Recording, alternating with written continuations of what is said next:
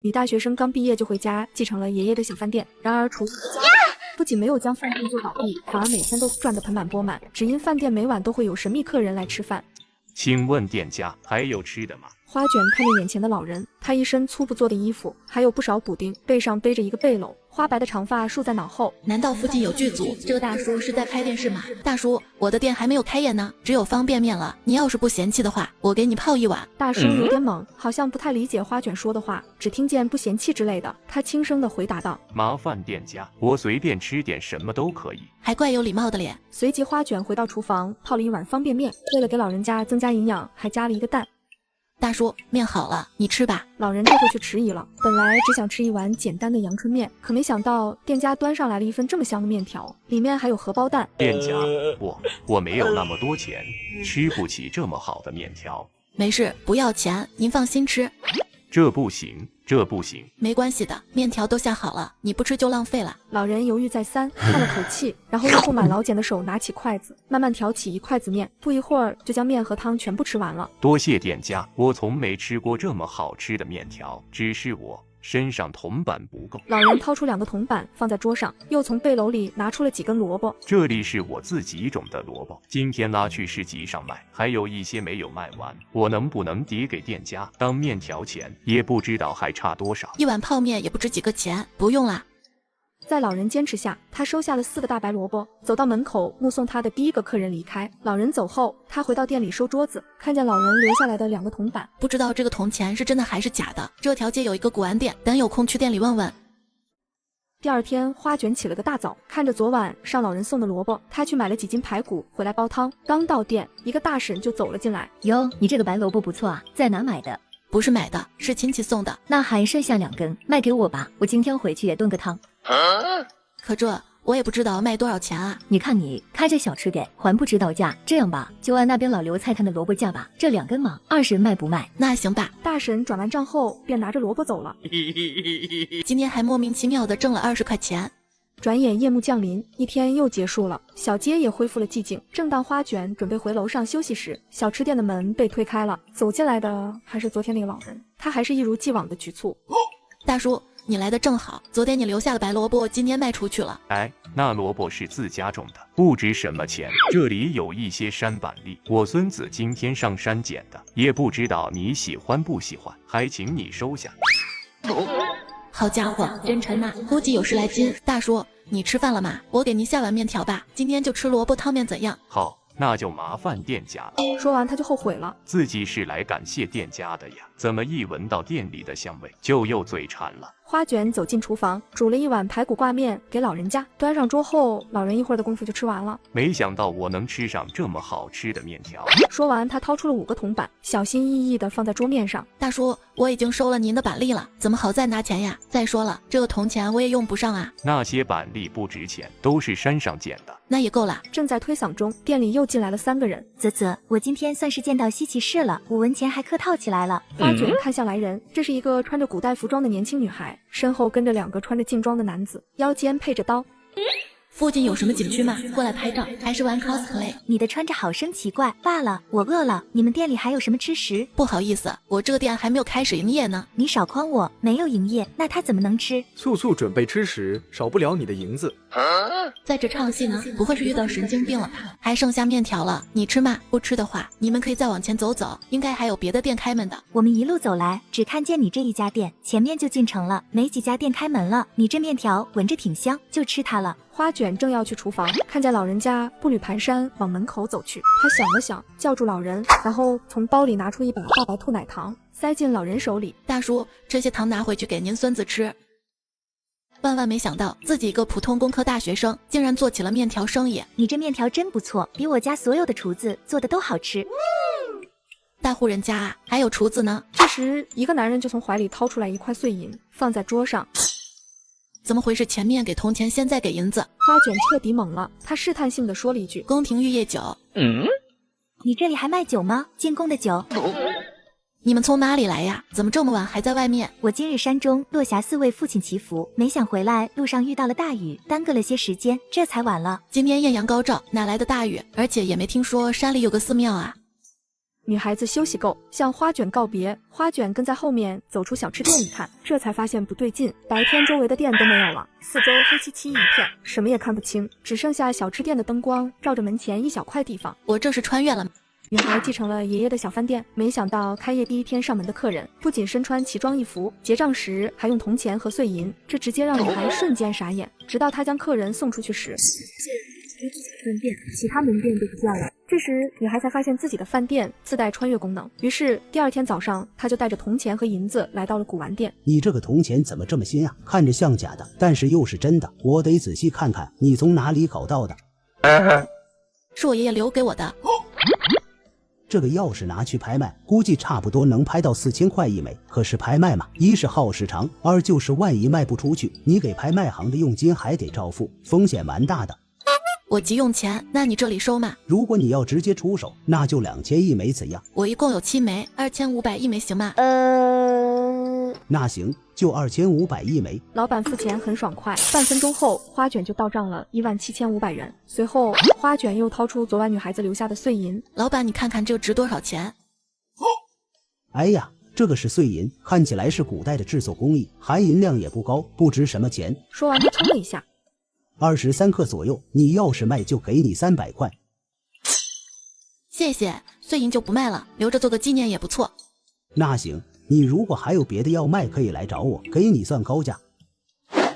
离开古玩店，花卷买了杯芋泥奶茶，坐在椅子上盘算起来。既然小店晚上可以通到古代，那可以准备多一些吃的东西，有科技的加持，现代的食物还不把古人迷得不要不要的。爷爷留下的小吃店真是宝藏，争取做大做强，走向致富道路。随即花卷去购置了不少东西，刚到店就见2个人走了进来。哎呦，你总算回来了，老陈，快来，这就是我说的那家店。你昨天卖我的萝卜香的哟，我拿来煮汤，比老刘家的白萝卜香1万倍。我今天来看看你这还有没有，我要再买一点。大妈，白萝卜没有了，昨天最后剩下的2根都被你买走了。这也太可惜了。这是野生板栗吧？我好多年没见到了。陈大妈，你真厉害，这就是野生的山板栗，我准备用它来做板栗鸡。这野板栗多少年没吃着了。老李，买不到萝卜就买这个板栗也行，回头我们也买只鸡来烧。2人一拍即合，还剩下7斤板栗。陈大妈和李大妈一人拿了3斤，另一人拿了4斤。花卷按20块钱1斤的价格赚到了140块钱。不知不觉到了晚上，天刚一黑，花卷敏锐地察觉到门外的人声突然消失，他知道小吃店穿越了。花卷等到很晚，也没等来大叔。或许大叔今天不用去城里卖菜。这时门被推开，一个猎户打扮的壮年走了进来。咦，这家店开门了。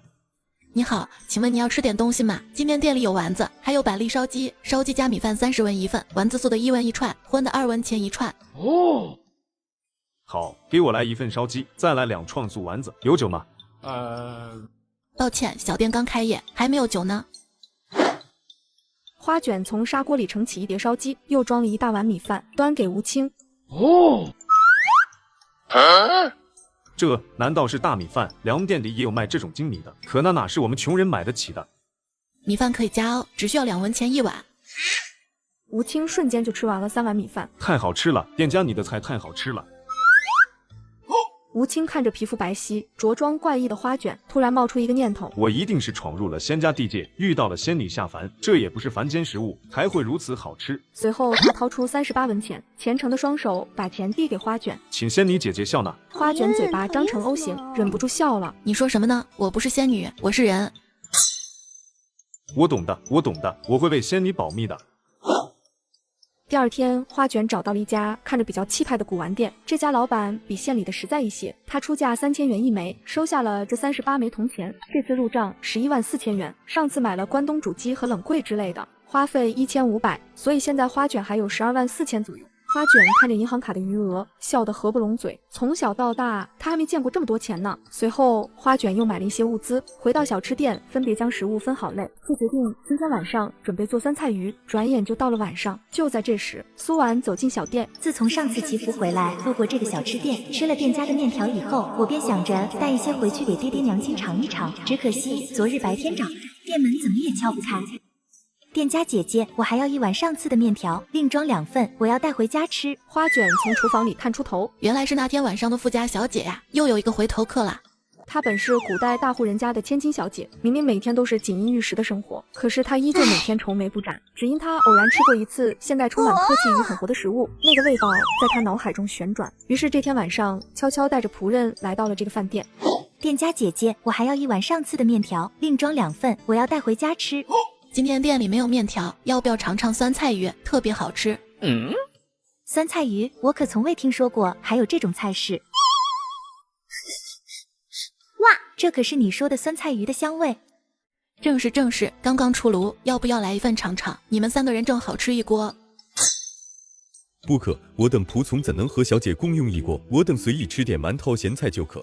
这一锅挺大的，你们小姐一个人也吃不完，我给你们另外拿碗装2份。随从还想说什么，苏婉抬手拦住。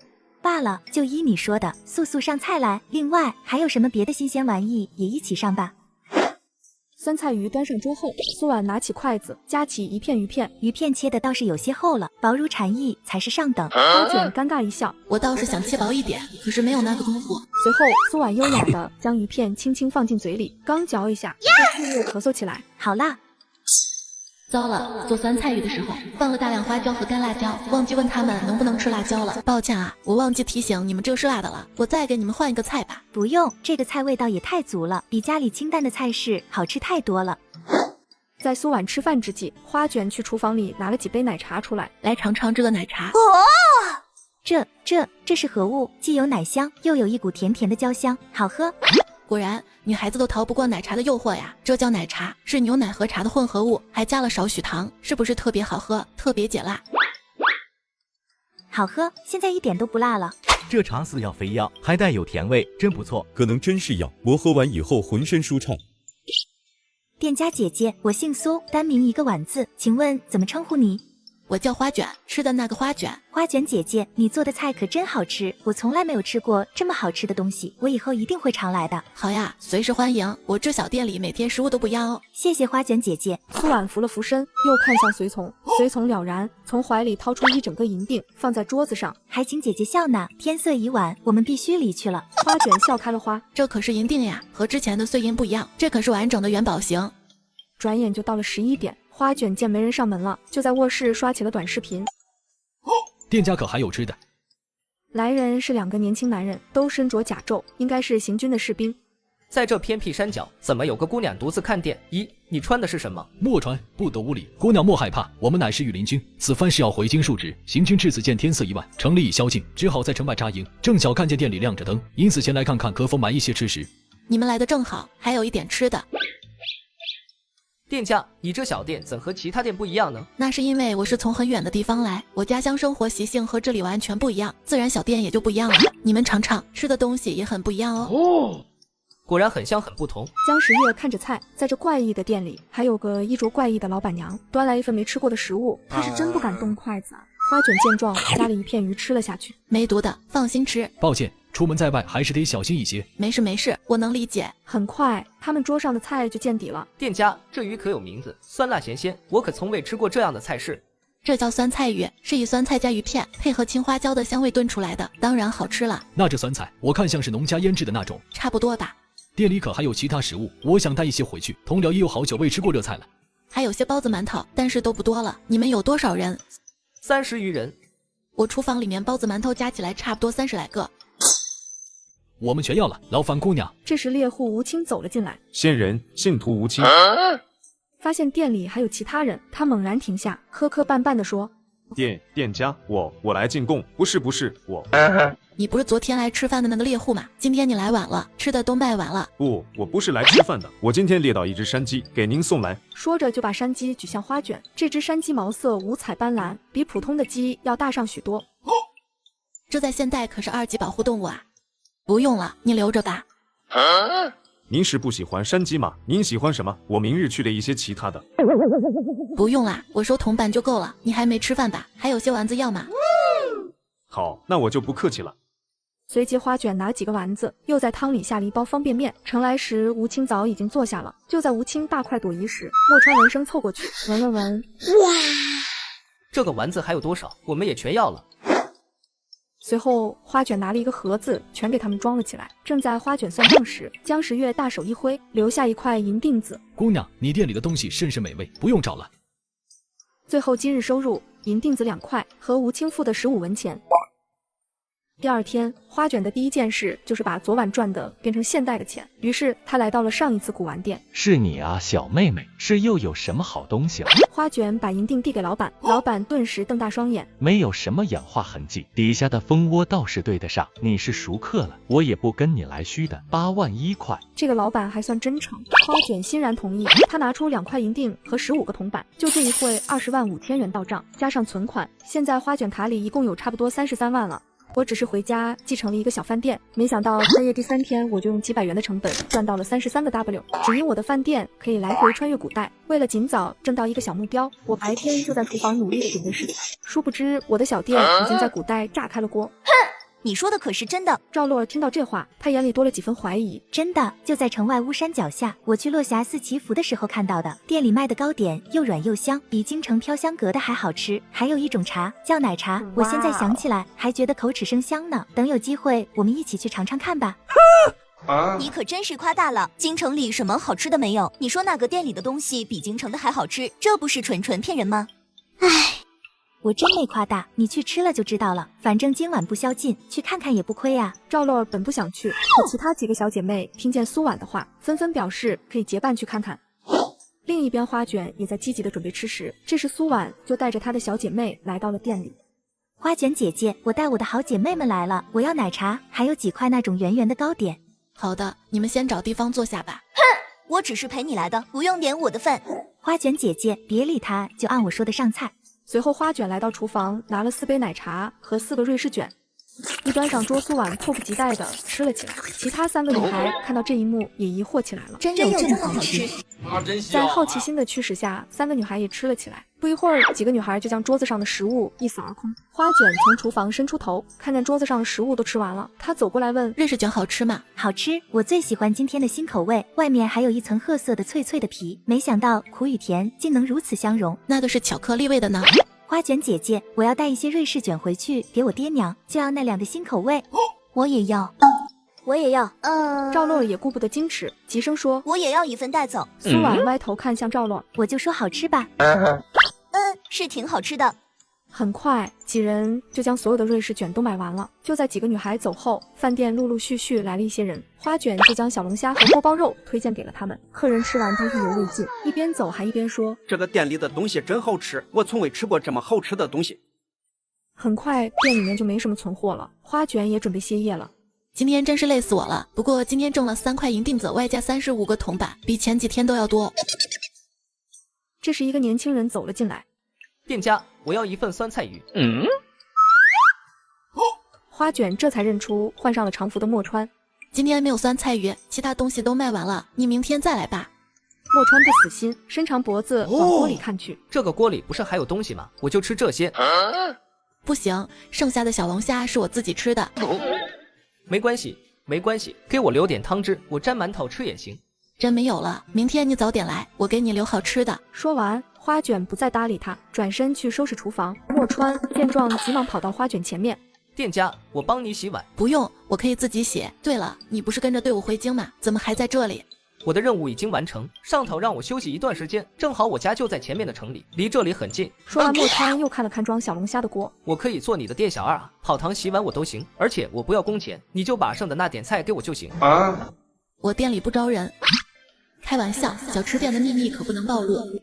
花卷转头看见墨川看着小龙虾直流口水。好吧，你先等等，我帮你热一下。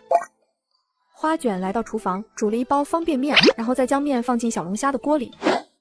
我给你加了点面，你搅拌下吃吧。墨川吃了一口面条，眼睛就亮了。好吃。你是满足了，而我今晚又没夜宵吃了。店家，你真的是仙人吗？这里面都是我没见过的东西。怎么不说我是妖怪？不可能，谁不知道妖怪从来都是茹毛饮血，他们可做不出来这么好吃的东西。你知道就行，这是秘密，不要说出去。难怪你做的东西那么好吃，原来都不是这个世界的食物啊。好了，我要关店了，今天晚上累死了，你也赶紧回家吧。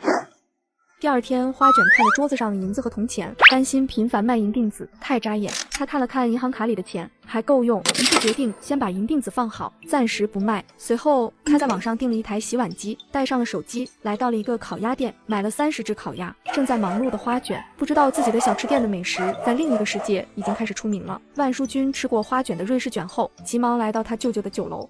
你说那糕点口感轻盈柔软，奶香十足，叫瑞士卷。我经营万福楼已有30余年，尝过的糕点无数，不可能有你说的那种东西。是真的，就在城外山脚下的一家小吃店。哼，还开在城外，那更加不可能了。要是有人做出这种点心，怎会在那偏僻处开店？这生意是不想做了。舅舅，我何曾骗过你？若是叫别家抢先做出了类似的糕点，岂不吃了大亏？那你可有带回一些让我看看？在回来的路上被我吃完了，但是那家店晚上开门，你若不信，可今晚派人去带一份回来，只是要趁早，不然卖完了。张三、李四，今晚你们就去那小吃店一探究竟。女大学生带着饭店来回穿越古代，没想到现代食品让古代人欲罢不能。然而这一现象却让城里酒楼的老板感受到了危机，随即他就派了2个人去打探情况。当2人来到饭店时，就看到食客们已经排起了长队。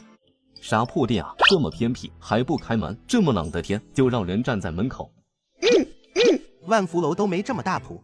这些人该不是店家请的托吧？不是托也是傻子，大晚上了等一个破店开门。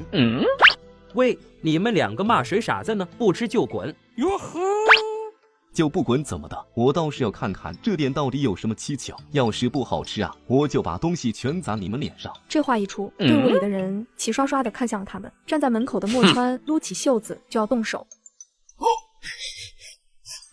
好香啊！这是什么味道？不是昨天的小龙虾味，小吃店上新菜了。哦，怎么还不开门呀？好想吃！真的好香，我也想吃了。哼，没出息！别忘记我们是来干什么的。花卷把店门打开时，被眼前的景象吓了一大跳。这么多人嘛，各位不好意思，店内空间小，请按顺序进来，坐不下的可以打包带走，不一定要在店里吃的。老板，今天是什么菜呀？今天的新菜是烤鸭，但数量有限，先到先得。怎么不是小龙虾啊？我家店每天菜式不固定，想要吃烤鸭的可以进店了。今天只有30份烤鸭和一些糕点。店家，你家店开门都太晚了，我们每次来都要等很久。那下次你们要来吃饭，就用此物传讯我。店家，用此物传讯挺贵的吧？不贵，这是我在爱回收上买的2手苹果，15婆若比新机便宜了2000多。真挺划算的，靠谱吗？靠谱。爱回收是专业手机回收的上市公司，他们家卖的2手手机都是自己回收的自营精选好货，专业质检，1年质保。买卖2手手机认准上市公司爱回收。随后众人立即涌入饭店。不好意思，没有座位了，只能委屈你在柜台这边吃了。不要紧，不要紧，只要给我吃的，我在哪里吃都行。张三和李四原本打算吃完烤鸭，再偷偷把糕点装包里面，然后假装不干净，掀了小吃店的桌子。结果2人咔咔就是一顿炫，完全把老板交代的任务忘记了。直到桌子上的东西一点也不剩，他们舔了舔手指，意犹未尽的离开了。很快，30份烤鸭和糕点就卖完，客人散去，小店又恢复了宁静。花卷拿出脱骨鸡爪和2瓶冰镇可乐，邀请莫川来吃。莫川拿起可乐，直接倒入嘴里。这是何物？看这颜色像药。这叫快乐水，喝了人会浑身舒畅。果然是仙界才有的神奇东西。随后，莫川又拿着柠檬鸡爪哭哭一顿炫。吃完这些东西，他已经下定决心，不管怎样都要赖在小吃店里。花老板，你的手艺这么好，怎么能让你做那些脏活累活？反正我晚上也空闲，以后店里的碗我包了。那我要付给你多少工钱？不要工钱，反正只用干晚上1-2个时辰，我只要能在店里吃饭就行，也不用特意准备我的吃食，店里有啥我吃啥，你看怎么样？那好吧，你以后有空就过来，开门你就进来，关门你就回去，我管你吃，你就帮我做一些杂事。最后清点，今天烤鸭收入3600文，糕点收入1280文。花卷每天最高兴的就是点钱，但是点着点着，他又开始发愁。这么多铜板，全部卖掉恐怕会被抓起来吧？可是不卖又怎么变现呢？另一边，张三李四回到万福楼，都没想起自己还有任务在身。带回的糕点拿出来看看。钱吃了没带回来。哼，我养你们有何用？老爷，那蛋糕味道是真不错，虽然我们没带回来，但是我身上还有味儿呢，你闻闻。哟呵，滚！没用的东西，还敢叫我闻你身上的味道？你也配？1个2个跟失了魂似的，那东西真有那么好吃吗？第二天，花卷看着手机里的余额，他上午就疯狂到商场买，下午就到超市采收食物，晚上第一个客人是第一天来的那个大叔，身旁还跟一个小女孩。大叔，好久没见你了。家中老伴病了几日，这几日便出门，这不，今天刚有一点好转，我这才带着孙女进城买菜。花卷看向小女孩，大约11、12岁的样子，穿着粗布衣裤，上上下下7、8个补丁，不过衣服洗得干干净净。大牛，快和店家打个招呼。店家好。你叫我花卷姐姐就好了。小妹妹，你今年多大了呀？已经15岁了。已经15岁了，看不出来啊，可能因为长期营养不良，个子比现在的同龄人矮上许多。随后，老人拿出了2个袋子，准备递给花卷。这是山里的野菌子，这一袋是家里种的萝卜，请收下。要不我帮你把它们卖了吧？上次的萝卜和板栗都卖完了，很受欢迎呢。我送你了，店家怎么处置都行。我今日来还有个不情之请。大叔，你请直说。老妇病了几日，现虽已大好，却全无胃口，什么也吃不进。如果还有上次那样的面条，可否再卖我1碗？那样的好滋味，想来他肯定能吃下。当然可以啊，只是方便面没有什么营养，我再煮1份粥你带回去吧，更适合病人。随即花卷到厨房做了1碗虾仁瘦肉粥，又拿了一些鸡腿和牛奶让老人带回去。这时老人掏出一串铜板，准备递给花卷。大叔，你已经给我这些野菌子和萝卜了，足够了，不用再给钱了。你这样对我们都不知道怎么报答你。没事的大叔，这些吃的不怎么值钱的，你以后有困难尽管来找我。店家，您等我片刻，我一会就回来。大牛就先在你这。我将现代饭店开到了古代，拿出了现代食物，纷纷让古人给出了好评，更是有老人为了给生病的老伴煮一口吃的。半夜领着孙女前来，我见他们可怜，便送了一些食物给他们。结果老人立马回家拿了一个瓷器来送给我。大叔，这可使不得。你收着吧，这是前朝的时候，有一大官逃命到我们村，在我们家住了几天，走的时候便留下这个碗，我看它好看，就一直留着。这时莫川也走了进来，看了这个碗一眼。这个碗是官窑的，也就是看着好看，但是是前朝的，又不能卖，不值钱了。大叔，我很喜欢，谢谢。你喜欢这种东西啊？外面多的是卖的，什么花样的都有。我还在愁铜钱太多不安全，要是拿银子去买各种杯碗花瓶，拿出手不是更方便了吗？我可真是个大聪明啊！送走了老人和大妞，花卷把所有的银锭和铜板都交给莫川。你帮我拿这些去买杯子、花瓶之类，挑漂亮的买。如果能买到官窑的更好，明天晚上过来给你吃好吃的。交给我吧。第二天一早，花卷带着老人给的碗，直接就去了上次那个古玩店。姑娘，好久不见，这是又有什么好东西？我有一个碗，想让您帮我看看。请跟我来。然后引着花卷上了2楼。老板，麻烦您帮我看看。好东西啊！这个朝代太短，大部分时间都是在战争中，导致流传下来的好东西很少，特别还是易碎瓷器。你手里这个瓷碗保存完好，而且还是官窑，很开门，这也是你爷爷留下来的。是的，您看看值多少钱？姑娘，你也是我们店常客了。老实跟你说，之前你卖给我的银锭和铜板，我都出手了，也赚了一些，所以这个瓷碗我也不玩虚的，跟你直说，碗肯定是好东西，花纹清晰，也绝对是真货，我愿意出120万收了。闻言，花卷愣了一下。姑娘，你放心吧，你都是我这儿的大客户了，我不会坑你的，我还指望以后我们继续合作嘞。那好吧，就这个价吧。大叔为我赚得了第1桶金，又给了我这么大一笔财富，以后一定要多弄一些好吃的给大叔和他家人。晚上回到饭店，花卷煮起了鸳鸯火锅。这时莫川人没到，声音就到了。好香好香，今天喝汤吗？莫川大步走进来，身后还跟着一个人。花卷定睛一看，是好久不见的江时月。你煮的这个汤，泡饭定是美味。花卷姑娘，好久不见。是呀，好久没见了。你这是从京城回来吗？是的，暂时休息几日，便要再次启程了。这时莫川拿着大勺舀着汤，想看看里面有什么。别动那锅汤，不是吃它。煮的汤不喝，那拿来干嘛？等会儿再跟你解释。对了，我让你办的事呢？你要的东西不难买，只是如果要官窑，得有点门道。正巧10月来了，我便求了他，这个便是了。听莫川说你喜欢前朝官窑制品，家父正好认识这城里一个当铺老板，我找了他才得了这一花瓶。他还帮你贴了5两银子呢。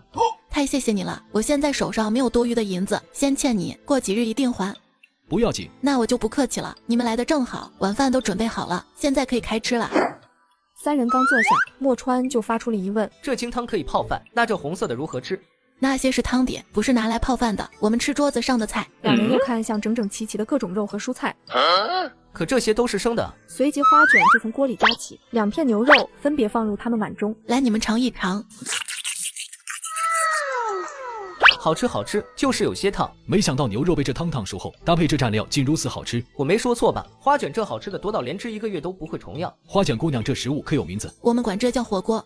我听闻塞外部族也有类似的吃法，将生牛羊肉切好扔入沸水中，稍稍烫一下便蘸盐巴吃。可是这火锅又复杂许多，味道也更好。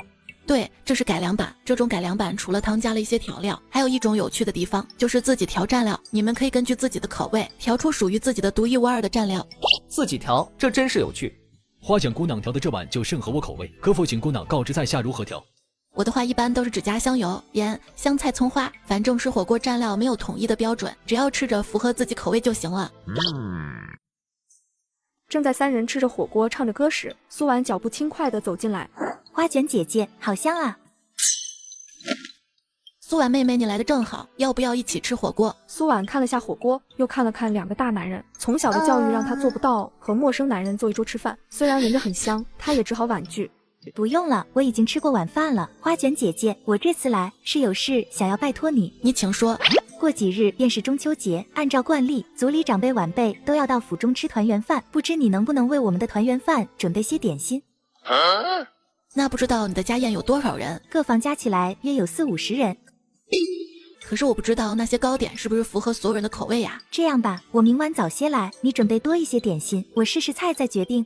这个主意好，我可以带一些瑞士卷回去给我爹爹尝尝吗？如果他吃了，我就有把握了。这当然没问题了。古代千金小姐家开宴会，她却来买现代糕点来当宴会上的点心，这让她爹担心不已，害怕宴会搞砸丢了面子。随即他就来到饭店，拿了2人份的瑞士卷和奶茶，转身跑回了家。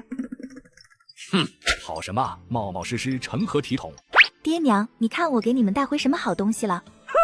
你老爹走南闯北几10年，什么好东西我没见过。这叫奶茶，你们快尝尝，还是热的呢。哦，这茶加了牛乳，还加了糖，味道不错，甜甜的，还有茶香。怎样，好喝吗？不错，这就是你吵着要去的那个城外的小吃店里的吃食。对呀，那店里还有不少好吃的呢。对了，这里还有2块糕点。宫里的娘娘怕是也吃不到这么好的糕点吧？夸张，有那么好吃吗？哦，这是如何做出来的？口感竟如此奇特。父亲，你说后日的赏月家宴，要是给客人上这些点心，岂不是特有面子？那我明日去和你张姨娘交代一下，让你去准备点心，但是你务必不能出差错。放心吧，爹爹，这点事还难不倒我。另一边，花卷带着墨川淘来的花瓶，直接来到古董店2楼。老板将花瓶拿在手里时，眼睛都直了。没过一会儿，又叹了一口气：“老板，是花瓶有什么问题吗？”没有问题，是好东西，只是我这边收不了，价格太高了。那大概值多少钱？我觉得至少值1000多万。那你帮我拿去拍，我们写一个协议，28分成，但是前期的费用你得先垫资，等东西卖出去了，你就联系我。你又换手机了？这手机还挺贵的吧？不贵，这是我在爱回收上买的2手苹果，15 Pro 比新机便宜了2000多，真挺划算的。靠谱吗？靠谱。爱回收是专业手机回收的上市公司，他们家卖的2手手机都是自己回收的自营，精选好后专业质检，1年质保，买卖2手手机认准上市公司爱回收。从古董店出来后，花卷包了一个车，来到商超，疯狂将糕点、奶茶和各种食品装入车内。入夜，花卷把买回来的各类食物放在桌上。不一会儿，墨川、江时月、苏婉3人就来到了店里。苏婉刚进来，他就兴奋地看着桌上琳琅满目的东西。花卷姐姐，你这比万福楼的好上100倍。接下来是试菜了，还要劳烦姐姐给我准备一杯清水，用以漱口。花卷为她倒了一杯矿泉水，苏婉就拿着小勺，一样是过去，吃一小口漱一次口。吃完菜的苏婉当即就下了一个大订单。花卷姐姐，这些东西100两银子够吗？我府中历年都是按100两算，若是不够，我这里还有些私房钱。够了，完全足够了。上次的花瓶买来也才几10两，可卖掉就是天价了。那好，我们就定100两了。那可以先付我5两定金吗？当然可以。待苏婉走后，花卷将5两银锭还给江时月。我已吃了你的食物了，这个钱就当餐费。我们那边的价格和你们这有些不一样，你昨天帮我买的花瓶就值非常多钱了，所以这5两你还是收下吧。江时日见拗不过，就收下了银锭。下次若还要买花瓶之类的，尽管告诉我，只是过几日我要护送救灾物资，只能等我回来再为你寻一些好物了。现在我手里没什么银子，这件事以后再说吧。墨川，你一会可以去山脚那边的农户家找到大妞嘛，我想让她明天来帮帮我。我见过大妞的样子，找到她不难，我明天就把她带来。第二天，苏婉的张姨娘就来找万福楼的远方表哥张掌柜，准备给苏婉使绊子。你说什么？明天糕点不卖给苏府，那怎么行？本来是在你这定的，都说好了，可那苏婉硬是把这活讨了去。那便让苏家大小姐来我这定，也是一样的。哼，那不行，不能让那丫头出了风头。那你说怎么办吧？你先把糕点按往常份例预备在这，苏婉来，你就说已和苏妍定好，要苏妍本人来取方可。反正除了你们万福楼，其他店也做不了这么大的单子。张掌柜一想，毕竟是自家亲戚，便同意了。可没想，等到晚上也没见着苏婉，看着柜台里这么多的糕点，他只好亲自到苏府找张姨娘。没事，你先回去等着，晚一点肯定会找你救场。另一边，花卷将订单上的所有食物买齐后，就找来墨川几人帮忙。花卷几人分类打包食品，大妞则在一旁协助。大妞，你休息一下吧。姐姐，我不累，我喜欢做事。过几日我也要南下去灾区，我看大妞挺好，就让她在店里帮你吧。仙女姐姐，你收下我吧，我可以帮你做事情，我不会的，我也可以学。但是你这么小，怎么能出来干活了呢？仙女姐姐，你就收下我吧。今年收成不好，奶奶又病了，爷爷为了给奶奶看病，还去借了银子，现在家里都揭不开锅了。大妞，这个钱你拿去给你爷爷，把银子还了，剩下的给你奶奶治病，不够再找我要。谢谢仙女姐姐，以后你就来我店里帮忙，包一餐，然后月钱1两。姐姐，我不要月钱，您给的已经很多了。你不要可不行，我们应该尊重每个人的劳动成果。就在两人交谈时，苏府那边来人了。花卷姑娘，我家小姐让我们来举糕点。明明是古代人的宴会，桌上却摆满了现代的食物。只因在这座城外有一个来回穿越的现代小吃店，一些宾客看着桌上的食物，内心充满了疑惑，但还是有人一眼就认出的这些食物。这是花卷小吃店的糕点。花卷小吃店，这是什么地方？未曾听说过啊！你有所不知，这小吃店开在城外，且只有晚上开门。哼，城外的店哪里比得上城里的？这可不一定。前几日晚上，我和朋友去吃了小龙虾，那简直是美味，现在想来还口水横流呢。真的假的？真的，我去的那天没有小龙虾了，上的是烤鸭，1鸭3吃，也是好吃极了。我还在店里看见万福楼的张三和李四呢。就连万福楼的伙计都去吃了，他们可是日日吃好吃的。岂止吃了，还吃得满嘴流油，吃完后还舔了一天手指了。一旁的张姨娘眼看局面即将失控，她就来到苏老爷旁边吹耳边风。老爷，这城外小吃店的东西终归是档次太低，再说要是吃坏客人的肚子。谁知苏老爷一心吃着瑞士卷，根本就没听他讲话。随着时间的推移，一场欢声笑语的家宴也随之结束。另一边的张掌柜看着桌上的点心，心急如焚，于是他就来到苏府询问情况。表妹，这都打烊了，糕点你看什么时候给你送过来？别送了，今天是用不上你们万福楼的糕点了。你这话什么意思？我这还给你预留着，你说不要就不要了。那我有什么办法？人家翅膀硬了，用了那城外不知名的什么小吃店里的点心。哼！我不管是哪个点心，你叫我预留了的就得付钱。凭什么我付钱？怪只怪你们万福楼还比不过一个荒野小破店。然后他也不管张掌柜，扭头回苏府去了。第二天早上，花卷就接到了古董店老板的电话。小姑娘花瓶卖出去了，卖了一个天价。卖了多少钱？卖了1900多万，扣除我的分成和拍卖行的一些费用，还有1500万是你的，我马上给你转过来。小吃店这才开张几天，就实现了财富自由，我一定要好好经营下去，多挣几个小目标。随后花卷直接到 4S 店提了一辆保时捷的 SUV， 这样以后买东西就不需要再包车了。另一边，陆明哲和刘鹏约从万福楼出来，手里拿着几块糕点。今天这龙须卷怎么回事？一点都不酥，感觉像隔夜了。不可能吧，满月节刚过，哪有剩的糕点卖啊？此时有人经过，他们交谈的声音传到陆明哲耳朵里。你听说了吗？苏府年年满月节都用这只万福楼的糕点，可今年用了别家的，据说好吃的不得了。听说了，是城外的花卷小吃店，他们店还有一道菜叫小龙虾，举国上下都找不到一样的。听吃过的人回来说，那香味可以留存3日不散，有机会定要去试试。我想去城外看看。我听赵家那小子说，那家店的小龙虾美味鲜香，回味无穷，只是要在晚上才开门。那我们今晚去吃小龙虾，若是好吃，我要给哥哥带一份。晚上花卷把食物准备好后，就准备开始营业了。谁知花卷打开店门时，着实被吓了一跳，门口已经排起了长长的队伍。这是怎么了？昨天城里到处都在传小吃店的东西好吃，这不，大家都早早来等开门呢。大妞被挤在人群的中间，她奋力地往前挤，一边挤还一边喊着：“花卷姐姐，我在这。”挤什么挤？排队去！我是小吃店的伙计，我不用排队。麻烦大家让一下，他是我店里的人。店家既已开门，快放我们进去吧。小店只有4张桌子，每张桌子可供4个人用，可以拼桌。现在按排队的顺序依次进，不要挤，反悔反击率者一律不可再进店。第一批客人进去后，陆明哲和刘鹏在队伍里随着人群缓慢往前移动。你闻着味了吗？难道就是那小龙虾的味道？真香啊！你们是第1次来？是啊，我可是第3次来了。你们第1次来，建议你们什么都尝尝，都好吃的。没过一会儿，两人就进店坐下了。陆明哲看看旁边桌上摆的没见过的吃食，客人们表情夸张，仿佛在享受什么饕餮盛宴。你说兄长会喜欢这味道吗？这就不好说了。很快2份套餐上来，刘鹏看了看，小龙虾呢？我们是冲着小龙虾来的，怎么不见小龙虾？今日不提供小龙虾，店里不能点菜，有什么吃什么。没有就算了，尝尝其他的也可以。都说小龙虾堪比山珍海味，还想买一份给你哥哥尝呢，这算什么事啊？随即2人大口吃了起来。我从没吃过这么好吃的东西，你说兄长会不会能吃得下这些？试试看吧。2人吃完后付了钱，陆明哲喊了一声：“店家，麻烦给我1份套餐带走。”抱歉，店里限购，1人1份，不能打包。我哥哥来不了，麻烦你通融一下。花卷看见这边的动静，走出来问：“怎么了？”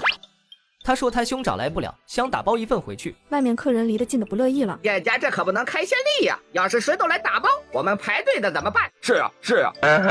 你哥哥为什么不能来呀？他已有许久吃不下东西了。怎么回事？不知为何，自去年从战场上回来就吃不进东西，只能日日靠中药吊着。如今面黄肌瘦，形如枯槁，近来连下床都难了。你兄长可是陆将军？正是。听闻陆将军以1人之躯抵敌方100人，力挽狂澜，只可惜回来后便吃不下东西了。兄长已试过许多食物，甚至宫里御厨都束手无策，每闻到味道便作呕。今日尝了小吃店的食物，颇为特别，因此我想让兄长也试试，只可惜他来不了。那好吧，我再做1份给你带走。他本是征战沙场的大将军，却因伤病导致吃不下任何食物，每天只能靠名贵药材续命。直到这天，他弟弟给他带回来了充满科技与狠活的现代食物，那诱人的香味瞬间激起了他的食欲。哥哥吃东西了，哥哥吃东西了！这个声音瞬间就震惊了整个将军府，一瞬间的功夫，所有人都来到了房间。明理啊，你吃一口，吃一口给祖母看。好，祖母，我吃便是。陆明礼夹起一个灌汤包，直接就咬了一口。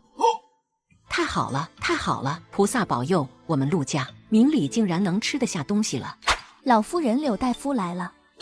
柳大夫来了，快给明理看看。能吃下东西是好事，这病痊愈指日可待。只是陆将军久久不吃东西，这下吃了许多，怕会消化不好。我先开一些促进消化和养胃的药，连喝几天。吃时也需循序渐进，不可一蹴而就。祖母连连称是，又对着陆明礼的丫鬟细细交代一番。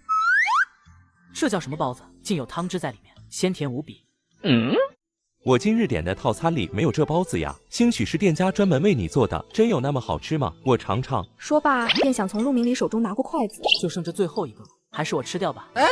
不行啊，哥哥，我是为你好。柳大夫说了，你不可吃太多。不差这一个了。陆明哲更快一步，用手抓起灌汤包就往嘴里塞，咕哝着：“我明日再替你买1份。”陆明礼气了，可他久病，抢不过弟弟，更打不过，拿手指着他，玩笑道：“你反了天了！”陆家祖母和旁人看着，都笑作一团。祖母抹了抹眼泪，感叹道：“府里许久没有听见笑声了。”祖母别难过，以后我带你去那小吃店，将店里东西通通尝过一遍，保证你都忙着吃，再也哭不出来。你这混小子，平日里没个正形，这次倒办了件天大的好事。这食物味道很是特别，可是找了新厨师，还是城里开的新馆子。是城外开了一家店，叫花卷小吃店。那快派人去，多买些回来。祖母别急，这会应该已经闭店了，你派人去也买不着。闭店了就麻烦他开门，我们出高价买还不行吗？不行的，祖母，那家生意忒火爆，食物也不多，你没看那排队的人，纵使是限量1人只可买1份，没多久也卖完了。这次我能带回来，也多亏了哥哥的面子。唉，做生意的人有自己的规矩，我们不好破人规矩。既是如此，明日早些去排队，多买一些回来。另一边，花卷也结束了营业。今天辛苦大家了，我们把店关了，吃点好吃的。太好了，我就等这一刻呢。今天我们吃什么？当然是吃些你们没吃过也没见过的。姐姐，我只做了不到2个时辰的活，我还不饿，随便吃一些就好。不饿也要吃，我还要你帮我呢。花卷搬出来一个电烤锅，然后在旁边摆上牛肉片和洗好的生菜。他把锅扭开，加热烤盘。这和上次吃的火锅不一样吗？不一样，这叫烤肉。将牛肉、猪肉烤熟以后，撒上辣椒粉或者蘸烤肉酱，用生菜包着吃。随后花卷浇上一点油，然后用专用的烤肉夹夹起一片五花肉，平铺上去。等肉烤好后，花卷就给他们夹菜。莫川看见烤肉咔咔就是炫，另一边大妞看见花卷没吃，姐姐你先吃。没事了，大妞你吃吧，我这边很快就好。几人吃完后，莫川将大妞送回了家，花卷也回到现代，直接睡觉了。第二天，花卷起来，直接就到超市采购了大量食物。到了晚上，花卷打开门，外面依旧是长长的队伍。大妞来得早，她今天就在队伍的最前面。花卷把提前写好的菜单也贴在门口。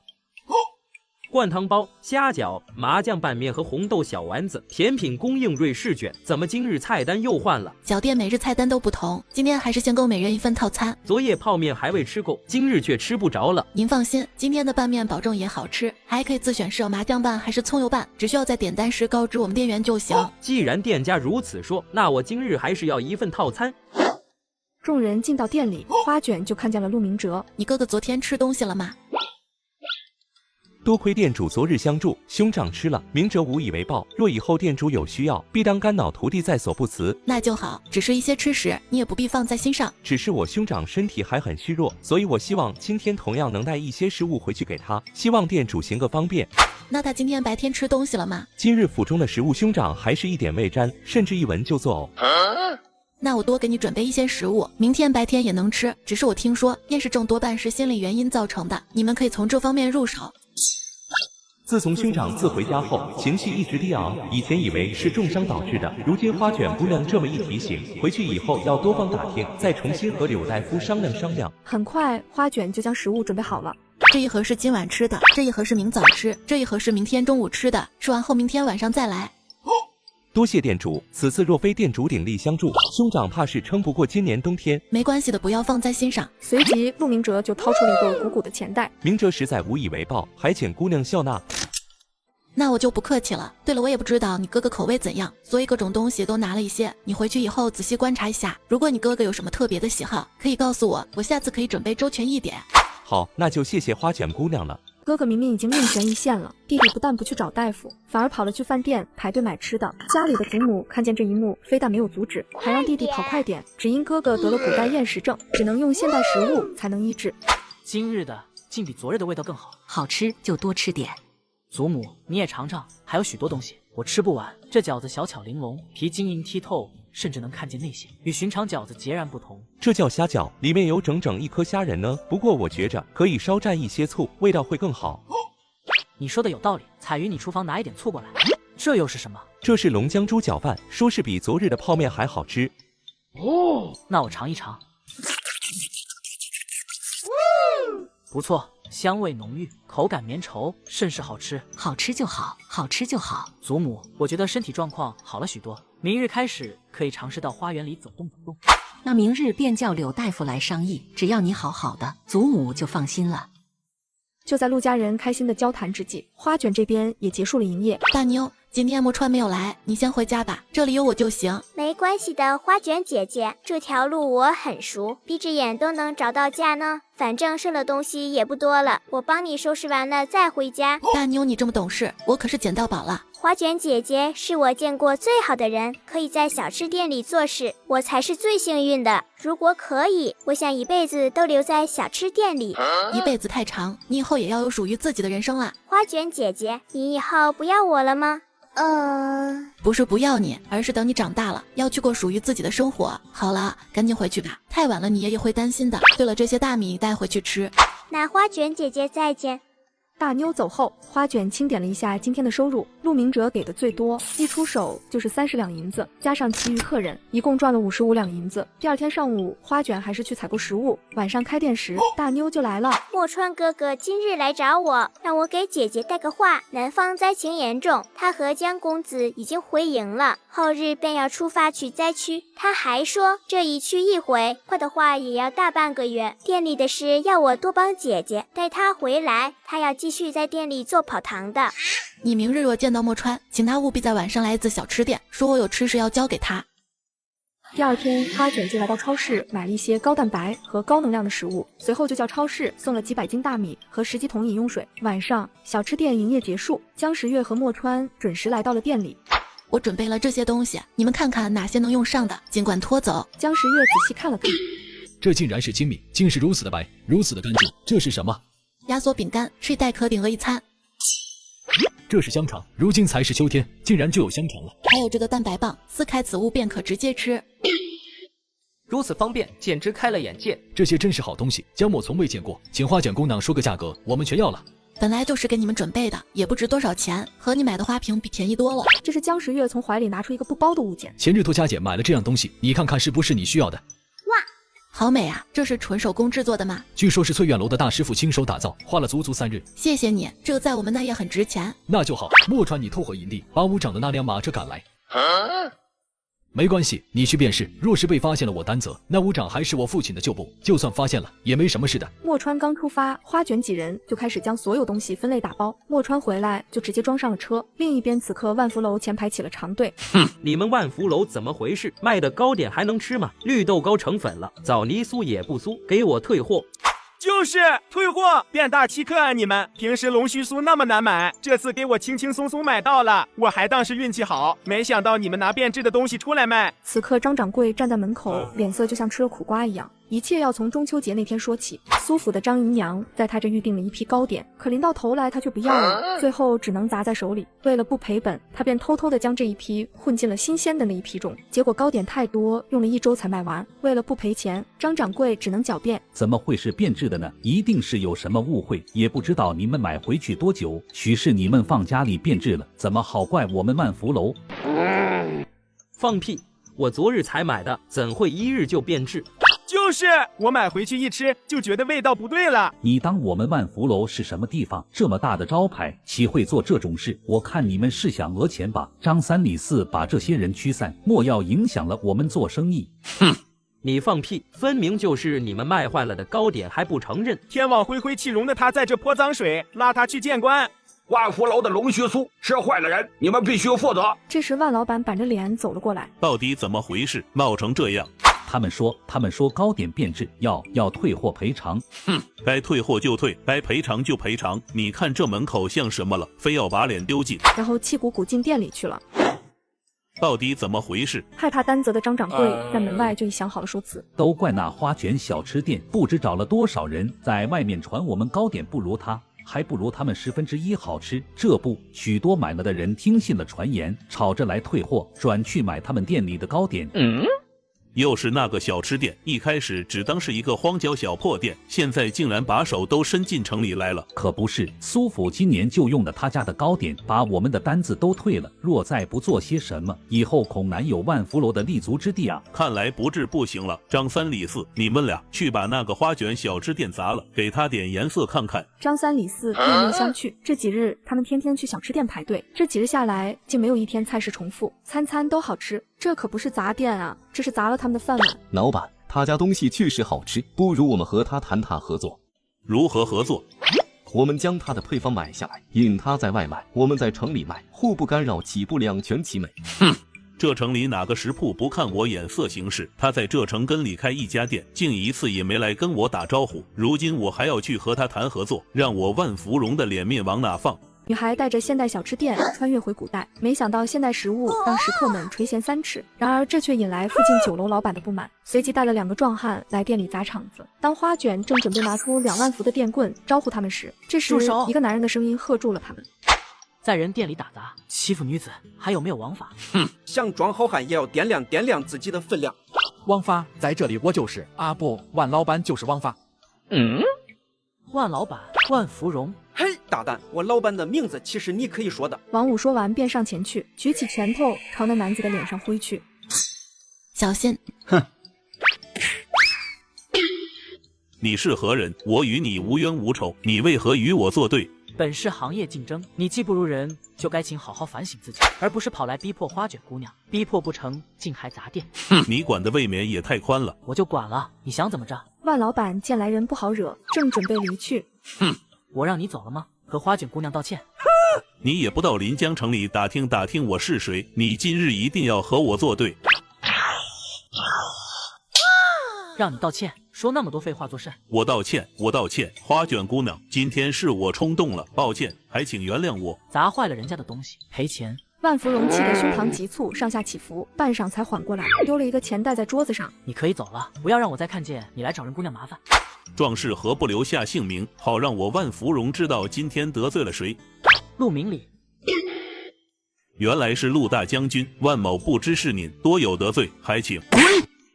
浪费我的时间，花卷姑娘，非常抱歉，让你受惊了。陆将军，今日多亏了你，不然不知道他们还要闹到什么时候。你弟弟有2天没有来了，我还有些担心，怕你病情反复，没想到你看起来气色还不错。多亏了花卷姑娘的食物，我如今1日3餐都能吃下点东西，也能行动自如了。明哲有学业上的考核，最近比较忙，所以我自己来店里吃。那你弟弟这2天不来打包，你白天吃什么呢？我现在不怎么活动，白天不吃也不打紧。那怎么行？你现在是在康复期，一定要多补充点营养。说完就跑去厨房。你等等，我帮你准备些明天白天的吃食。不一会儿，花卷就将做好的食物交给了陆明礼。这是明天的食物，我要闭店了，麻烦你送这个小姑娘回家。好，多谢花卷姑娘。花卷姐姐再见。第2天，花卷开车到市里烤鸭店，直接预定了80只烤鸭。随后，他就找了一家咖啡厅，一边喝咖啡一边刷着手机，突然收到了他高中小姐妹发来的消息，是下面。花卷，好久没你消息了，你最近怎么样？马上我们高中班级要同学聚会了，定在下周的圣诞节，他们都在问你去吗？一时间，花卷就回忆起了高中被那些人嘲讽、冷眼的时光。这次同学聚会我去，你真的要去吗？你去了他们又会嘲讽你的。没关系，你帮我和班长说一声。对了，饭店定在京都的陶然居，他们还提议都穿汉服去。我知道了，谢谢你。下面晚上到了店里，花卷就让大妞去给自己挑一件汉服。什么100两买一套成衣？姐姐，我见过最好的衣服是隔壁虎妞穿的，她只花了20文钱。对，就是100两。你给我挑贵的买，不要给我省钱，知道吗？这是非常非常重要的事。大妞看着沉甸甸的钱袋子，一阵头大。她哪里知道哪里能买到这么贵的衣服啊？这时苏婉慢慢的走了进来，大妞立马找她求助。苏小姐，花卷姐姐要我拿100两买一套成衣，你知道在哪里买吗？买到是能买到，花卷姐姐是不是遇到什么麻烦了？为什么要花100两买一套衣服？我过段时间要去参加一个聚会，那个聚会对我来说十分重要，所以我要买一件上档次的冲场面。可是因为聚会上有你心仪的男子。不，恰恰相反，是因为聚会上有我的仇人，深仇大恨的那种，我必须要艳压全场。那便不要买成衣了。听说红袖衣料铺新进了浮光锦，我去帮姐姐定制一套衣裙，保证好看。真的吗？那姐姐就拜托你了。第2天回到现代，花卷就来到商场，疯狂购买化妆品，随后在服装区买了羽绒服和一些包包。晚上饭店营业结束后，苏婉给花卷带来做好的浮光锦衣裙，真的好美。这是浮光锦，最早乃高昌国进贡给朝廷，过了许多年才在市场流通，数量也不多，着实珍贵。我祖母听闻了花卷姑娘的事，特要我为姑娘带来一副头面，以配这浮光锦。太贵重了，我不能收，你快拿回去。这是祖母的意思，这头面一直放在仓库里，属实浪费，不如给他找一个新主人。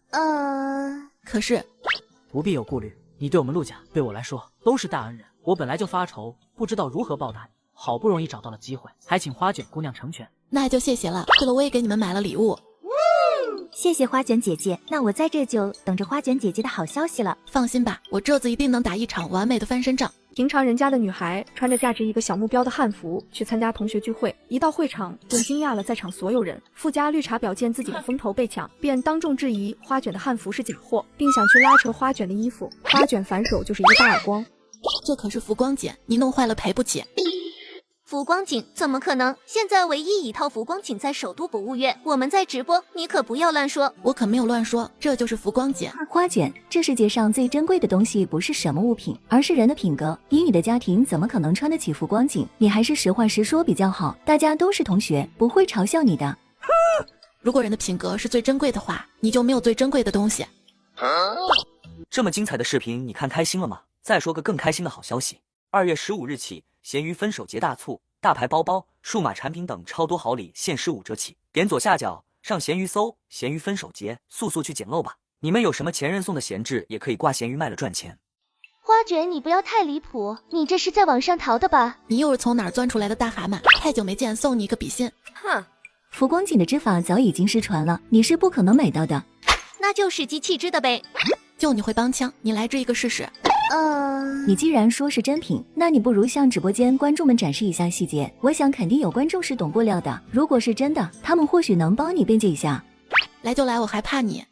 于是花卷大大方方走到镜头前，先是转了一下身，然后把袖子拉近给观众看。一瞬间，直播间的热度剧烈飙升。此时，有一个头发花白的老人颤抖着双手，把手机举在眼睛前。是浮光锦，这是浮光锦。不对呀，现在哪有保存这么完好的？难道是仿品？不过仿品能做到这个程度也是难得。小汪，你快来帮我发个弹幕，问问这件浮光锦在哪里？是真的浮光锦吗？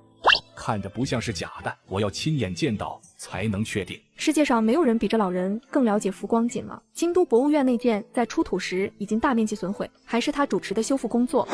主播你好，这边是博物馆工作人员，看到的话麻烦告知一下你们现在的位置可以吗？可否让我近距离观摩一下这件浮光锦？所有人都顾着聊天，没看见这条弹幕。周珊珊却看到了，她的心脏剧烈跳动。难道花卷身上的浮光锦是真的？不行，今天把我的风头都抢完了，不能再让他出风头了。随后他假装没看见小汪发的弹幕，把他屏蔽了。怎么样，小汪，问到了没有？没问到，还被拉黑了。你怎么回事？你说了什么？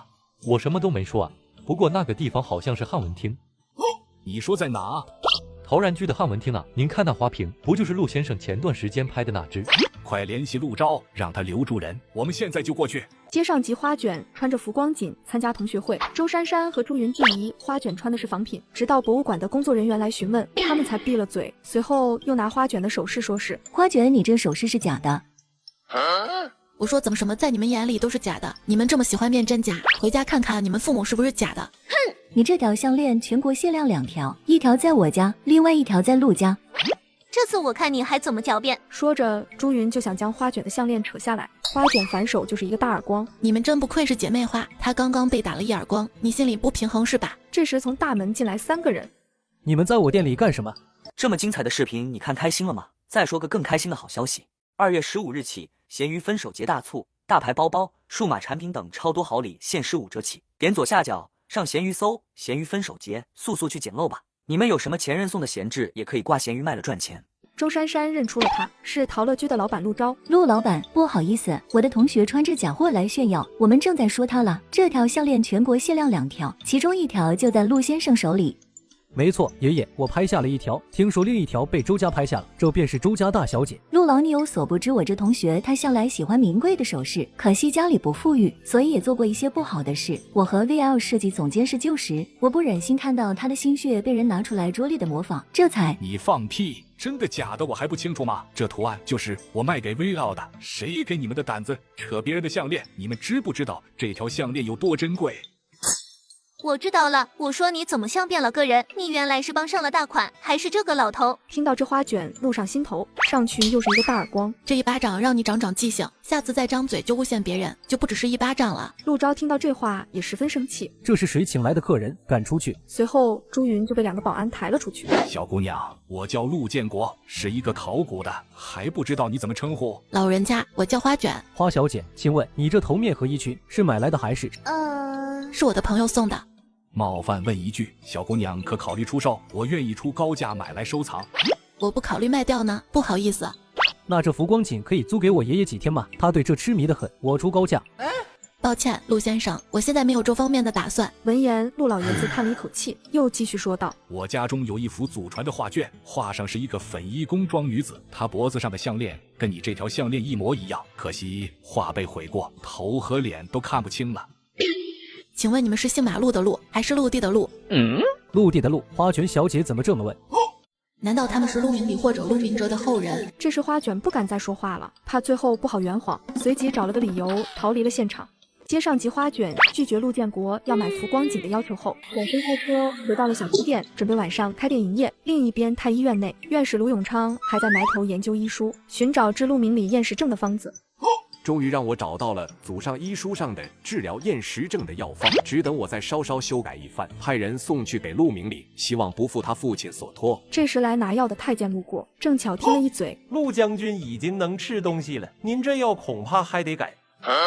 他吃下东西了，你可确定是吃了哪位大夫的药好的？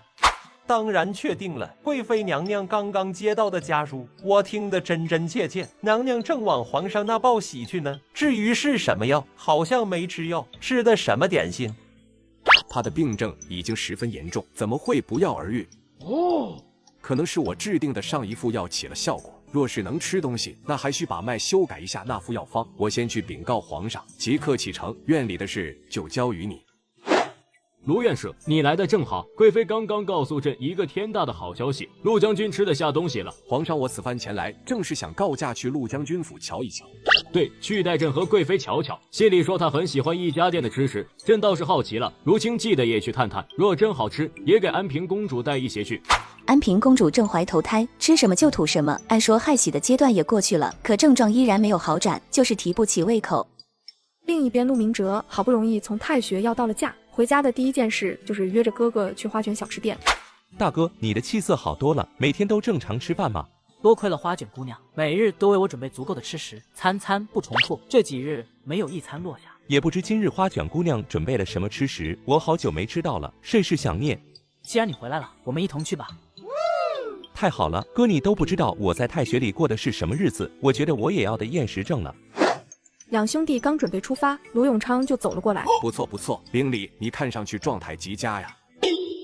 卢院士，您怎么来了？卢院士，您来的正好，可否检查一下我哥哥的身体，看看是不是真的好了？卢永昌仔细探查了陆明礼的脉象，又细细问了一下最近每日吃药进食的情况，最后这才松一口气。可喜可贺，陆将军的身体已然大好了。哈哈哈！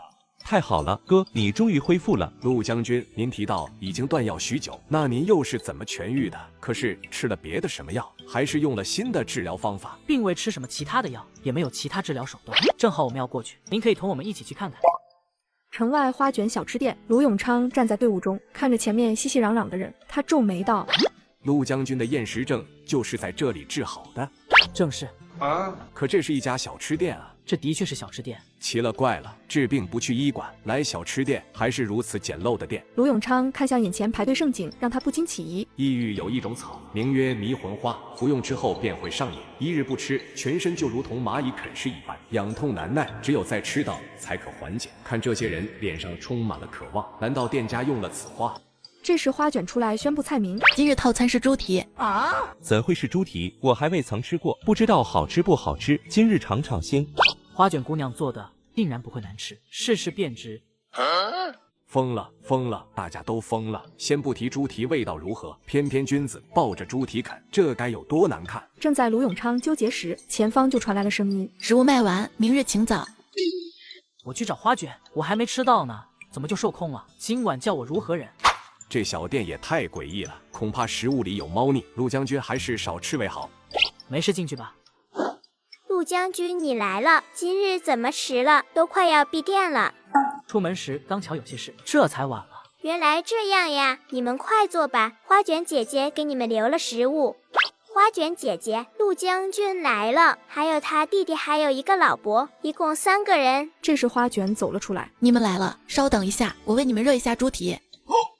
店主，我不用猪蹄，只要给我1勺卤猪蹄的卤汁即可。若是里面真混了迷魂花，只需检查猪蹄的卤汁便可。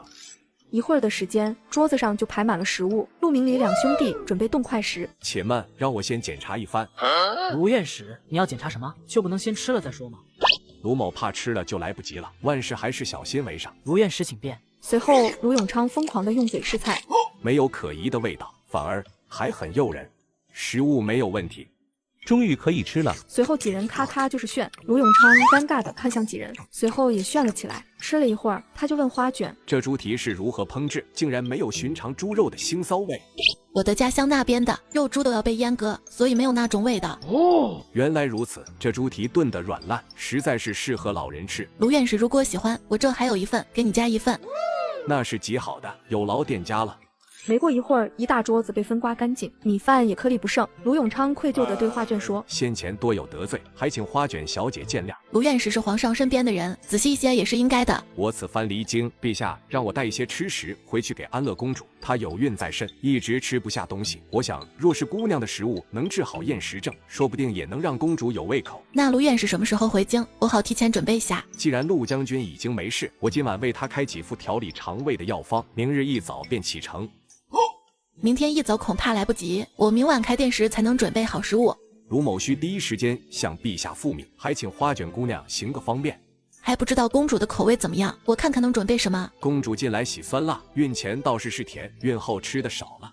喜欢酸辣的话，酸菜鱼很适合，只是太过仓促，没办法买到。但是有现成的菠萝菇老肉，先带回去试试吧。随后，花卷又转身对陆明里说：“我为你准备了胡椒猪肚鸡汤，炖的奶白奶白的，冬天喝了最是暖胃了。明天你可以和陆奶奶一起喝。哦，对了，还有烤乳鸽，你上次说陆奶奶很喜欢吃，我这次多准备几只。”说完便要进厨房。卢永昌心中好奇，胡椒竟还能做汤，奶白色的汤想想就诱人。还有烤乳鸽都没吃过，都想尝尝。花卷姑娘还请留步。我仔细想了一下，明日还要为陆老夫人把脉，我后日启程也可。好，那还请卢院士明晚再来我这吃饭。明天我准备卖酸菜鱼。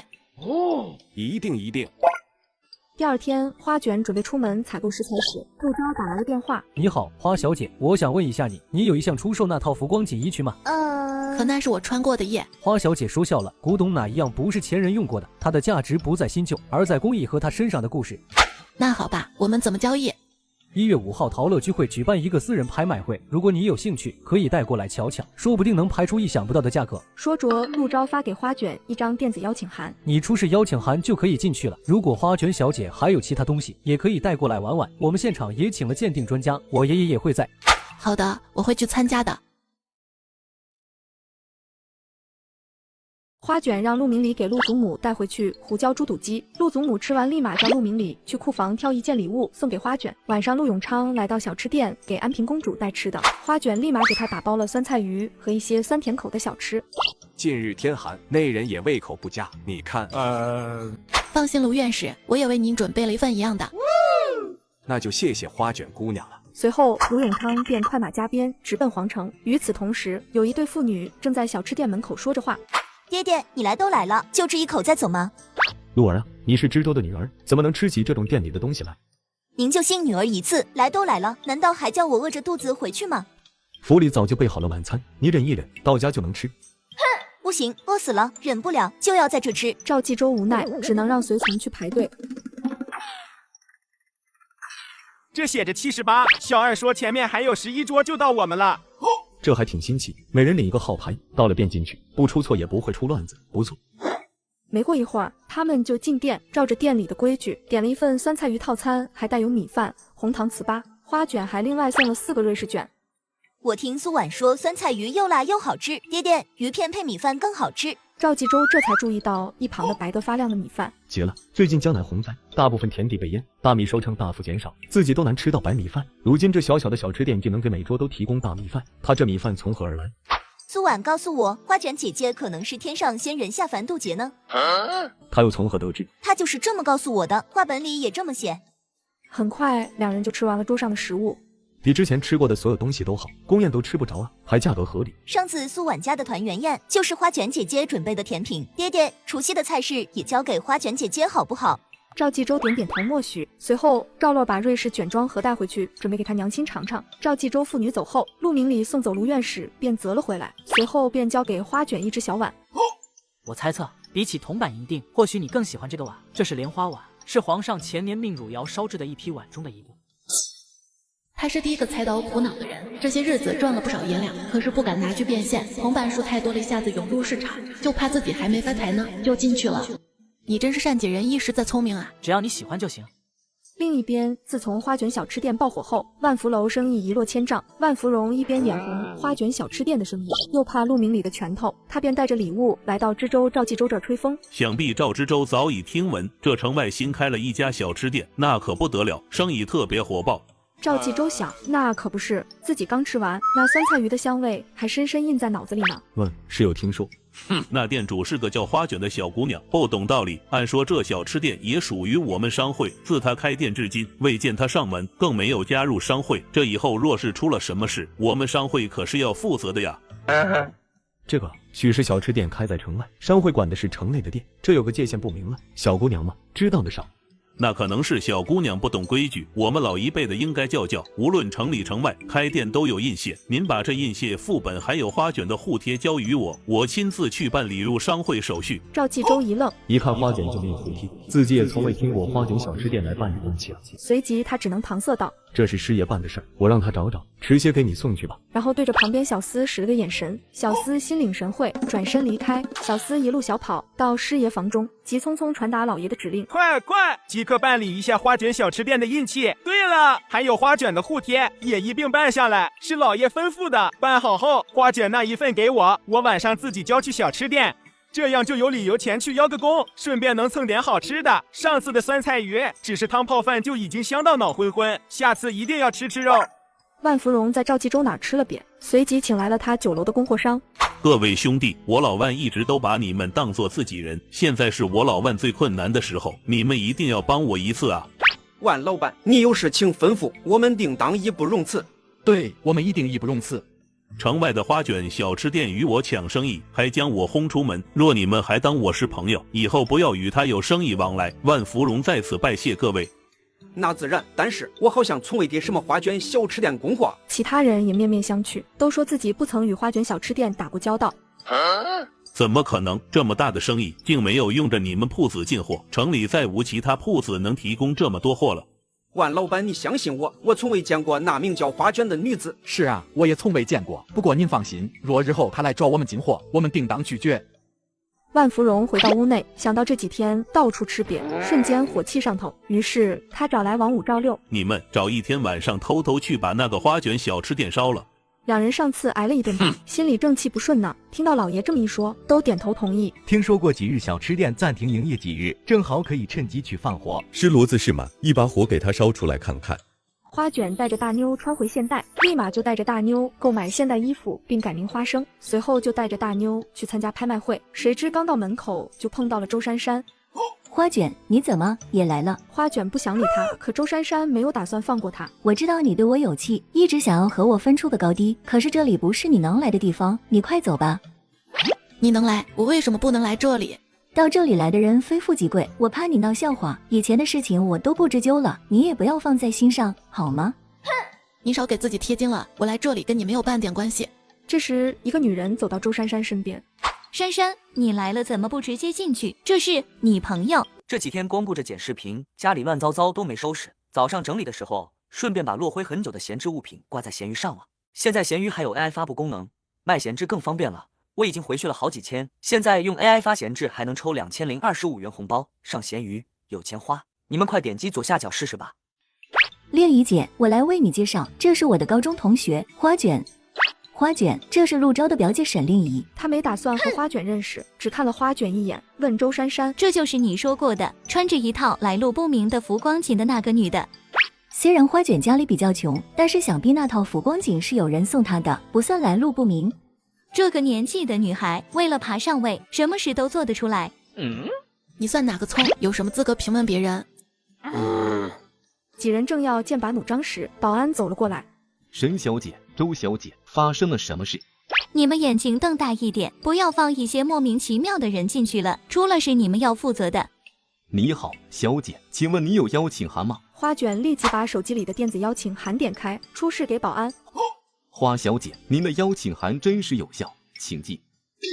等等，周珊珊，你特喵的，有完没完？我有邀请函，你有什么理由拦住我不让我进？哪怕你有邀请函，你是陶乐居的会员吗？陶乐居是有规定，只有会员可以进。那你们想怎么样？让我现在办会员？会员可不是你想办就能办的。所以说陆先生给我的邀请函等于一张废纸了？当然不是，但是为了其他会员的利益着想，不如就简化会员程序，你只需要通过验资就可以进去了。你说验就验，你算老几？沈小姐，如果说这就是你们陶乐居的态度，麻烦你和陆先生说一声，我不进去了。还没走2步，陆昭带着人出来，看到这一幕，他赶紧叫住花卷。花卷小姐来了，怎么不进去？我爷爷刚刚还念叨着你，让我出来接你。陆先生，我拿着你给的邀请函都进不去，所以陆先生你在陶乐居做不了主，还是你给我的邀请函本来就是废纸一张。陆昭听到这话，感觉自己被啪啪打脸，随后对着周珊珊两人说道：花卷小姐是我和爷爷亲自邀请来的，你们有什么资格对我的客人指手画脚？沈令仪在陆昭的逼迫下也只能道歉。花小姐，很抱歉，是我的错。花卷带着浮光锦和汝窑荷花碗去拍卖会，最终2样物品拍出来3500万的价格，随后就带着大妞见识一下现代文明。好美呀，姐姐，原来你的世界这么美。以后这也是属于你的世界了，你想待在这也可以，想在家陪也可以，你是自由的。两人狠狠玩了2天后，就回到了小吃店。晚上花卷刚端出黯然销魂饭，陆明礼就走了进来。看来我来的正是时候，不知花卷姑娘可否带路某一个？来得早不如来得巧，陆将军请坐。3人坐下后，咔咔就炫了起来。好吃，太好吃了。我想明天卖这个，你们觉得怎样？这个好，荤素搭配，口味新奇，一定供不应求。太好了，明天我又可以帮姐姐了。对了，陆将军，麻烦你帮忙查一查我这饭店起火的原因。你放心，我已经派人在调查了，若是人为的，我一定不会放过他。怎么感觉脑门凉凉的？随后，花卷拿出小木板，写上明日供应，黯然销魂饭挂在店门外。他又转头看向墙面，虽说被火烧过，可是小吃店的外墙没有一点损伤，也不知道是用了什么特殊的材质，还是有一层保护结界。第2天晚上，当花卷打开门的时候，乌泱泱的一大群人排着队。店家，你可算是开门了，我今天定要尝一下你这黯然销魂饭。花老板，你可不知道啊，你这一闭店，叫我晚上都睡不好觉了。可不是嘛，只希望这黯然销魂饭不要徒有虚名。各位请放心，咱们花卷小吃店什么时候让大家失望了？这时花卷才发现，不光是排队的食客，门口还多出了许多小摊位。这是一个卖热茶的老人家来和花卷打招呼。花老板，天气凉了，我看你店门口有许多客人排着队，想要卖他们几口热茶，还望你不介意。没事的，老人家，你们随意就行了。花卷看着这么多人，怕自己和大妞2个人应付不过来，于是他就让大妞回家，把他爷爷奶奶也叫来。爷爷奶奶，大妞你怎么回来了？小吃店今天来了许多客人，花卷姐姐问你们愿不愿意去帮忙，每天50文钱。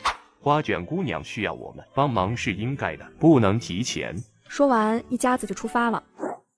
这时沈怀旭的马车今天正好路过，他听见城外热热闹闹场景，还以为已经进了城。奇了，如今到处受灾，没想到临江城还有如此繁华热闹的景象。少爷，我们还没进城呢，那为何这儿有这么多人？停下马车，他的书童好奇地走到队伍边问：大哥，此处为何有这么多人？这你都不知道啊？不是我们本地人吧？我们家少爷从魏县而来，说实在的，好多年未曾见到如此热闹的景象了。多亏了这花卷小吃店啊！别看店主年轻，可是做的一手美食，价格还不贵，每晚都有许多人排队。渐渐的，跟在附近摆摊的就多了。真有这么好吃？这还有假，这是隔得远，抬近了就能闻到香味了。听说今天有新菜，叫黯然销魂饭。书童打听完消息，回到马车上，告诉了沈怀旭。听说每日店里的菜式都不一样，今天吃混饭。少爷，何为混饭啊？我也算一个美食家，但对这道菜却闻所未闻。听这名字，大概是几种米混合在一起制成，没什么特别。只是为何以来如此多人排队？少爷，他们说好吃的很呢，晚了还会卖光。咱好不容易来一趟，还会卖光？走走走，快去排队。少爷别急，我取了号了，在车里等就行了。没过一会儿，沈怀旭就进店了。香，纵使自己走遍神州大地，遍尝各地美食，我也没办法准确形容这个香味。客官今天只有黯然销魂饭，也可以另点小吃和甜点。随后，大妞爷爷递了一本菜单给他。沈怀旭接过菜单，满眼都是欣赏。这是谁画的？如此写实，我竟从未见过这种画风。抱歉，小的不知，小的只知道这是我们店主制作的。老人家可否引荐你们店主给我认识？我姓沈，名。花生爷爷打断他：“公子你省省吧，这菜单不少书生来问过，店主从未透露是何人所画。你要是喜欢，就和那边那几位一样，抱着看看就行。”随后，黯然销魂饭端上桌，被他们很快炫了干净。接着就是一盘酸辣五谷鸡爪。沈怀旭这才意识到，刚刚在菜单上瞎点了什么。怎么点了这？我不吃这玩意。这位兄台是不是不爱吃鸡脚？可否给我？沈怀旭听他这样问，反而不想给了。谁说我不吃？我休息一会。于是沈怀旭在隔壁的注视下，他吃进一块。沈怀旭吃完东西以后，便束手站在一旁，等待小吃店结束营业。这时花卷走了出来。你好，我就是小吃店的店主，请问有什么事吗？店家，我想买你一本菜单，可以吗？抱歉，菜单不能带走，你看看后面有写。实不相瞒，我是一位画师，今日看到这菜单，感叹其用色之准确，色彩之丰富。姑娘可否告知作画之人，某必当重谢。抱歉，我不能说。我叫沈怀旭，你没有听说过我？抱歉，不认识。那不如我留下一幅画作，若那高人看见了，也许会点拨几句。这人什么毛病？不一会，一幅水墨丹青画便做好了。店家，这幅画便送于你了，就当感谢你今日的黯然销魂饭。我明天就拿去裱起来，挂在小吃店里最明显的位置。送走了沈怀旭，花卷美滋滋的欣赏画。陆明礼走了进来。沈怀旭的作品，你认识他？他刚刚给小吃店画的。他是有名的画师，听闻他常年在外周游，没想到竟出现在小吃店。有名？那我不是赚到了？不知道这名气能不能流传到我那个年代。吃完晚饭，花卷送陆明礼出门，看见远处有一人一马往这边疾驰而来，带起滚滚灰尘。难道是墨川？你是花卷吗？你是？我叫张小玲，姜时月他出事了。你说什么？两位小将军带着物资前去救灾，没想到洪水退去后，大批百姓却生了病。县太爷便把生病的人赶去一个村子，任其自生自灭。姜时月看不过去，便指着县太爷鼻子骂。随后他们也被县太爷关进了村子，还谎称他们也生了病。张小平侥幸逃脱，便来找到了花卷。姜大哥和莫大哥根本就没有得病，我们每次送物资都带着面衣，隔着远远的将物资放下，根本没有接触过病人。而且我日日和他们在一起，他们如果得了病，我还能跑得掉吗？你说的可是句句属实？都是真的。前去救灾的其他人也被他们关了起来，我这一路上这么多天，也不知道他们是不是染上病了。你先别急，现在那边还缺什么？你告诉我，我来准备，明天还得拜托你再带回去。药、食物什么都缺，我也不知道那车食物和水能撑多久，而且马上要冬天了，他们连一床被子都没有，而且不光是太平村，那边几个受灾县物资都紧缺。我这便回京将此事告知陛下，另外还请花卷姑娘多准备一些东西，我明日回来便带人送去。你看看这些银两够不够？不用，浮光锦和莲花碗我卖了不少钱，你不用担心。对了，他们生病有什么症状？先是咳嗽，然后高热不退。那你等等我，我去急救回。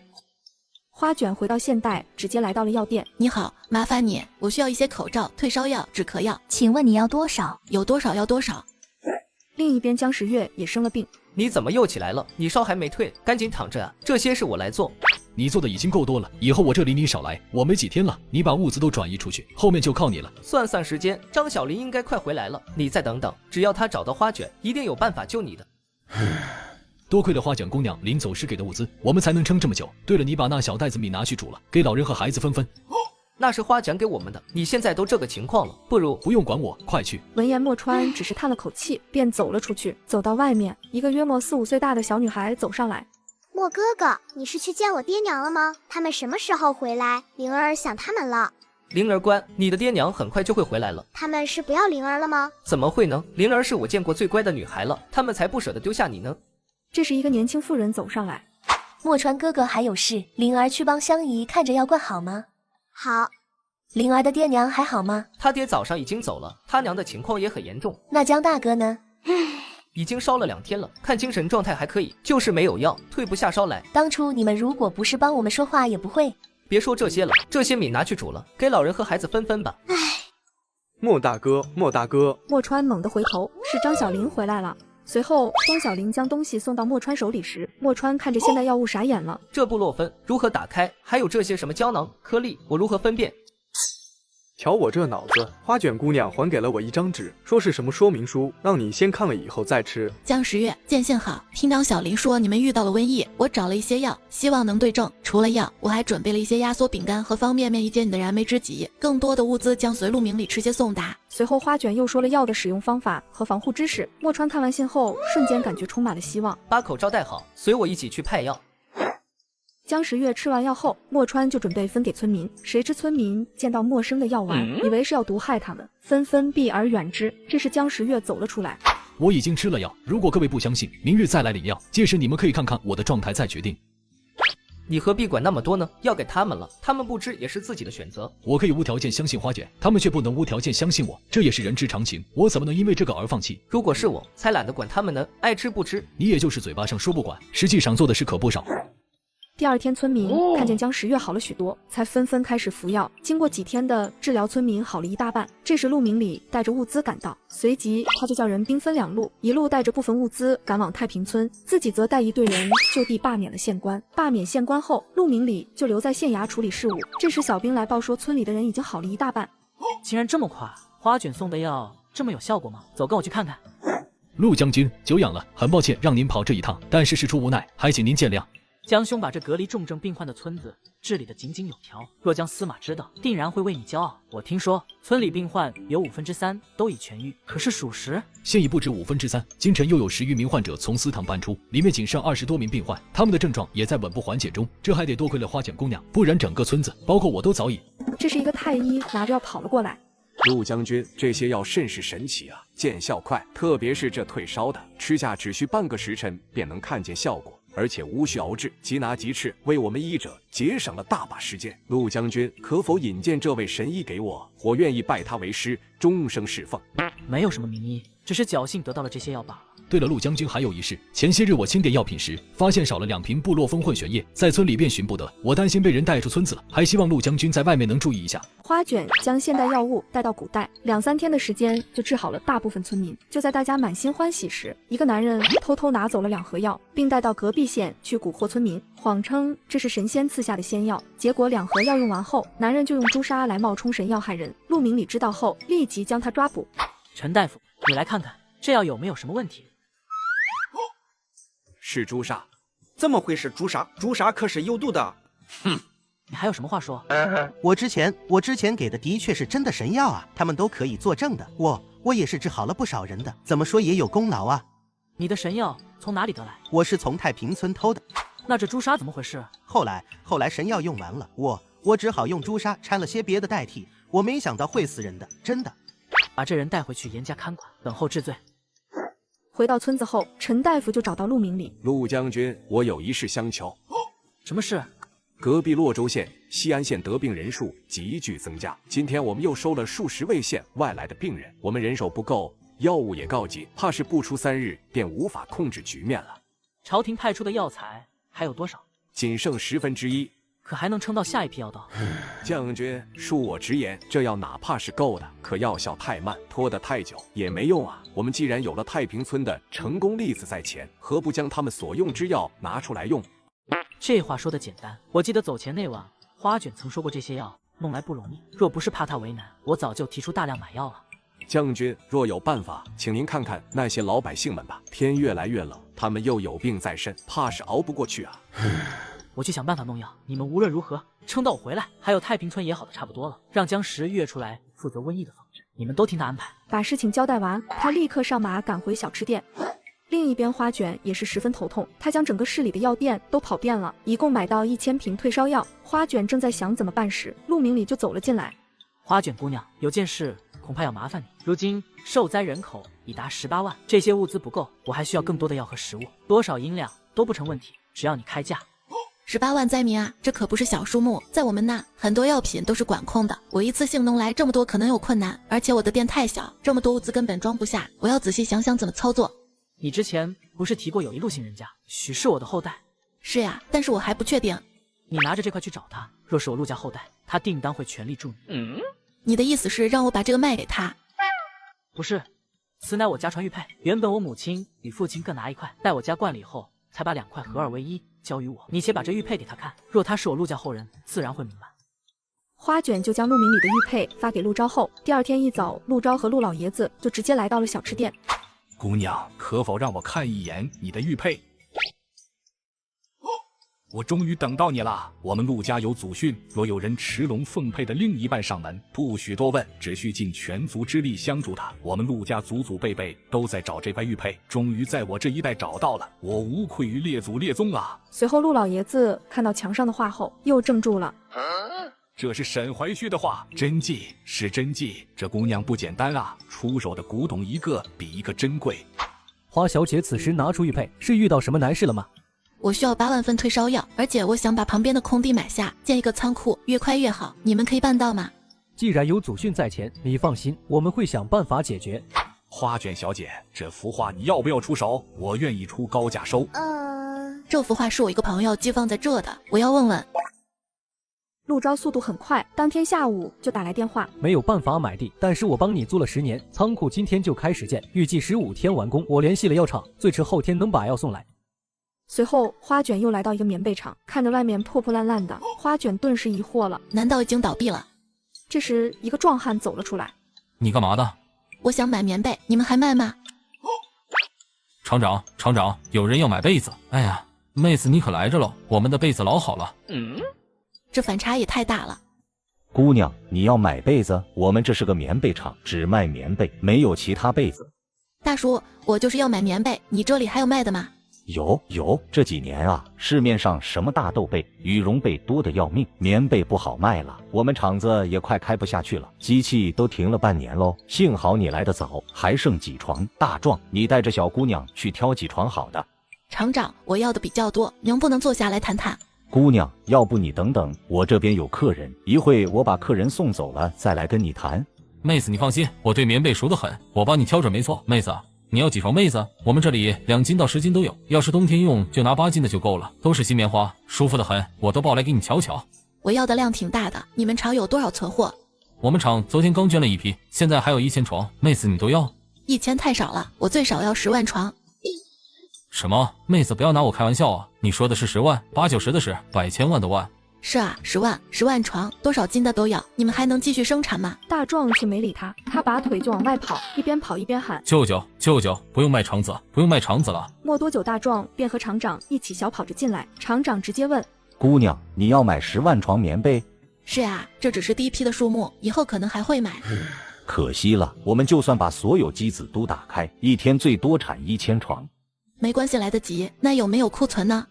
库存倒是有，但是几年前生产的1万床救灾棉被，不是新棉花了，不能卖给你。没关系，救灾棉被正好。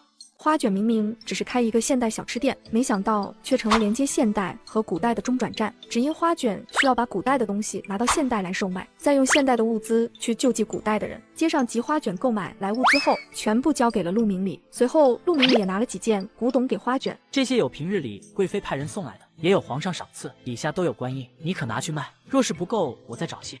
我就拿这2个就够了，其他的你收回去吧。为何？这2个卖了差不多100多万，我买棉被花了100万，剩下的算是我赚的，多的我受之有愧。对我们而言，这只是几个物件，虽然是御赐的，可是那些棉被才是真正的价值连城的珍宝。照你这样说，我岂不是更加受之有愧？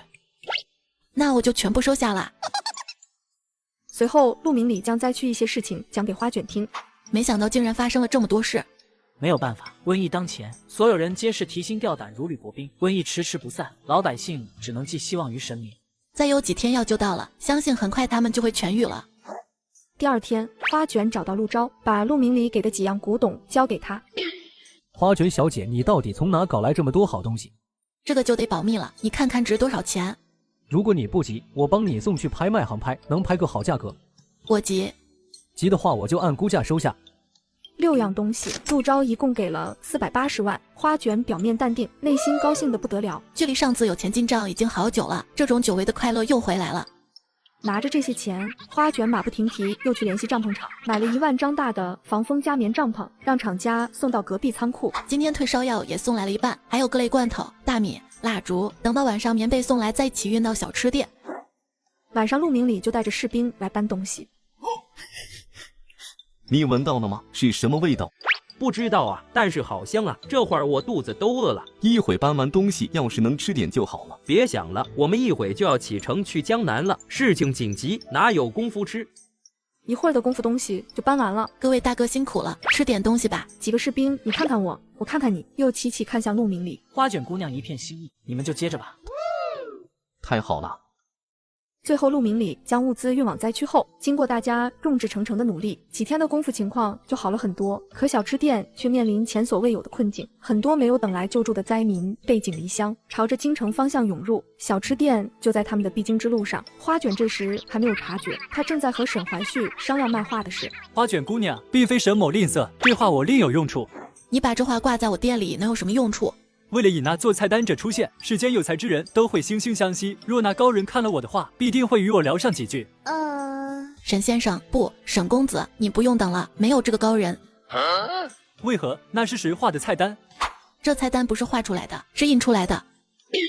咦，那如何能印出这么多种色彩？这样吧，我明天给你带一套颜料，你把这画卖给我，可以吗？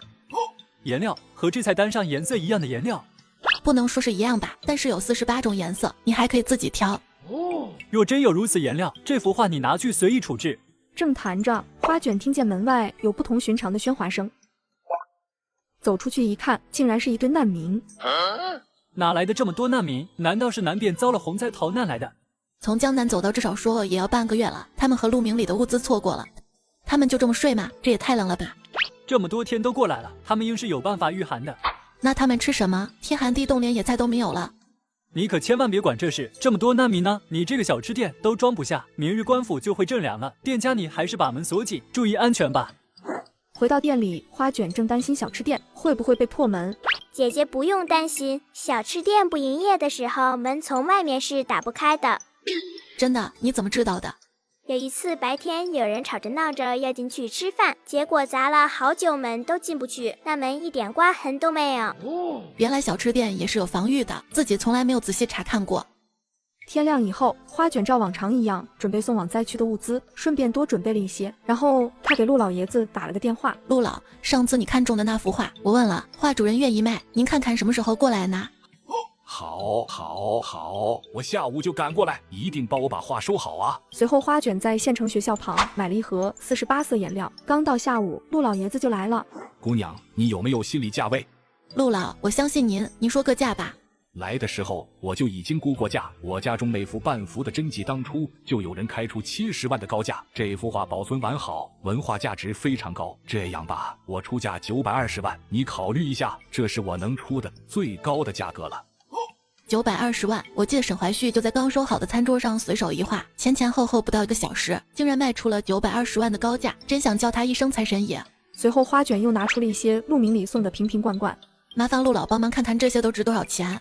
这些太多了，我没办法一下给你价格。没事，陆老，您拿回去慢慢估价。花卷用价值9块9的颜料从古代才子手上换得一幅画，转手一卖赚了920万。然而就是这样离谱的交易，双方都觉得自己赚了。记住，此乃机密，用这个画的话，只能自己或者朋友欣赏，千万不要拿到市面上卖。如果你想卖，可以卖给我，这是我们的秘密，不能有第三人知道，否则这盒颜料用完我就不给你新的了。你放心，我绝不会泄密，这样好的东西怎可让人家知道？都来找你要了，我就没了。这时花卷看向店外的难民，感觉今天难民更多了。可不是，白天他们要进城，可城里哪容得下这么多人，就放了一小波人进去，其他的都关在城外了。官府没有放粮吗？没有，倒是听说快了。喂，我说你可千万别多管闲事，你这店就你们2个小姑娘，出了事怎么办？能出什么事啊？小吃店可是有防御系统的。哎，你可千万别掉以轻心，难民暴乱你没听说过吗？时常发生。要是妥善安置他们了，怎么会有暴乱？哪有这么简单？现在到处缺粮，好多县乐漂遍野，这能派粮就不错了。花卷刚探出头看看外面的情况，就见几个难民朝着小吃店冲过来。你们看啊，这店家有多过分！我刚刚可是亲眼看见他店里有不少粮食。对，这小娘们有这么多大米，随便给我们1袋就够我们吃好久了。我们把门踹开，拿他几袋大米回去。然后几人开始砸门，有的拿脚踹，有的不知道哪里拿来了棍子，对着窗户砸。奇怪的是，不管他们怎么打砸，小吃店没有一点破烂的痕迹。这门也忒他妈难砸了，我们再叫些人来，干脆放火烧。不行，放火没用。他竟然知道放火没用，他到底是谁？花卷立马跑上2楼，趴在窗户上往下看。带头那人穿着破烂不堪的衣服，可是鞋子却是干净的。长途跋涉这么久，鞋子还能保持这么干净，这人肯定就是上次放火的人。这时，一队官兵跑了过来，那2个假难民见状马上溜之大吉，其他的则被控制住。花老板，请放心，所有闹事的难民皆被制服。知州大人得知城外有难民聚集，担心小吃店有事，特派我们来保护小吃店。谢谢你们。花卷往前走，要看看地上难民的伤势。花老板请小心，他们很可能暴起行凶，我等还要将他们带回去。他们都是被利用的，就算他们想抢东西，这些惩罚也足够了。为何说他们是被利用的？他们分明是贪图食物才做这些事。我刚刚看见2个人不是难民装作难民，混在里面让他们砸我的店。还有这事，而且他们前段时间还放火烧我的店，差点害死我妹妹，幸好陆将军在，这才及时灭了火，不然我的店就没了。花老板，我们这就派人回去告知知州，定会查明凶手。那2个人肯定还会来，不信你们明天仔细看，绝对能揪出来。第2天，花卷正准备给难民发放一些吃的时，昨天带头的2人又在煽动难民，官兵立即将2人控制。快说，你们是谁？为何在这闹事？回军爷，我们是逃难过来的难民啊，只是太饿了才出此下策的。昨晚也是你们带头砸我店的吧？没有的事，我们昨晚压根就没来。就是他们，昨晚就是他们拉着我们来砸店的，我不来，他们硬拉着我来。你放屁，老子根本没见过你。军爷，我愿意作证，就是他们2个，我们那么多双眼睛都看见了。华成辉，我也认得你。你们是谁派来的？上次放火的是不是也是你们？没有人叫我们来，我们就是没钱吃小吃店的东西，这才出了这个主意。对，没有人派我们来，我们自己来的。你们不招没关系，回去有的是法子让你们开口。然后官兵就把2人带走。最后在知州府衙和花卷的努力下，难民们的生机也得到了保障。当得知家乡的灾难过去了，难民们也纷纷返回家乡去了。另一边，陆明里见灾区情况基本稳定，就立马返回了小吃店。陆将军，你这么快就回来了，我还以为还要好一段时间呢。灾区重建之事已步入正轨，我正要回京复命，听说你这儿也来了一些难民。花卷把这段时间发生的事简单讲述了一遍。你与寻常女子很是不同，只是运气好得金手指罢了。你饿坏了吧？想吃什么？我给你做。不知怎么，在青云县时，日日想着那碗的泡面，不知花卷姑娘可还有多的？当然，别的不敢说，泡面肯定是量大管饱。花卷姑娘，谢谢你的款待。此次回京，我可能会很忙，不过我会早些回来。对了，过几日便是大年夜，城里会有集市，听闻有许多有趣玩意儿，不知你届时可有时间一起去逛逛？好呀，这么久了，我都还没到城里看看呢。要不那天晚上你先来小吃店吃饭吧，我准备好吃的，吃完饭再去逛街。依照惯例是要陪祖母吃年夜饭的，但是老人都睡得早，申时末就该吃完晚饭了，到时再来小吃店完全来得及的。那就这么定了。第2日，江时月和墨川回京复命，也来到了小吃店。花卷，我回来了，我活着回来了，还是小吃店好，可叫我想死了。江时月跟在后面，颇为无奈。多谢花卷姑娘相救。不用那么客气，大家都是朋友。好了好了，你们不要处在这里说客套话了，我快乐死了，可有什么吃的？随后，花卷就端了一些吃的，几人在桌上边谈边吃。江时月叹了一口气：“我家中世代习武，唯独我从小只想治世，可经过此次，我倒是想通了。学问不是我的出路，就算考上了状元，也只能被困于官场之中，成日勾心斗角，盘散经营，做不了一切实事，还不如做武将，做一些利国利民的事。”江兄本就是武将世家，子承父业也是顺理成章之事。没事，你明天就进京了，这次你就栽有功，我想皇上会答应你的。花卷明明是对灾区贡献最大的人，江时月和陆明礼进京觐见皇上时，却对花卷的事闭口不谈。然而皇帝早就从别人嘴里听说了。为何你们2人都绝口不提那华姓女子？可是在隐瞒什么？臣并非有意隐瞒，只是花卷姑娘特意提过，她只是做生意，不想邀功，臣等才没有向皇上提起。竟有如此品性高洁的女子，但花氏功不可没。陆卿家，你与她相熟，你来说说，她喜欢什么？花卷姑娘不十分喜爱黄白之物，若要说喜欢什么，她倒是喜欢花瓶、茶杯这类宫里御用工匠所制之物。那简单，你去把这那套御用茶杯，还有昨日刚得的那柄玉如意都包好，再挑2个花瓶，让陆将军一并送给花氏。这么精彩的视频，看得我都想运动了。最近刚好在闲鱼买了一双跑鞋，超划算的。现在闲鱼推出了全新正品运动潮鞋品牌闲鱼小黄盒，全新正品超低价。现在上闲鱼搜索小黄盒，还有机会抽免单，让你买到新衣好鞋。上闲鱼有钱花，大家快去看看吧。哦，对了，后宫刚得的祥云纱，挑1匹做件工装也送过去。日后花氏什么时候想进宫，只需穿那身工装便可。另一边，花卷和大妞在现代商场疯狂购物。您好，请问是想看表吗？你可以帮我推荐一下吗？好的，请问是送给男士还是女士？大概多大年纪呢？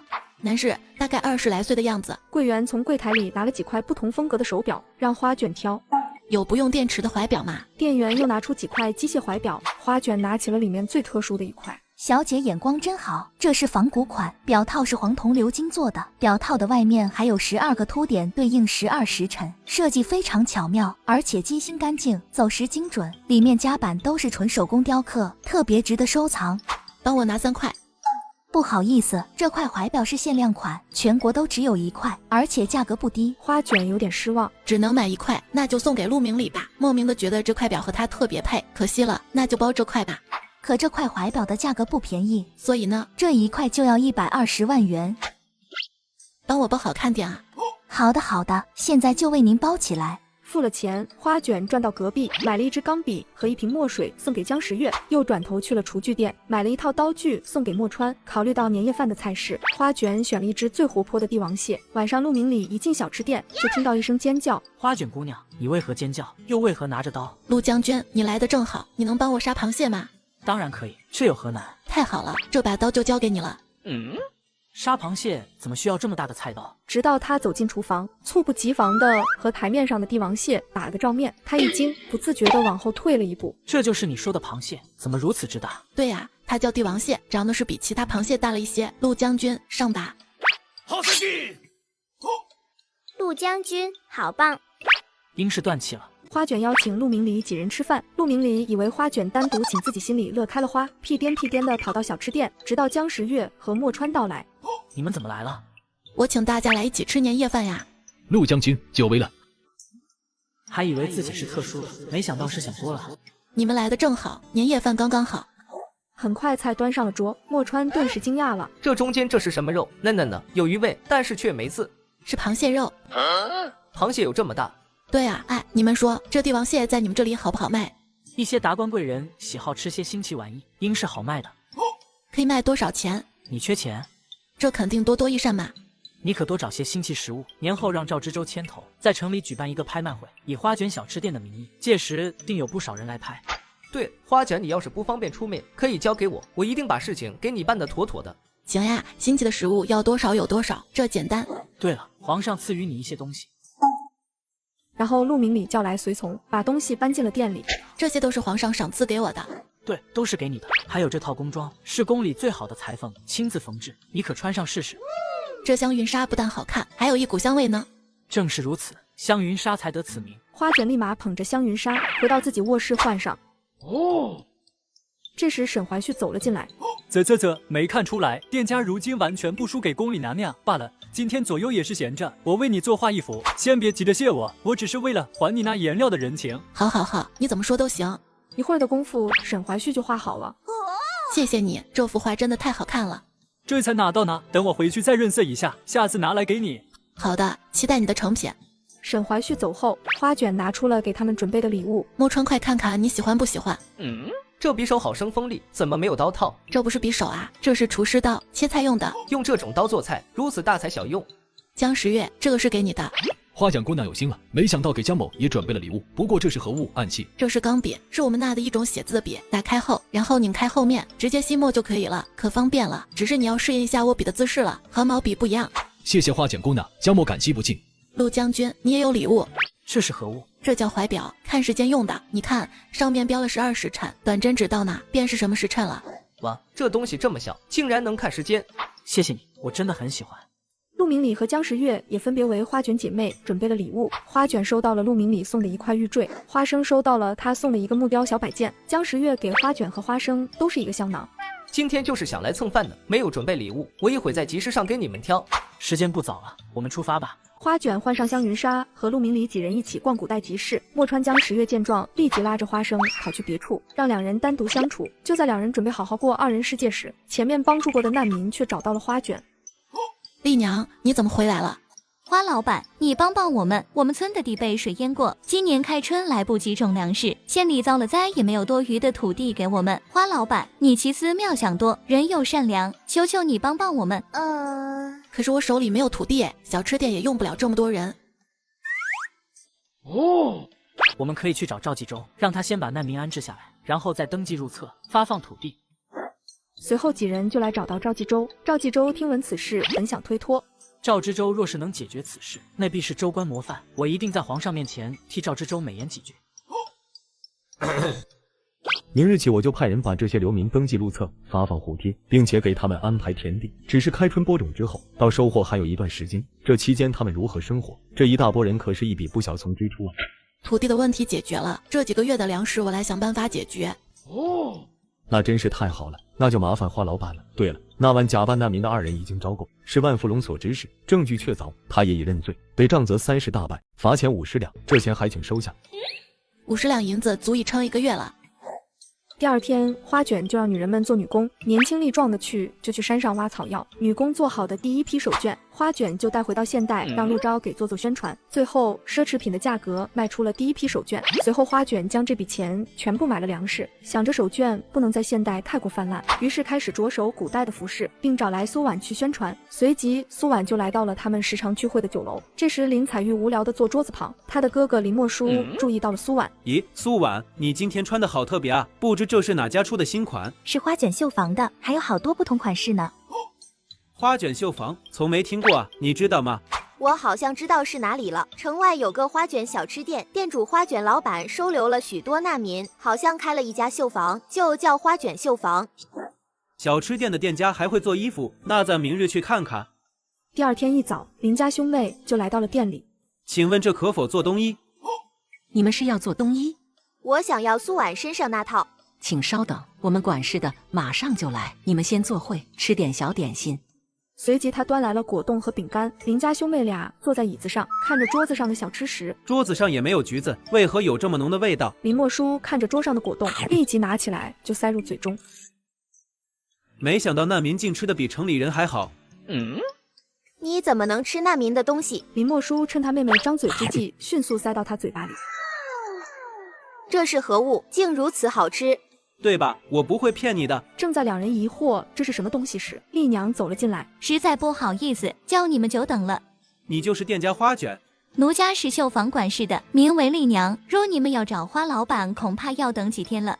无碍，你能做主便可。我们是想问问，苏婉穿的那套衣服，可是在你们这定制的？对，正是出自我们绣坊。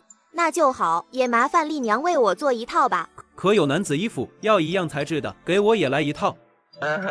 很抱歉，我们店暂时还没有男装。太可惜了。对了，请问你刚刚给我们吃的是何物？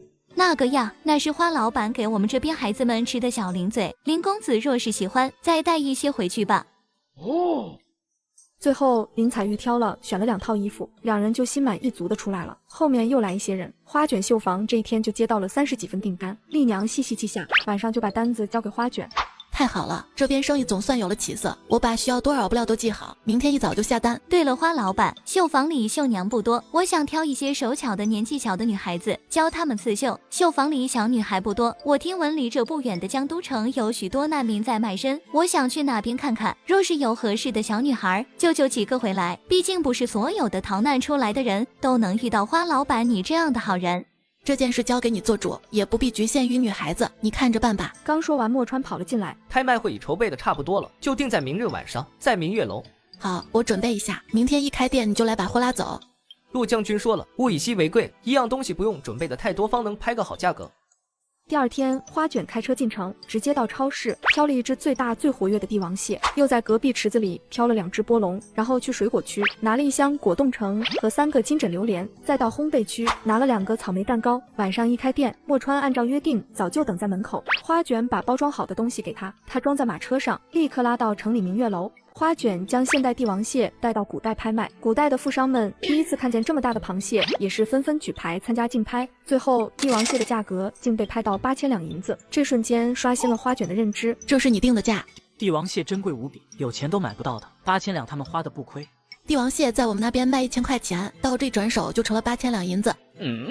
1000块钱，那大约是多少两银子？大概值1000个馒头吧。那还真是翻了许多倍啊！如果可以，我真想天天卖他们帝王蟹，把他们手里的钱扣出来给那些灾民们。天天卖便不值钱了，至多1月卖1次。这时明月楼的老板走了进来。陆将军，这是今天拍卖所得，已扣除明月楼的佣金，还有11000两。知道了，明月楼经常办一些拍卖会，办事老道妥帖，你放心吧。你和这家店怎么这么熟悉？他们对你好像很恭敬呀。明月楼是我母亲的陪嫁。原来如此，看来陆家祖祖辈辈都喜欢开酒楼啊。你想到何时？这么好笑？你还记得那个陆州的人吗？他也开了一家酒楼，叫陶乐居。你们陆家是不是有开酒楼的传统呀？看来真是如此。陶乐居，这倒是个好名字，比明月楼好听多了。第二天，花卷一开店，丽娘就领着10多个孩子在店门口等着了。看见花卷出来，她让这10多个孩子齐刷刷跪下给花卷磕头。别，不用给我磕头。看见这些孩子一个个面黄肌瘦，花卷一阵心酸。你们都吃过饭了吗？回花老板都已经吃过饭了，他们的衣服也正在赶制中，很快便能换上新衣服了。丽娘，你现在是绣房的管事，你也给自己置办一套衣服吧，钱从绣房的账上出。好的，谢谢花老板。只要你们跟着丽娘好好学习，以后都可以自力更生。女孩子你带走，男孩子就跟麦冬去学草药知识吧。随着冬衣陆续交货，花卷绣坊在城里打开了市场。城里的其他成衣店看见花卷绣坊的生意如此红火，也纷纷开始仿照他们的样式制作冬衣。他们怎么可以未经你的许可就做这些衣服呀？这就是抄袭！这又不是咱绣坊的独门秘籍，他们如果有本事就做就好了，哪能管得了他们呀？然而，尽管外观相似，顾客们很快就发现了其中的差异，纷纷抱怨那些仿制品穿起来并不舒适，保暖效果也不佳。于是，这些店铺老板打起了别的主意，开始挖人。我听闻你在花卷绣坊虽为管事，也才拿30文一天，算下来1个月也只有900文钱。我们锦绣坊愿意出每月5两银子，请您去我们那做管事。抱歉，朱老板，花老板对丽娘有恩，丽娘是不会离开花卷绣坊的。知你是陶南被花老板收留，可是你也不能为了报恩连钱都不要啊！不是我说，这花老板压根儿没有做生意的头脑，明明这么好的冬衣，竟然不加紧制衣，把生意都拒之门外。我们绣坊里的每一件衣服皆是用心制作，自然耗时，若接下许多单子却不能按时交付，岂不失信于人？用不着那么精细，主要是保暖的效果，谁会在意绣花好不好？要是在我们锦绣坊，定能翻倍了赚。哼，抱歉了，朱老板，我这边还有事，恕不奉陪。朱老板挖丽娘不成，便打起了其他绣娘的主意，晚上就鬼鬼祟祟在绣坊门口转悠。这时看见绣坊的刘大娘路过，他一下窜到刘大娘后面。这位大娘请留步。刘大娘猛然被吓了一大跳，下意识地举起手中的木棍打去。好啊，你个狗东西，居然敢跟踪我，看我不打死你！大娘饶命啊，我只是想跟您谈一笔生意。谈生意？你有什么生意可跟我谈的？要谈生意，找我们老板去。不，我是想跟您合作的。您看你的手艺这么好，要是能加入我们锦绣坊，肯定能赚大钱。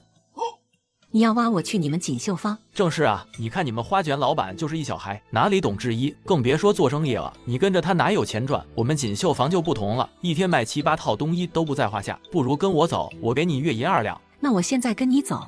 现在不行，你还需把这冬衣布料拿得极撇，再拿2本图样册子。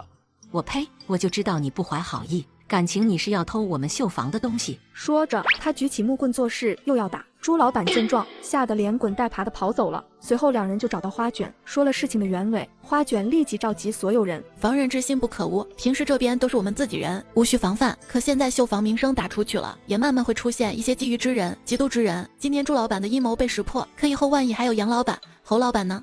我愿意晚上在周围巡逻，正好天冷，采不到什么草药了，我也不好一直吃白食。然后陆陆续续有人报名，感谢大家为绣坊做出的贡献。孙秀才，麻烦你把人名记一下，再分成3组，轮流巡逻。还有前几天知州托人给我带话，很快你们的地就要分下来了，我们是时候把房子盖起来了。大家听完这话，激动的互相对视。盖房子我不了解，还需要大家一起帮忙，不知道有没有人懂怎么盖房子，需要什么材料，要不要请盖房子的工人？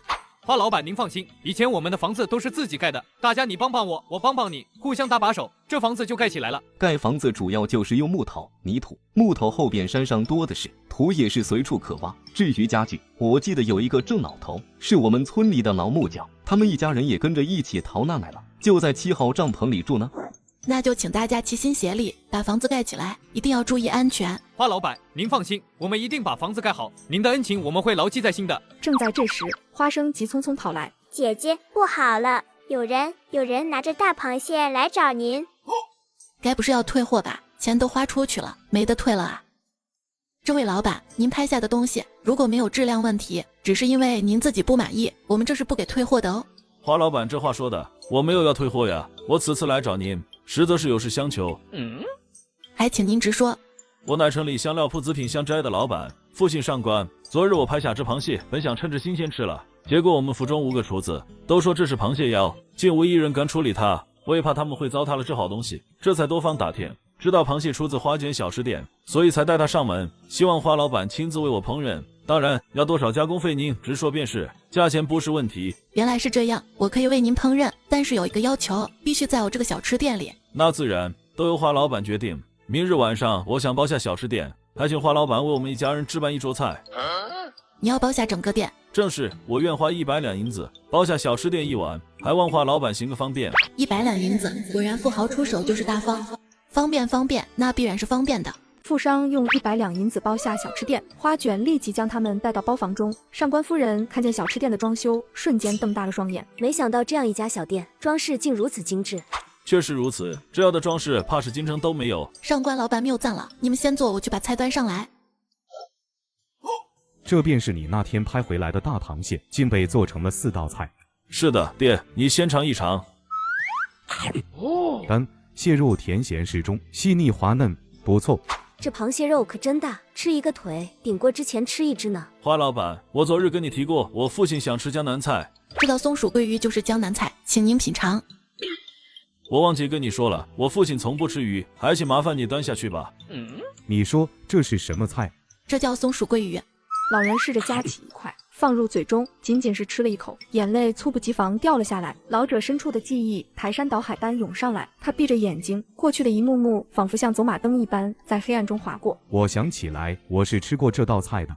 老人10几岁的时候，因家中贫穷，小小年纪便做了走货郎，经常跑到远处卖些胭脂水粉。有一次，在太湖边上，他挑着货路过一排渔船，一边走一边照常吆喝：“走一走，看一看啦，胭脂水粉啦，北方来的胭脂水粉。”这时，一个年轻女孩从船舱里伸出头来：“喂，那个卖货郎，给我看看你的东西，你都卖些什么呀？”“有胭脂，还有纯脂，还有香粉。”“你有香粉？”“有。”他忙翻起货筐，动作慌乱，差点带翻了筐子。你别急啊，我又没催你。这是桂花味的，可好闻了。真的很香呢，多少钱？5文钱。太贵了，小货郎，你什么时候还来啊？我存够钱了就买。以后我每天都在这。那你帮我留着好吗？放心，我给你留着。此后，小货郎停下了远行的步伐。他每天都会在傍晚回到渔船边，装模作样的吆喝。女孩总是在听到他的声音后，从船舱里出来，然后笑盈盈地跟他打招呼。终于有一天，小货郎站在女孩面前，把香粉塞到她手里。这个卖不出去，送你了。谢谢你。然后他想了想，跑进船舱，不一会拎出一条鱼。这个你拿回去吃。这个太贵了，我不能要。这鱼死了，卖不出去了，但是是今天才死的哦。我不会煮。你晚上睡哪？就西边那个破庙里。那你晚上等我，我给你做。小货郎很开心，他甚至提前收摊，回到破庙打扫了一下。晚上，女孩就拿着鱼来到破庙，她熟练地架起一堆火，烤起了鱼。你看见这鱼上的花刀了吗？我帮我爹往酒楼里送鱼的时候，在后厨见着那些厨子这样切鱼，然后拿油锅一炸，鱼肉就好像开花似的，可好看了。不过我没有那么多油，希望也能烤出花来。这是什么菜？我听他们说，这叫松鼠桂鱼。等我烤好了，你就会看见，这鱼跟松鼠一样。或许是花刀打得不对，也或许是不能用烤的，终究是失败了。鱼肉并没有像花一样炸开。等我下次送鱼，再仔细看看，以后再做给你吃。可以吃了吗？我闻松鼠桂鱼的味道，酸酸的，甜甜的。你等我。说完，女孩就跑回船舱里，拿来了醋和一小包糖，还要加这2样，才有松鼠桂鱼的味。刺鼻的醋味差点让小货郎打喷嚏，他还是咬下去。他尽力控制自己的表情，然后笑着对女孩说：“好吃。”那你快点吃，都吃了。真好吃，我没有吃过这么好吃的鱼。咦，你原来不是结巴呀？第二天傍晚，小货郎又到女孩的船外吆喝，看见她脸颊的红肿，他有些着急，走到船边问：“你怎么了？”“没事，被我爹发现我偷糖了。”“我去给你买糖。”“不用，你给我糖，我拿回去，我不是白挨打了。”小货郎怔住，他不明白这个逻辑。“没事，你去忙吧。”小货郎回去后，翻出他这几年存下的2两银子，他做了一个大决定。他要去找女孩的爹，恳请将女孩嫁给他，又从行李里找出一套体面些的衣服换上，然后走到女孩的船外，找到女孩的父亲。一听小货郎的来意，他瞬间怒火中烧。你是谁呀？敢肖想我女儿？你个下贱的货郎，给我滚！连自己落脚的地儿都没有，还想娶我女儿？你要怎样才肯把她嫁给我？我不会亏待她的。闭嘴！我女儿不会嫁给你这种穷酸卖货的。你不要瞧不起我，我能赚到很多钱。赚钱有什么用？你还不是个卖东西的。你等着，总有一天我会让你心甘情愿把她嫁给我。回来他收拾好东西，在傍晚最后去了一次湖边，这次他没有吆喝，女孩早就等在那。你等我回来。女孩笑盈盈地看着他，然后点了点头。接下来2年，他也算是运气好，倒腾香料赚了不少钱，然后他越走越远，赚得越来越多。不久，小货郎就成了家乡首富。随后他大摇大摆地找到那艘破渔船，把它砸了。女孩的父亲这时才认出小货郎，他瞬时泪流满面。你来晚了，年前他就去了。去了？去哪了？他死了，难产死了。这消息犹如晴天霹雳，小货郎一时间竟没站住，跪了下去。随后他找到了女孩的墓。姨娘，是我来晚了，我明明做了这么多事，还是来晚了一步。此事过后，他继续做着他擅长的生意，生意越做越大，但是他再也没去过江南。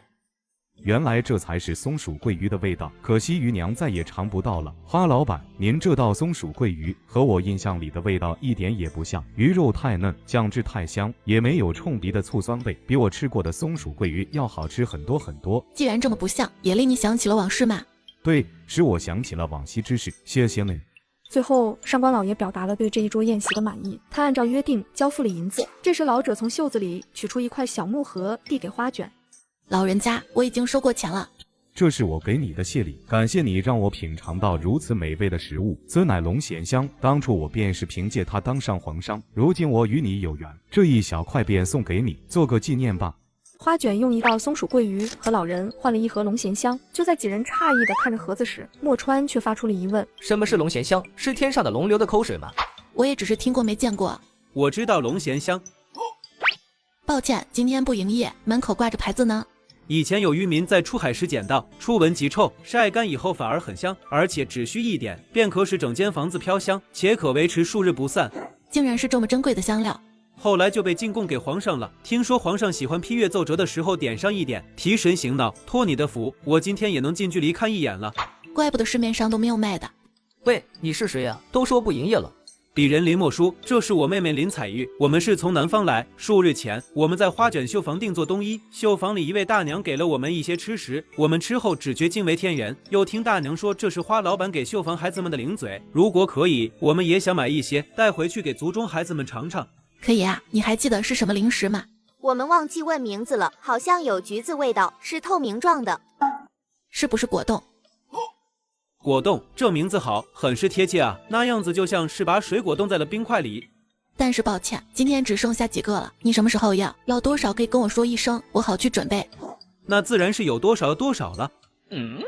你胃口还挺大，你先告诉我，你族里有多少小孩？花老板别听我哥哥在那瞎说，我们族里大约有50多个孩子，我们是一个大家族，自然人数多了些。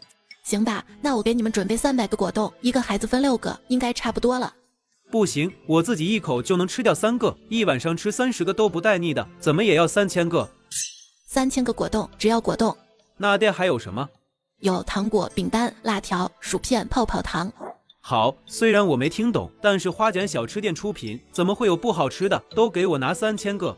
一样3000个，还是一共3000个？每样都要3000个。行吧，你什么时候要？3天后。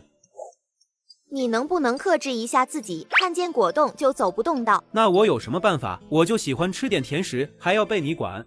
你看你哪里有做哥哥的样？你还唆使我骗人？我们族里就10几个孩子，哪来的50多个？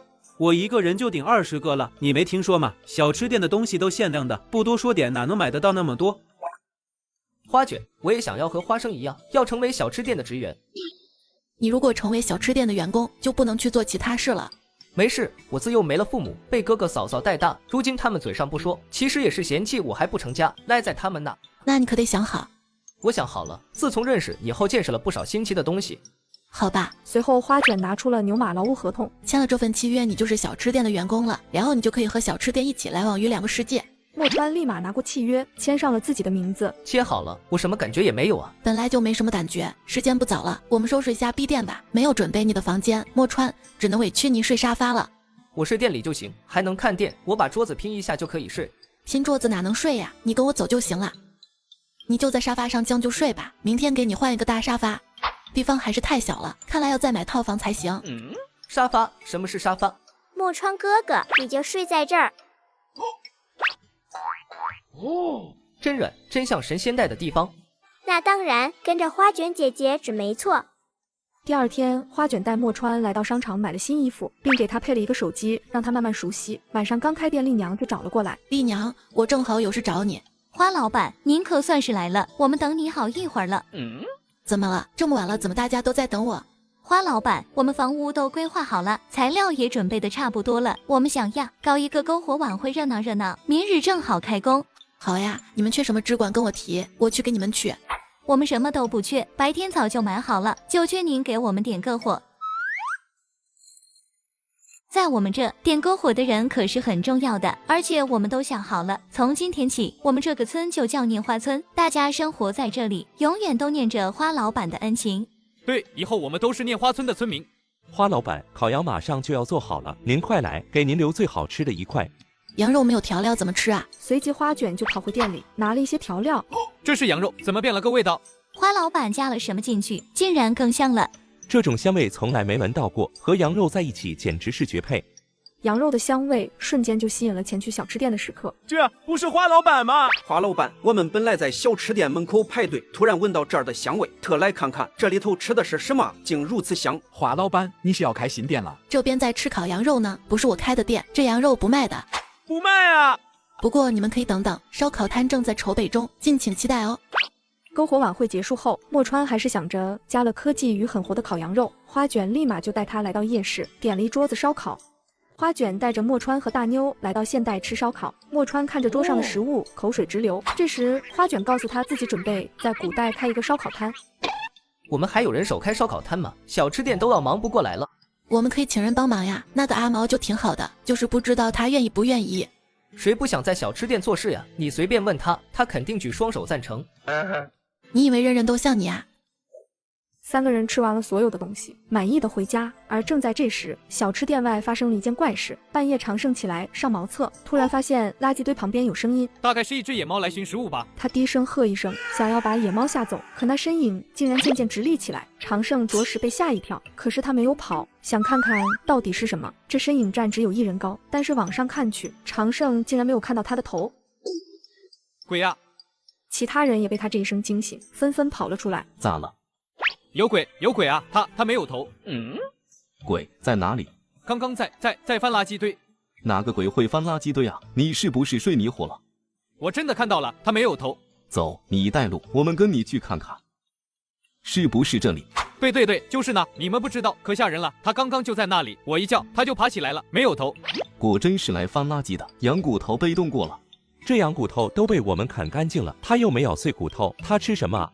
有巡逻队在，他肯定跑不远，估计躲在哪里，大家分开找找。找到了，在这里。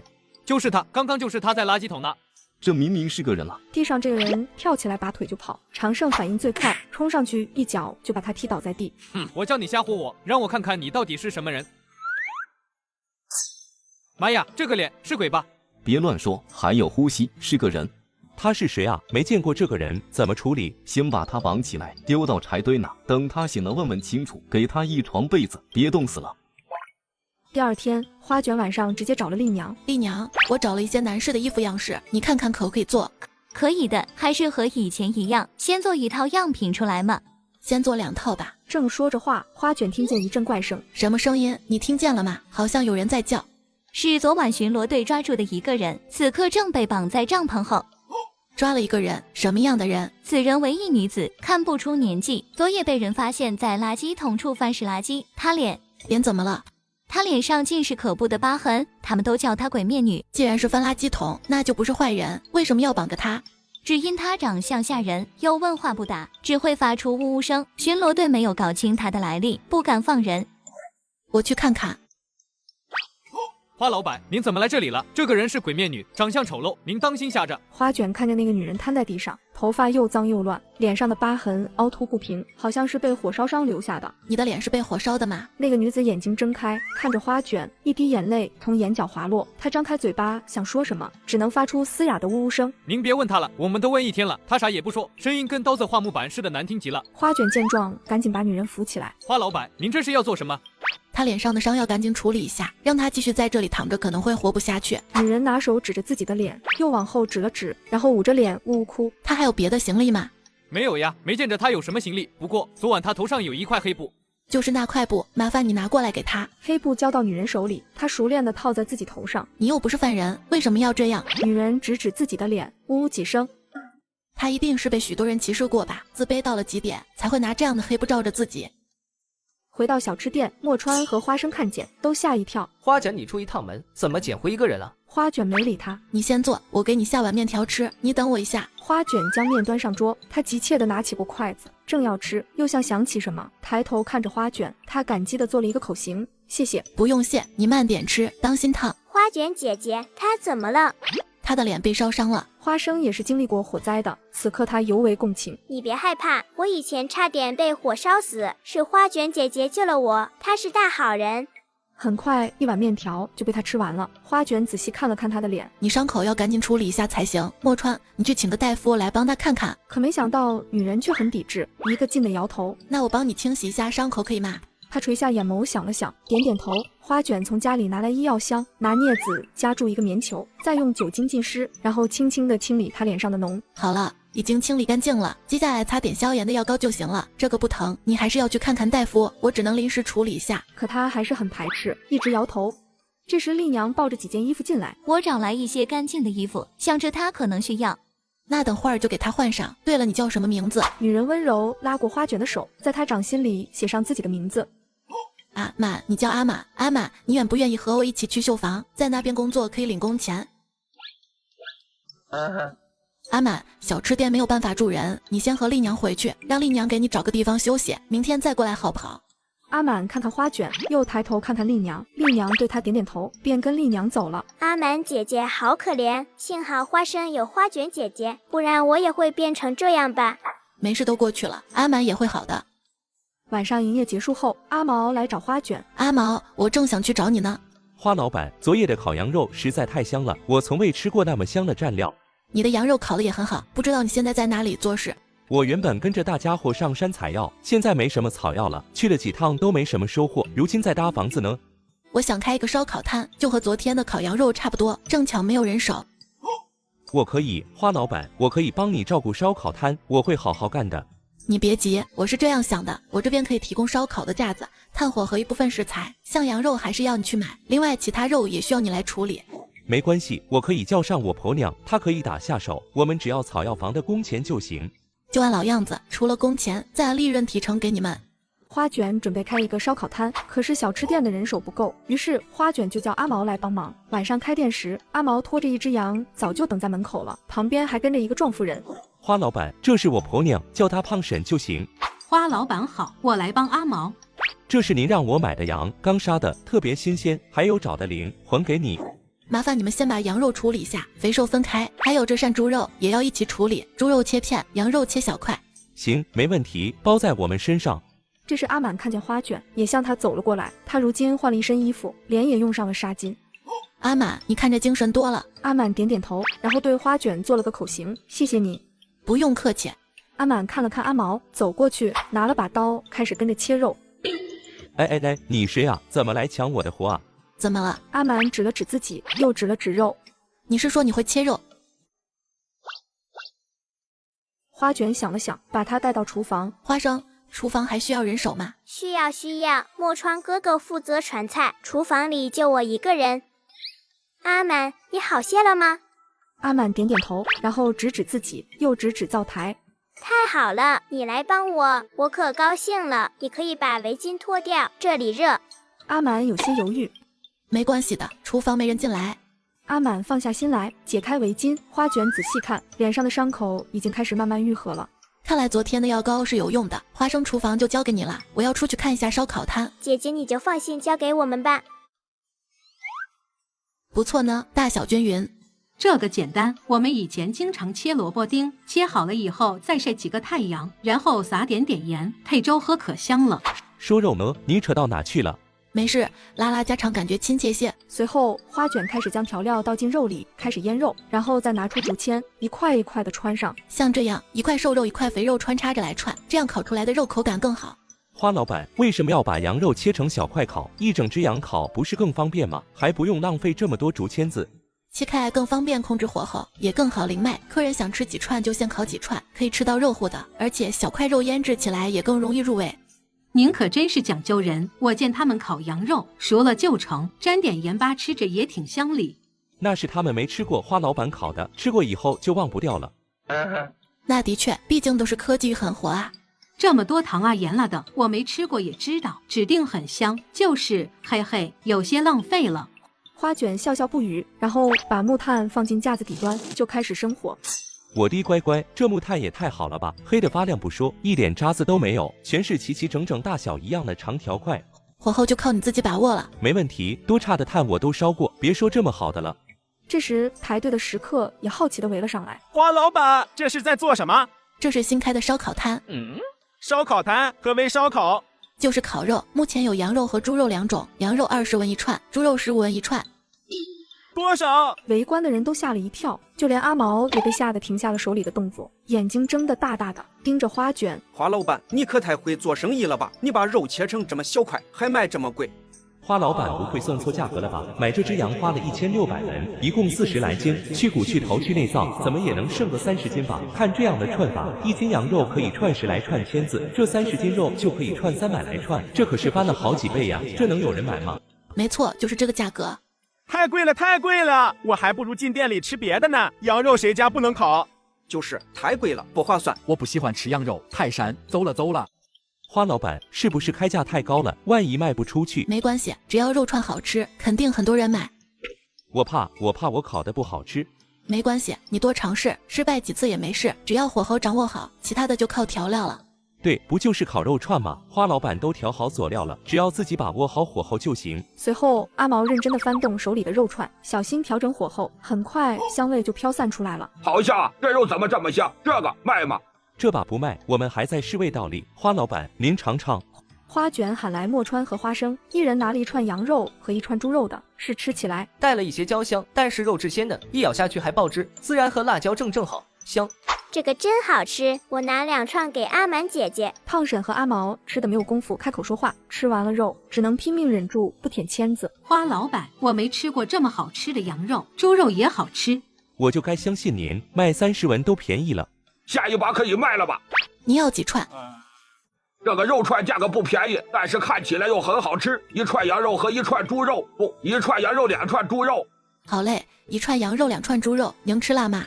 一点点辣吧。好的，微辣，一共50文。花卷清晰抱着，胖婶在一旁仔细听，记下来要问的细节。以后阿毛烤串，他就要负责记单子了。如果没有客人，多出的肉串可以放在架子最边上，没有什么火的地方，等有人了再拿过来重新加热也可以。客官，您的肉串请拿好。客人接过肉串，转身离开，没走2步就被人拦下了。兄台，你快些尝尝，看看这烧烤是否真的那么好吃。你倒是说话呀，味道怎样？这位兄台，你莫不是吃啥了？太好吃了，原来肉也能做得如此美味。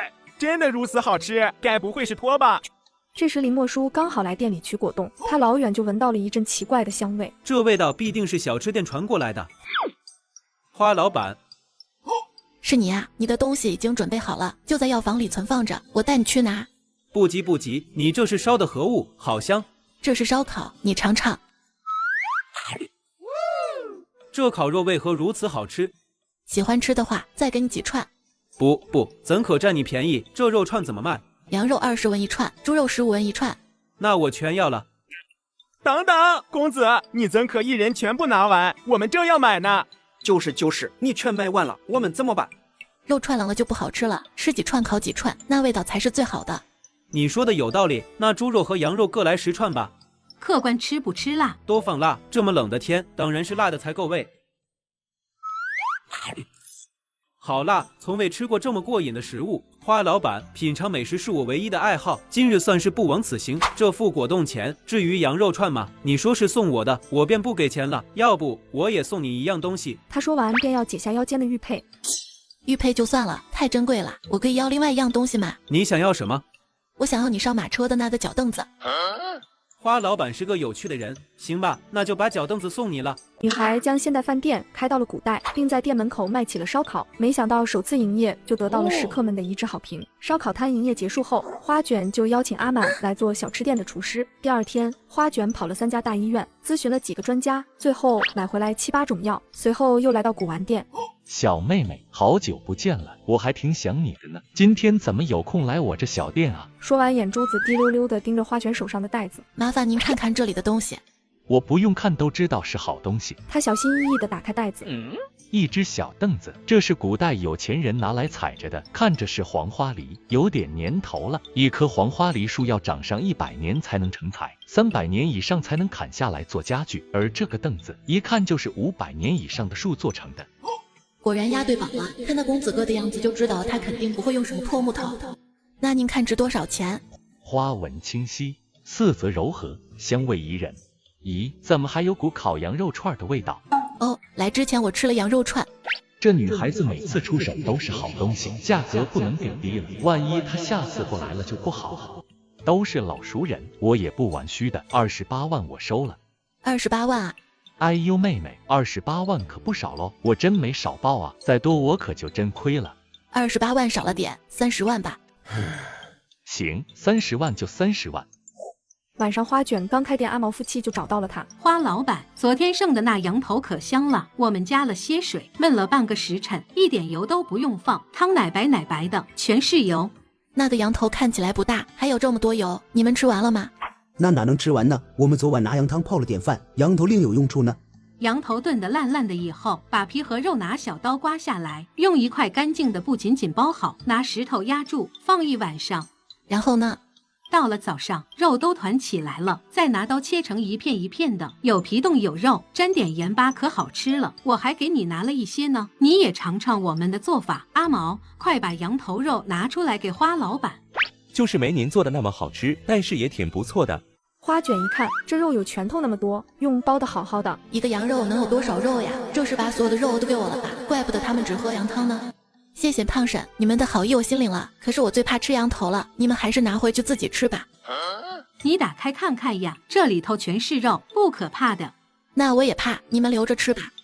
烧烤摊摆好，马上就来了一批人排队。花老板，昨天我的话说得太满，您家的肉真值这么多钱，太好吃了。那当然，小吃店出品必属精品。你来了，今天还吃烧烤吗？我请客。我有钱，不用你请。那可不一样，这是一份心意。可是那脚凳特别合花老板的心意。对呀，没想到你竟然拿黄花梨垫脚。这木头我府中多的是，倒是果冻、烧烤这类美味，人间难得一品啊。对你来说，普通的东西在我这就是珍品，而我这儿常见的东西，你却视之为宝藏，倒也是公平。阿毛，给这位公子烤20串羊肉串和20串五花肉，算我账上。随后，花卷来到了建设村子的地方。老伯，你们为什么先建绣房啊？大家商量过了，先把绣房盖起来，然后再盖住的屋子，毕竟挣钱要紧。那你们吃饭了吗？吃了，中午就吃过了。我们身上带着馍馍呢，饿了就啃嘛，省时间不耽误事。那怎么行？这都是体力活，不吃饱怎么蛋？花卷回到店里，让阿满炒了一大锅蛋炒饭，叫莫川给他们送去。各位叔伯兄弟，花老板让我给大家送点吃的，大家先歇会儿，吃饱了才有力气干活呀。花老板客气了，我们都带着吃食呢。我们盖楼不是为了要花老板给我们吃的，我们就是为了报答他，而且绣房也给村里女人活干，他这样我们都不好意思了。花卷这个人就是这样，你们帮他盖绣房还能让你们乐着，就安心吃吧。莫川兄弟，这桶里的是啥？蛋炒饭。乖乖，用鸡蛋炒的米饭啊，怪不得这么香呢。早就听大家说花老板的手艺好，今天终于尝到了。花老板手艺当然好，只是今天的蛋炒饭不是他做的，是阿满做的。阿满是谁？听说那个花老板收留了鬼面女，如今他正在小吃店里做事呢。阿满是鬼面女？哼，你们别老是鬼面女，鬼面女的叫，她有名字，而且她的脸是被烧伤的。说完便走了。村民们，你看看我，我看看你，虽然嘴上不说，心里对阿满有了一丝愧疚。莫川回到店里，就对上阿满急切的目光。他们都很喜欢吃，全都吃光了。这时花卷正在店门口和客人介绍烧烤，赵之周走了过来。花老板，别来无恙了。赵之周来我们这儿有何贵干？朝中礼部侍郎与我有同袍之意，近日他母亲突发恶疾，倒床不起。知州大人，我不是医生，吃的东西也不能治病，你跟我说这个，我也没办法呀。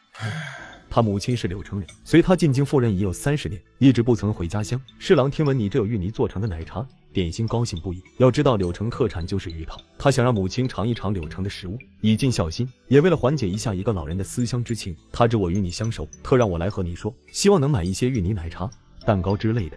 就这样，他完全可以派个小厮来买就行，何必辛苦您跑一趟？的确不止如此，芋头并不常见，他离开家乡30年都没有再见过，可是您的店里却有，所以他猜测您应该和他是同乡，所以想请您为他母亲做一桌柳城菜。这可难倒我了，我和柳城是八竿子都打不着的关系，我听过最多关于柳城的食物只有螺蛳粉了。要不我试一下，明晚让他派人来我店里取吧。赵之周听花卷这么一说，高兴了，他留下10两银子作为定金，就急匆匆回去告诉他的老朋友去了。花卷收好银子，一抬头就看见陆明礼在看着他。陆将军，你今天怎么有空来呀？我最近一直待在京城，与皇上商议战事，好不容易有空，就过来看看。你还会做柳城菜吗？我不会呀。那你方才怎么一口答应？他说要一桌柳城菜，没说一定要我做呀。你要请他人来做？不，我直接去柳城打包，保证地道。你去柳城1日之内便可往返。我们有飞机，从天上飞过去，1个半时辰就能到。未来竟然如此便捷，若是打仗，岂不是连人带粮草1日之内便能到战场？第二天，花卷一大早就起来，简单收拾一下，就飞往柳城。花卷为了让病危的老人吃一口家乡菜，直接坐着飞机到了柳城，买了一些当地的特色菜。回到古代就立即叫人送去，菜刚送到侍郎府，老人就醒了。这不是柳城菜的味道吗？儿呀儿呀！娘，您怎么坐起来了？我好像闻到了什么味道，是不是我的幻觉？娘，不是幻觉，我还没来得及告诉您，我买到了柳城菜，小厨房在给您热呢，一会就端过来。老夫人情绪有些激动，眼睛望向门口，不再说话了。你快去催催。一会儿菜就上齐了，老夫人起床不便，就让儿子一碗一碗端到床前。这是酸笋的味道，让我尝尝。这是酸笋炒牛肉，但是大夫交代了，您不能吃这些，您就闻一闻吧。你尝尝，你吃一口告诉我，是不是小时候的味道？礼部侍郎应下，拿起筷子夹了一块放进嘴里，酸酸的，脆脆的，就是小时候的味道。有没有我过去腌的那么好吃？没有您腌的好吃。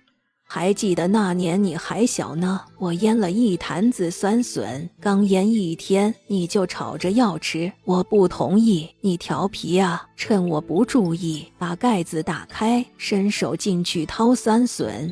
我那时不懂事，您还记着呢，酸笋那时还没腌好，我当时尝了一口就吐了，怕您发现，没敢告诉您，把盖子原封不动盖好了。这哪是能瞒住的？你那手沾了别的水，这一掏可不得了。等我打开盖子，里面都长白毛了。我一生气就拿竹条抽了你一顿。说着说着，老夫人笑了起来，礼部侍郎也跟着笑了。当时把你的手背都抽肿了，我又后悔，你的手是要拿笔写字的呀，被我抽成那样，2天才好，你可怨我？不怨，儿子从未怨过母亲。若非母亲节衣缩食、克勤克俭供我读书，哪里有儿子的今天？对了，你看看还有什么菜，再端来我闻闻。好，还有好几个菜呢，儿子一样一样端来给您。他走到桌子处，一眼就看见田螺鸭脚包。母亲，这有田螺，您可还记得小时候我常常去地里摸田螺，回家您就帮我炒一锅，比牛肉还香。他端上菜回头，发现母亲面带微笑，已经合上双眼，心中有一种不好的预感。他急忙放下锅，冲上前去一探呼吸。娘，您怎么就这样走了？悲伤之余，他又无比庆幸自己能在母亲离世之前圆了他一个念想。这晚，赵之周受礼部侍郎之托，把尾款送给花卷，同时他还带来了一样东西。花老板，我看你在这附近要开绣坊，我把地契给你送来了。谢谢赵之周。花老板客气了，此地原本就是荒芜之地，现在热闹繁华起来了，实际上全是花老板的功劳。现在店里有华生他们3人，我不用被困在厨房了，正好可以再琢磨琢磨，做点别的事。外边绣坊盖了几天，阿满就为他们做了几天的饭。有些个村民白天开荒，晚上就过来盖屋子，再吃得饱饱的回家。几天下来，一个个面色红润，完全不像劳累了一天的样子，以至于家里有婆娘的都怀疑自家相公是不是在外面有相好的了。好啊，老娘在家里辛辛苦苦，白天才一晚上做饭，你倒好，在外面鬼混是吧？冤枉啊！我天天和村里人在一起开荒盖楼，你从哪听来的乱七八糟的东西？你要不是在外头鬼混，你咋天天这好气色？不是你想的那样，我们气色好是因为这几天都是吃的花老板送来的食物。感情你们天天在外面有免费的美食啊？对呀，阿满做的饭可好吃了。阿满？谁是阿满？就是那天晚上我们抓住的女孩子。什么？是那个鬼面女做的饭？没想到她不会说话，手艺还不错。你可别再这么叫她了，人家有名字，也是个可怜的人。然后把阿满身世一说，惹得他不住的擦眼泪。你瞧瞧你，我还没说啥呢，你咋就哭成这样了？他太可怜了，我们逃难还有个家人朋友一起，他一个人逃这么远，还在垃圾桶里捡东西吃。对了，你是不是还打过他？我那时候不是不知道吗？我还以为是鬼呢。不行，我明天要去跟他好好道个歉，你也要去，跟我一起。不是，为啥？我一个大老爷们，又不是故意的，我干嘛道歉啊？哼，你去不去？我去还不行吗？随后夫妻二人和一些村民就来了小吃店。你们找谁？花老板，我们找阿满姑娘。你们找她有什么事吗？我可以代为转告。我就是这。哎呀，我来说，花老板，我们想向阿满姑娘道个歉。我男人他不好意思开口，是这样，我们以前骂过他，我男人还踢过他，我们想当面道个歉，还要谢谢他每日为这群臭男人炒饭。这样啊，我进去问问他。你们等等啊。阿满，外面有些村民找你。阿满眉头一皱，反射性的往后躲。你不要害怕，他们找你有2件事。第一件事是他们想告诉你，你做的饭特别好吃，他们都很喜欢。还有一件事是，他们想为之前对你做的事道歉。这么精彩的视频，当然要配一些炸鸡跟薯条，边吃边看。最近我发现闲鱼有很多的省钱神券，点击左下角上闲鱼搜省钱神券，现在还能0元抽霸王餐。我在闲鱼买了好多低价套餐，真是太省了。上闲鱼有钱花，快去闲鱼省钱吧。阿满摇摇头，表示已经不在意过去的事了。你想出去接受他们的道歉吗？他们只是为了道歉，就听他们说几句话就行。阿满想了想，指指花卷。你要我陪你一起去吗 ？OK， 没问题。阿满姑娘，我们来是向你道歉的。对，以前不该骂你，给你取那破外号，希望你不要在意。阿满姑娘，你以后中午就到我家吃饭，我中午家就我一个人，你正好教我蛋炒饭怎么做呀。听到这些话，阿满心里的石头终于放下了，他抬起头，友好的对他们笑了起来。绣房虽然还在盖，活也没停，很快男士冬衣就做好了。丽娘把2套衣服交给花卷，花卷将1套给了莫川，这套送给陆明里，可惜不知道他什么时候来，这时代又没有手机可以联系。简单呀，我知道将军府在哪，我套个马车把你送过去就行了。这时间能来得及吗？1来1回1个时辰肯定够了。你们要是还想再聊会儿别的，可就来不及了。那快抓紧时间，我们走。花卷到了将军府门口，开门的小厮一听是花卷小吃店的花老板，也不通报，直接把花卷请进去。花老板，您来的真巧，我们将军刚回府。你不用和陆将军说一声嘛，就这么让我进来了？不用，将军早有交代，若是花老板来了，直接请进去就是。可惜等了这么久，您才来。随后就把花卷带到了一个屋子里，请花老板稍等片刻，我这就去通报将军。没过一会儿，陆明礼就走了进来。花卷，你怎么来了？陆将军，这是绣房新做的冬衣，与寻常衣服不太一样。多谢，这衣服看起来很暖和。这衣服是赶制出来打样的，过几天做好了新的，我再给你送几套过去。过几日我要北上，届时为你寻几块好点的玉石，你拿去卖着玩。花卷刚回到小吃店，就看见一个女人在店门口走来走去。新街老太婆见花卷烧烤摊生意好，便叫苏儿媳妇直接到烧烤摊前卖豆腐。刘氏觉得这样不好，但架不住刘婆子的强势，最后只能找到花卷说明情况。门口的人流集中在晚上，绝大部分食客又都是为了晚饭来的，恐怕没有什么人会买豆腐。我们就是想试试，只要有人买，我这小本生意就能做下去。那你先少做一点，试试看。您放心，我先做2板出来试试看。回家后，刘氏把事情告诉她婆婆，刘婆子得意洋洋，我就说她不会有意见，你真是多此一举。那是花老板心善，换成别人肯定把摊子掀了。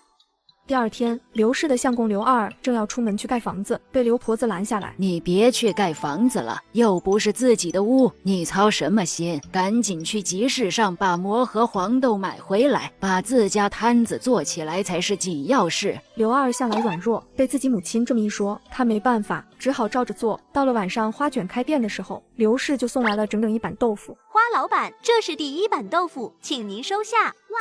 石头磨的豆腐比机子打的香多了。这么多豆腐怎么吃？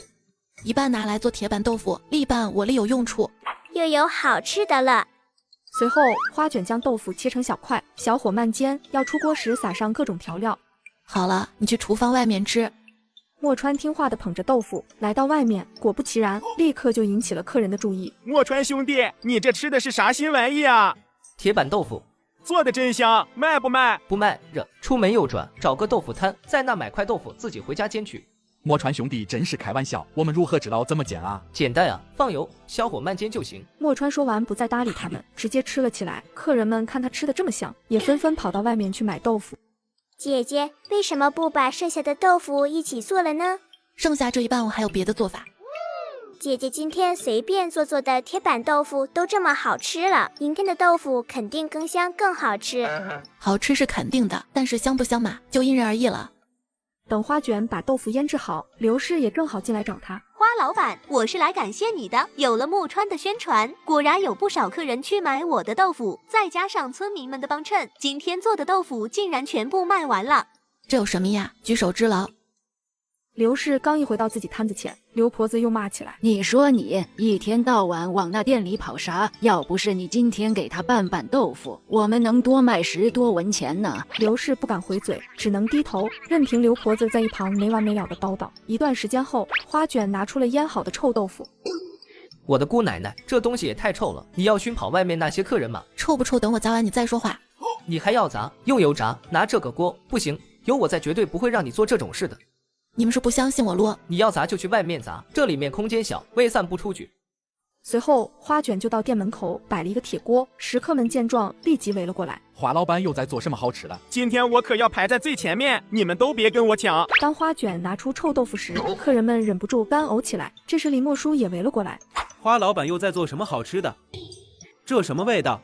这是臭豆腐，你要是闻不惯可以站远一点，等我做好了就不臭了。这是在干什么？怎么如此臭？好像谁家粪桶撒了一样。是花老板，好像在做什么豆腐？谁家豆腐这么臭啊？应该是那边的豆腐摊新开的。这话一出口，刘婆子跳了出来，破口大骂：“这才不是我们摊子上的豆腐！花老板，您自个儿说说，您这豆腐是我们摊上的吗？”大娘您先别急，豆腐的确是你们摊上的，可是你说话可要注意一点，这豆腐都臭了，怎么说是我们摊子上的呢？我儿媳妇昨日给你的豆腐明明就是刚做出来的，新鲜的很。刘婆子早就看花卷不顺眼了，自从绣房营业后，刘氏成日往那绣房跑，家务活全落她头上了。哼，你收我们家豆腐不给钱也就罢了，还诋毁我们，害得我们今天没生意，你得赔我钱。娘，您别在这闹了！你这个吃里扒外的东西，我们家刘二娶了你，简直倒8辈子霉。但你下不出来一个豆腐，你也卖不好，现在摊子名声都臭了，你是不是想饿死我大孙子？刘氏多年的委屈终于爆发了。我赚的钱全都给你，给大房了，你还想怎么样？你一定要在这么多人面前闹吗？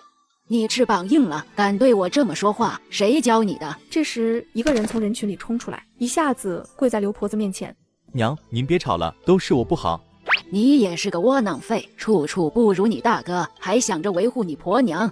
这日子我过不下去了。刘二，你要为我好，你就休了我吧，不休我就不活了。”刘二看见自己媳妇这样，也心疼，他下定决心说：“我不休你，我们分家，我们分家。”好啊，你要分家可以，但是你们什么也别想带走，而且不许摆豆腐摊，没了营生，你们要不了多久肯定会回头求我。我可以做体力活，不会饿到你的。刘氏另有想法，他转身朝花卷跪下：“花老板，我想卖这个臭的豆腐，您随便开条件，我都答应。”花卷把他扶起来：“这么臭的豆腐你也要卖？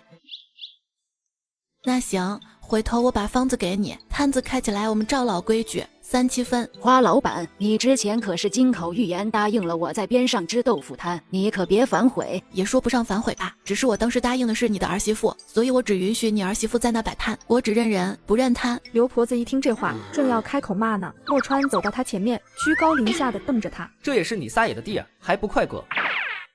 花卷将臭豆腐配方交给刘二夫妻后，夫妻两人很快就在小店外支起了摊子。很多客人没时间排队进小吃店的，便在门口买几串烧烤或者一份臭豆腐。就这样，日子平淡的过了一段时间。这天，小吃店突然来了一对夫妻，说在店里吃坏了肚子。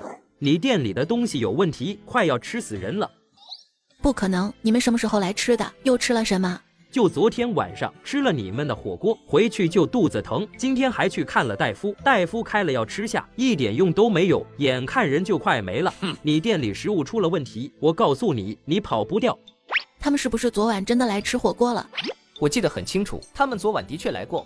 你是不是搞错了？昨天有这么多人吃了火锅，怎么就他一个人出事？你不是也吃了吗？对呀，我们昨晚也吃了，什么事都没有，怎么就独独你婆娘病倒了？你们是不是想讹钱啊？你们都是一伙的，如今我婆娘躺在板子上，你们还在污蔑人，我是来讨个说法，不是听你狡辩的。如今闹成这样，我婆娘也快不行了，你说怎么办？他情绪有些失控，往前走了2步，瞪着眼睛看花卷。莫川把他往后一推：“你好好说话，站远点。”哼。你们欺人太甚，我婆娘都要不行了，她若是走了，我不会放过你们的。如果是我们店的食物出现问题，我一定会负责到底。但是你也看见了，这么多人吃了都没事，这就说明跟火锅毫无关系。那是怎么回事？我该怎么办？他昨天还吃了什么？没有吃什么了。2人吃了同一份食物，一人出事，这是不可能的事。可是看这个男人也不像说谎，问他也问不出什么东西来。于是花卷蹲下问女人：“你昨晚还吃了什么？”“是柿饼。”他说他还吃了柿饼。对，家里晾的柿饼没了。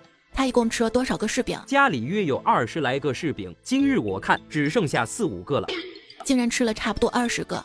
前日他见柿饼快起霉，可能怕浪费，就多吃了些。那大夫怎么说？大夫说他是体内湿热浊邪运结不散，形成东西阻碍气血运行。他是吃这么多柿子，难道是胃结石？胃结石是什么？是一种病吗？听名字是胃里长了石头啊。是啊，柿子很难消化，吃到胃里就会团成团，变成石头状的东西。这可怎么治？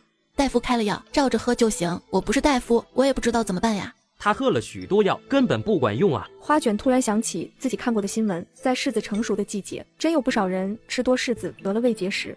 我记得新闻里医生提示，多喝可乐可以溶解一部分石头，快速缓解疼痛。我这里有个偏方，你要试试吗？您愿意帮助我们，我们已经走投无路了，什么方法都愿意一试。随后花卷拿出一瓶大可乐，让他喝这个，多喝。男人听到花卷的话后，拿起可乐瓶就往女人嘴里送，不一会儿女人就面色就好了一些。现在感觉怎么样？感觉肚子没这么痛了。先别急着高兴，还是去看看大夫稳妥些。花老板，您看这药和诊金是多少？我不是大夫，不收诊金，这也不是药，你就付个甜品钱吧。男人付完钱后，带着媳妇高高兴兴地离开了。其他食客看见这一幕，也是感到神奇。这甜汤真是神奇啊，能治胃痛。何止？你看那妇人都快不行了，这是起死回生的药啊！花老板，你这个灵丹妙药可以卖给我一些吗？我也买一些，放在家中以防万一。这不是药，只是饮料，刚才只是偶尔对症，可不能当药喝啊。这不是那个快乐肥宅水吗？真能治病。可乐里面含有一种东西，能快速和胃里石头中和，发生反应溶解，胃疼就自然缓解了。莫川听得似懂非懂，皱起眉头，努力理解花卷的话。刚回到厨房，花卷就看花生崇拜的目光。姐姐你还会治病，太厉害了。那不是治病，只是一个小偏方。对了，爷爷今天送来了一大箩筐青菜、莴笋和土豆，一个晚上竟然都消耗的差不多了。你爷爷那还有什么蔬菜？以后都一起送来。爷爷还担心送多了吃不完呢，没想到一会功夫就卖完了。我和阿满姐姐一直在切菜都没停过。对了，现在河边好多螺丝呢，我上次回家还看见我小弟在河里摸螺丝。让他多摸一些送来，有多少我买多少，我们做爆炒螺丝吃。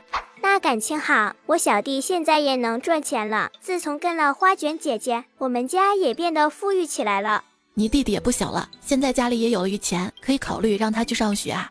爷爷也是这么说呢，等春耕过了就去找学堂。我们村里没有私塾，城里的学堂又不收我们，最近的私塾要走5里地呢。这时代的人上学真的很难。要不这样吧，先去那边私塾问问，好的话就买个牛车过去也方便，实在不行就等以后我再开办一个花卷小学堂，让诸位村民的孩子都来上学。花生点点头，默默记下花卷的话，回家再转述给爷爷。几天后，花生的小弟果然带了一篓螺丝和一些河虾。个头还不小，看样子能炒7、8盘呢。花卷给了小弟30文钱，小弟也挺腼腆，接过钱话也不敢多说一句，崩了2个字谢谢，然后迅速跑走了。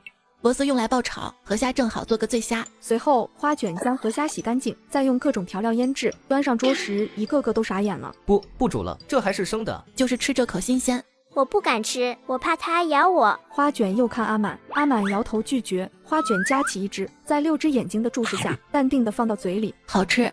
你还真吃了，这真的能吃吗？墨川，你尝尝，你不是说我做的菜都好吃吗？那前提是真的菜啊，这就是一盘活虾，它根本就不是菜。趁着墨川说话的功夫，花卷夹着一只虾，直接塞入墨川口中，真香。你不去学变脸，真是变脸界的损失，吃个虾跟要你命一样。随后花卷又端出螺丝，几人咔咔就是炫。这螺肉丰腴细腻，味道鲜美，给我一盆，我能嗦一整个晚上。对了，我爷爷去私塾找老师，听说那个孙子进了大虫，叼走了一个人呢。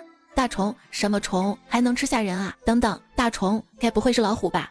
就是长得很大的，脑壳上还有个王字。天气暖和，山上的雪化了，它下来找吃的呢。现在房子还没有搭好，只有帐篷，万一老虎顺着路过来，那不就是吃自助餐了吗？特别是阿毛家，如今在做烧烤生意，听他说囤了一些羊肉，就怕老虎闻着味找过来。于是第2天花卷就找到阿毛，听说远一点的村子进大虫了。可不是嘛，怪吓人的，听说叼走了一个人呢。城里都知道了，那大虫的头啊，据说比井口还大。想办法去弄几只狗吧，我出钱，你帮我买。花老板，这村里哪有狗卖啊？再说老虎真要是来了，狗也不管用吧？如果有大虫进村，狗能弄出点动静提醒大家。你明天去城里看看，多买几只，挑机灵的买，给巡逻队也配上。隔壁村出现老虎，花卷为了村民的安全，便让阿毛去买几只狗当警报器。阿毛来到城里，就遇到了猎户吴清。当知道是花卷要买狗后，他就带着狗和阿毛一起回到了小吃店。猎户大哥，是你啊，今天多谢你的狗了。我听说是花老板你要买狗，我就和阿毛一起过来了。没办法，隔壁村出现大虫，买几只狗多一个警觉。这山上的确有大虫，我听我爷爷说过，不过这么多年来，从未见他们下过山。毕竟山上吃的不少，不知道怎么就跑下来了。不管怎么样，你们一定要注意安全，遇见了千万不要尖声喊叫，更加不要转身跑，面朝着他慢慢后退，到他看不见的地方再跑。您放心，我一会儿就告诉大家。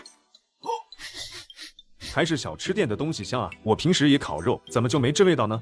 吴大哥，这你就问到了，都是花老板调配的佐料香啊，蘸鞋底都好吃。你喜欢的话，我一会给你装一些佐料，你带回去，你烤好了肉蘸着就行。那就谢谢花老板了。晚上老虎比预想中来的要快，幸好买了狗，在几声狗叫后，村民纷纷跑了出来。一村民只因站得太过靠前，老虎抓伤他就跑了。第2天这事便传到城里。晚上花卷一开门，陆明礼就走了进来。陆将军，你怎么来了？昨夜大虫袭村，有1人受伤，如今百姓惶惶，不敢再来了。什么？老虎真的来了？你莫急，我已加派人手在附近巡视，也命人在附近点燃艾草，他今日应该不敢再来了。希望这个办法管用。这只是权宜之计，就怕昨夜惹怒了他，他会再来。而且他在回山的路上又叼走了一个人，烧艾草之法不知管用否？今晚要格外当心，你也不要出门了。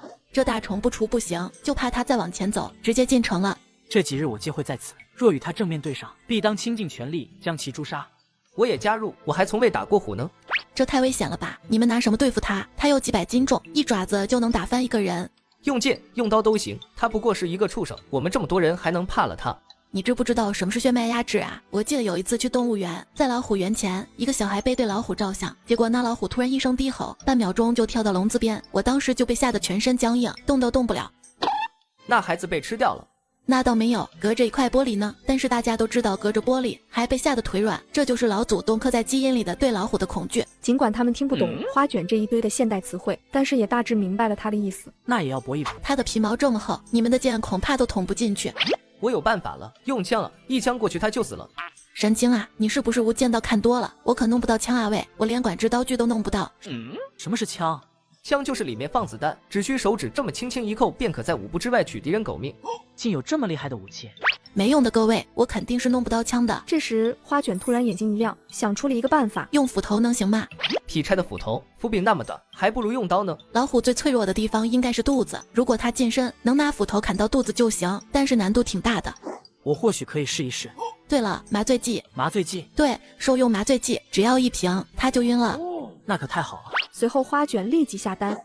第二天，陆明里晚上带一队清兵和巡逻队一起巡防，花卷就在厨房做起了羊肉汤面。外面巡视的兵士每次路过小吃店，都会被香味勾得忍不住咽口水。花老板到底在做什么？怎么如此香？是为将军做的菜吗？听说花老板的厨艺十分了得。从没有这么羡慕将军。你说会不会也有我们的份？别想了，我们怎么有资格和将军吃一样的东西？听说上次花老板就给送物资的那队拿了馅饼，可好吃了。我们能吃馅饼也行啊。这时副将郭震走到这两个小兵身边，你们两个在这说什么呢？仔细巡防。这时花卷走了出来，对郭震叫道：“那位将军，是叫我吗？请问将军，请问陆将军在哪？”陆将军在前边村口盯着，您可是要找他有事？天气寒冷，我备了一些羊汤面，你们轮流进来吃一些吧。太好了，有羊汤面。花老板，劳烦了，那我去安排一下，还请您准备一些面条，我给将军送去。已经准备好了。这汤面为何不装在一起？这样分开放，面条就不会吸太多汤汁，变得软烂，失去口感。到时候你让将军把面条倒进汤盒里，拌匀了吃就行。好的，我这就去。郭震刚找到了陆明里，陆明里就发现了地上的脚印，这里有蹊跷，你看这像不像大虫的足印？果然是大虫的足印，不过看着很旺。大虫可能来过，曾在这里徘徊。这大虫也太大胆了，这么多火把，还有这么多人，他竟然还敢来！必须加紧巡防，通知下去，大家都机警一点。将军，吃点面条吧，是花老板让我给您送来的。放着吧，我等会儿吃。这时狗吠声此起彼伏，有人喊：“是大虫，大虫进村了！”你去看看，务必注意安全，我即刻就来。随后，陆明里来到小吃店，对着小吃店里面的花卷几人喊道：“大虫来了，你们别出来！”说完就向村口跑去。陆明里赶到村口时，只见一只斑斓大虎立在中央，周围村民们拿着火把围坐一圈，却无人敢上前。老虎似乎感受到威胁，不敢发起进攻。两边对峙了一会儿，老虎慢慢转身向村外走去，消失在黑暗之中。此时，所有人都松了口气，但心里担忧却不减。陆明里叫众人继续巡逻后，就来到了小吃店。老虎呢？赶走了吗？暂时是被吓跑了，但我担心这只大虫怕是不会善罢甘休。为什么这么说？他看我们村子人多，也许就不敢来了。今日他先踩点，又越过火堆，不知村子里有什么吸引了，只怕很快火把也不能赶走他了。没关系，明天斧头和麻醉剂都能到，如果他再来就有办法对付他了。第二天，斧头和麻醉剂如期而至，大家纷纷围拢过来，看着崭新的武器和药剂，十分新奇。这个配套来的有50个麻醉针枪，只需用嘴巴一吹，带着麻醉剂针头就能飞出去。先用这个把老虎放倒，再用斧子就行了。陆明里立即点了20个眼神好的小兵，一人发了一支针枪，让他们趁老虎没来赶紧练习。又另外点了5个身手敏捷的，一人发了一把斧头。麻醉后就要近身搏斗了。入夜，大家严阵以待。果然，那只老虎再次出现了。当老虎靠近时，拿着针枪的小兵们率先出击，朝着老虎吹射出麻醉针，命中老虎后，众人立即拿出刀防御。没过一会儿，老虎晕乎乎地发起进攻。在老虎跳起来之时，陆明里举起斧头，一个后仰，锋利的斧头从老虎腹部划过。花卷用麻醉剂帮助陆明里斩杀老虎。当陆明里将老虎抬到花卷面前时，花卷立即拍起了彩虹屁。你夸人都这么直接吗？我说的是实话呀，你文能通晓政事，武能打老虎，文武双全呢。我不光要夸，我还要使劲夸。时间不早了，我先回城去，改日再听你慢慢夸。还有一事，这些斧子和剩余的麻醉剂，你可还要？不要了，都送给你吧。银两对你无用，这手镯你拿去卖了换钱吧。哇，这肯定能值不少钱，谢谢陆大将军。这是报酬，无需言谢。我明日白天将带人上山寻觅一番，查看是否还有其余大虫，设法将其驱离至深山，以防他们再次下山作乱。那你一定注意安全，山脚下有一个猎户，他对山路比较熟悉，你可以请他帮忙。第二日一早，老虎的尸首被架在城门口。我的乖乖，这大虫竟然这么大！要么怎么叫大虫嘞？听说陆将军昨晚临危不惧，带领一支骑兵，只用半个时辰便诛杀了他。陆将军果然威武，遇到这种事，府衙的人可指望不上。他们抓贼人还成，遇到这庞然大物，定然吓得走不动道。终于又可以去花卷小吃店了。另一边，陆明里带着昨夜那支小队到山脚下，找到吴清，一起往深山中去。大虫多在清晨和黄昏捕食，白天潜伏，山里食物多。若没有人惊动它，它很少下山。若它是公的，那必然还会有母大虫在附近。昨夜那只老虎的确是公的，进山之后务必谨慎，或许仍有母虎潜伏。陆将军，您看这树上有爪印，我们离大虫的窝不远了。老虎会在自己的栖息地附近用爪印标记地盘，大家一定要安静，不要发出声音惊动了老虎。这里离村民的居住地比较远了，我们的目的是确认一共有几只老虎，不要引起冲突。随后一行人沿着爪印继续往前，终于在一棵粗壮无比的树底下看见了一只体型庞大的母虎和2只小虎崽。母虎发现有人类靠近，狂笑一声，把小虎崽护在身后，然后恶狠狠地盯着他们。陆明礼见状做出手势，指挥大家缓慢离开。看来是一窝大虫，死了1只，还剩下3只。你记好地点，和村民说，以后莫要再往后山来了。这么远的地方，我们本来也不会来，不知怎么那只大虫会下山，也许是走错了路。这地方确实远，今天走的我体力都透支了。那你该锻炼锻炼了。将军有什么好的方法吗？可以用了这个天天跳绳案，采用 AI 体感飞科技，把客厅变成燃脂游乐场，在家就能玩转火爆全网的3D 吃豆人游戏，上下左右暴汗闪避，顺序吃豆融合玩法手动上，还有上百款体感运动。大学生、小学生都能玩到停不下来，手机摄像头秒变体感神器，不用购买手柄和主机，只需手机下载就能全部免费畅玩。快叫上小伙伴一起下载天天跳绳体验吧！晚上，品香斋的东家上官老爷来到了小吃店，他开门见山地对花卷说：“听闻你这昨夜来了只大虫，你可知他为什么来？”不知道呀，我们也在纳闷。我可以告诉你原因，但是你得答应我一件事。一件事，我能做到吗？全国上下只有你能做到了。既然能做到，那你开口吧。你指我最爱新奇的食物，上次的帝王蟹让我记忆犹新啊。那你的意思是想再买1只？同样的东西是第2次就没意思了。我想你这肯定还有其他的好东西，必须是我没吃过的，有新意的，我愿意出高价。没问题，这件事好办。老虎下山的原因是今夜城里有人在拍卖小虎崽，那老虎可能是闻着孩子的味道而来，想找回孩子。怪不得那只老虎出现的那么蹊跷，原来是爱子心切。拜托上官老爷去打听小虎崽的下落，我愿意出高价买下。花老板，你别怪我，我可爱莫能助了。据说是经理来的人，他对虎崽势在必得，早就挨家挨户打电好了，不许跟他争，我可不能坏了规矩。他要小老虎干什么？拿去当宠物吗？当宠物，他要拿虎骨泡酒呢。据说虎骨酒可以壮阳补肾健骨。壮阳补肾健骨的药材多的是，为什么要杀死一只小老虎？虎崽稀奇百，越少见的东西啊，越有用。这个忙我是帮不上了。你不是认识陆将军吗？你问问他吧。我的消息带到，你可要记得答应我的事啊。于是陆明礼一下山，花卷便告诉了他这个消息。你的意思是买下那只虎崽？对，我把它买下，然后放归山林，这样母虎也不会下山了。我去查探一番，看看究竟是谁预购虎崽。若是熟人，我自当请他卖我一个面子；若是素不相识之人，你也无需忧心，我会另寻他人相助。谢谢你。除此之外，如果他要泡酒壮阳，还有其他的药材呀，我可以弄到海马，药效也差不多。谁跟你说什么壮？你一个姑娘家，怎可对你讲这些？海马是何物？你没见过吗？海里的一种动物。我从未见过，此处离海甚远，若把消息放出去，想必也会备受瞩目。那就拜托你了，我愿意出高价买下小老虎，并且额外附送10根海马，不20根，但是小老虎必须是活的。交给我吧，明日便能给你答复。第2天，通过多方探寻，陆明礼终于找到了富商。陆将军，我知晓您英勇非凡，且深受圣上器重。然而我可没触犯律法，您可不能行那强买之事啊！此乃稀世珍宝，我还指望他给我赚大钱呢。我自不会行强迫之事。既然你的目的是赚钱，那你买来多少，我出双倍价格，不会叫你吃亏。另外，我还可赠予你另一件稀奇之物。陆将军不妨说说是怎样的稀奇之物？大虫只需到山里冒点险便可拿到，可我这有一物，长于深海之中，形似马匹，却只有1指长，且与那虎骨一样，皆具有壮阳之效。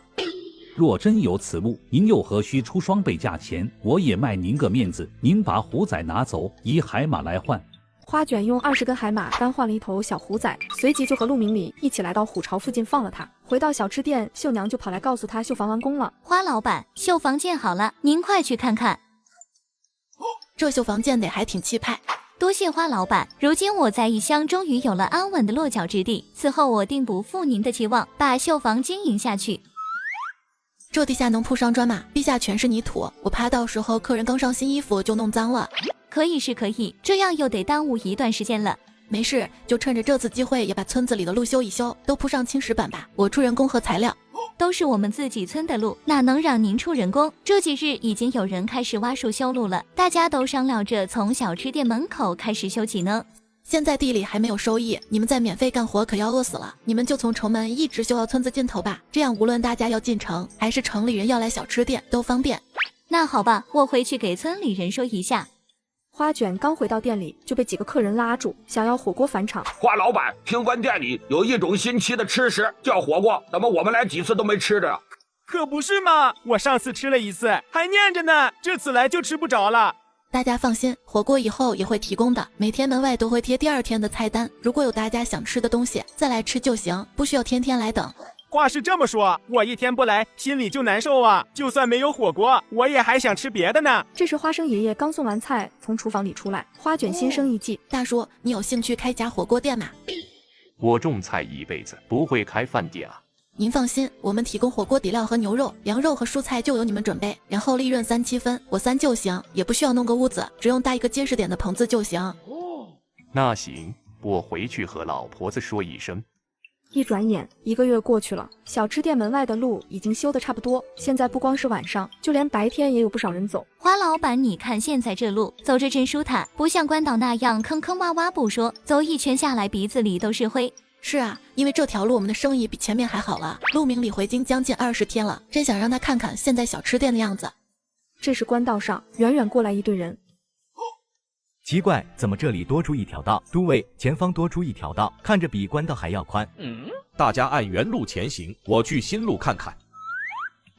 竟然铺着石板，谁会在城外荒郊野岭铺石板？这是多大的手笔啊！我才多久没回京，怎么会有如此大的变化？他带着疑问慢慢往前走，更大的疑问出现了：这哪是荒郊野岭？这怎么凭空冒出一个村落？面花村，这字有点眼熟啊，怎么与自己那徒弟陆明里的字迹如出一辙？客人是要去小吃店吗？您顺着这条路直向下去，最繁华之处就是了。太多的疑惑让都尉两人有一时的迟疑。都尉，这大晚上的这条青石板路不会是通向那阎王殿吧？瞎说什么？没听村民说这条路的前方是个小吃店？兴许小吃店是那阎王殿的化名，小吃店店主便是那阎王老子。走，是人是鬼，我们一探便知。都尉，我去看看那边都卖些何物。兄台，请问这边在排队买什么？烧烤呗，可香啊！烧烤不就是烤肉吗？自己在边疆经常烤着吃，都要吃腻了。这烧烤可不一般，你不尝尝莫把话说的那么糟。算了，来都来了，排队试一试。若你还要进小吃店吃东西，就只需要排小吃店门口那个队伍就行，再嘱咐一下摊主，他们会给你送到座位上。嚯，那边队伍长得快没边了，都尉还在等着我呢，可没有时间进店吃。听说今日店了提供烤鱼，我刚刚去瞄了一眼，一个大铁盘里有整整一大条鱼，还有各式各样的配菜，再吃上一口大米饭，白提多香啊！竟还有大米饭，我好久都没有正儿八经的吃一顿饭了。可不是吗？自小吃店开门营业以来，日日提供大米饭，简直是神仙般的地方。那你咋不去吃？太贵了，我们普通人哪能天天去那吃？好在门口这些小摊子味道也很好。哦，对了，你一会记得也要去尝尝那边的臭豆腐，香得很，记得要加香菜，能吃辣一定要多放辣。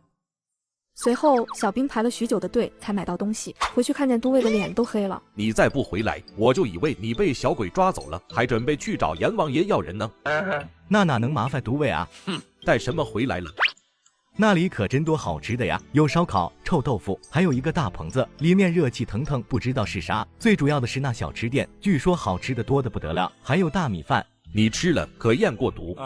卖的人可多了，不会有毒的吧？我平日都怎么教你们的，竟如此大意？万一是黑店呢？你这条小命不就这样交代了？走，我亲自去看看。都尉，就是这个小店，极其特别。你这二人为何不排队呀？别说话了，你没看他腰间的叠鞋带，他只收3品。这位客人，我们店需要排队，麻烦出去取号好吗？我不是来吃饭的，只是有事想要问你。我从未见过您，不知道你有什么问题。莫川从厨房出来，见到来人吓了一跳，以他的级别是没有见过都尉的，但是他认出了他的腰带。请问你有何事？你们认识？我认得这妖风了，看着有3品了。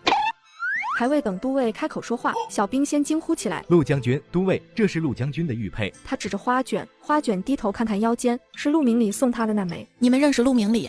这是秦都尉，也是陆将军的师傅。抱歉，多有得罪，请跟我到楼上包厢吧。花卷将小吃店附近的路都铺上了青石砖，没想到这却引起了陆明里师傅的注意。花卷见来人是陆明里师傅，当即把他请入了包间。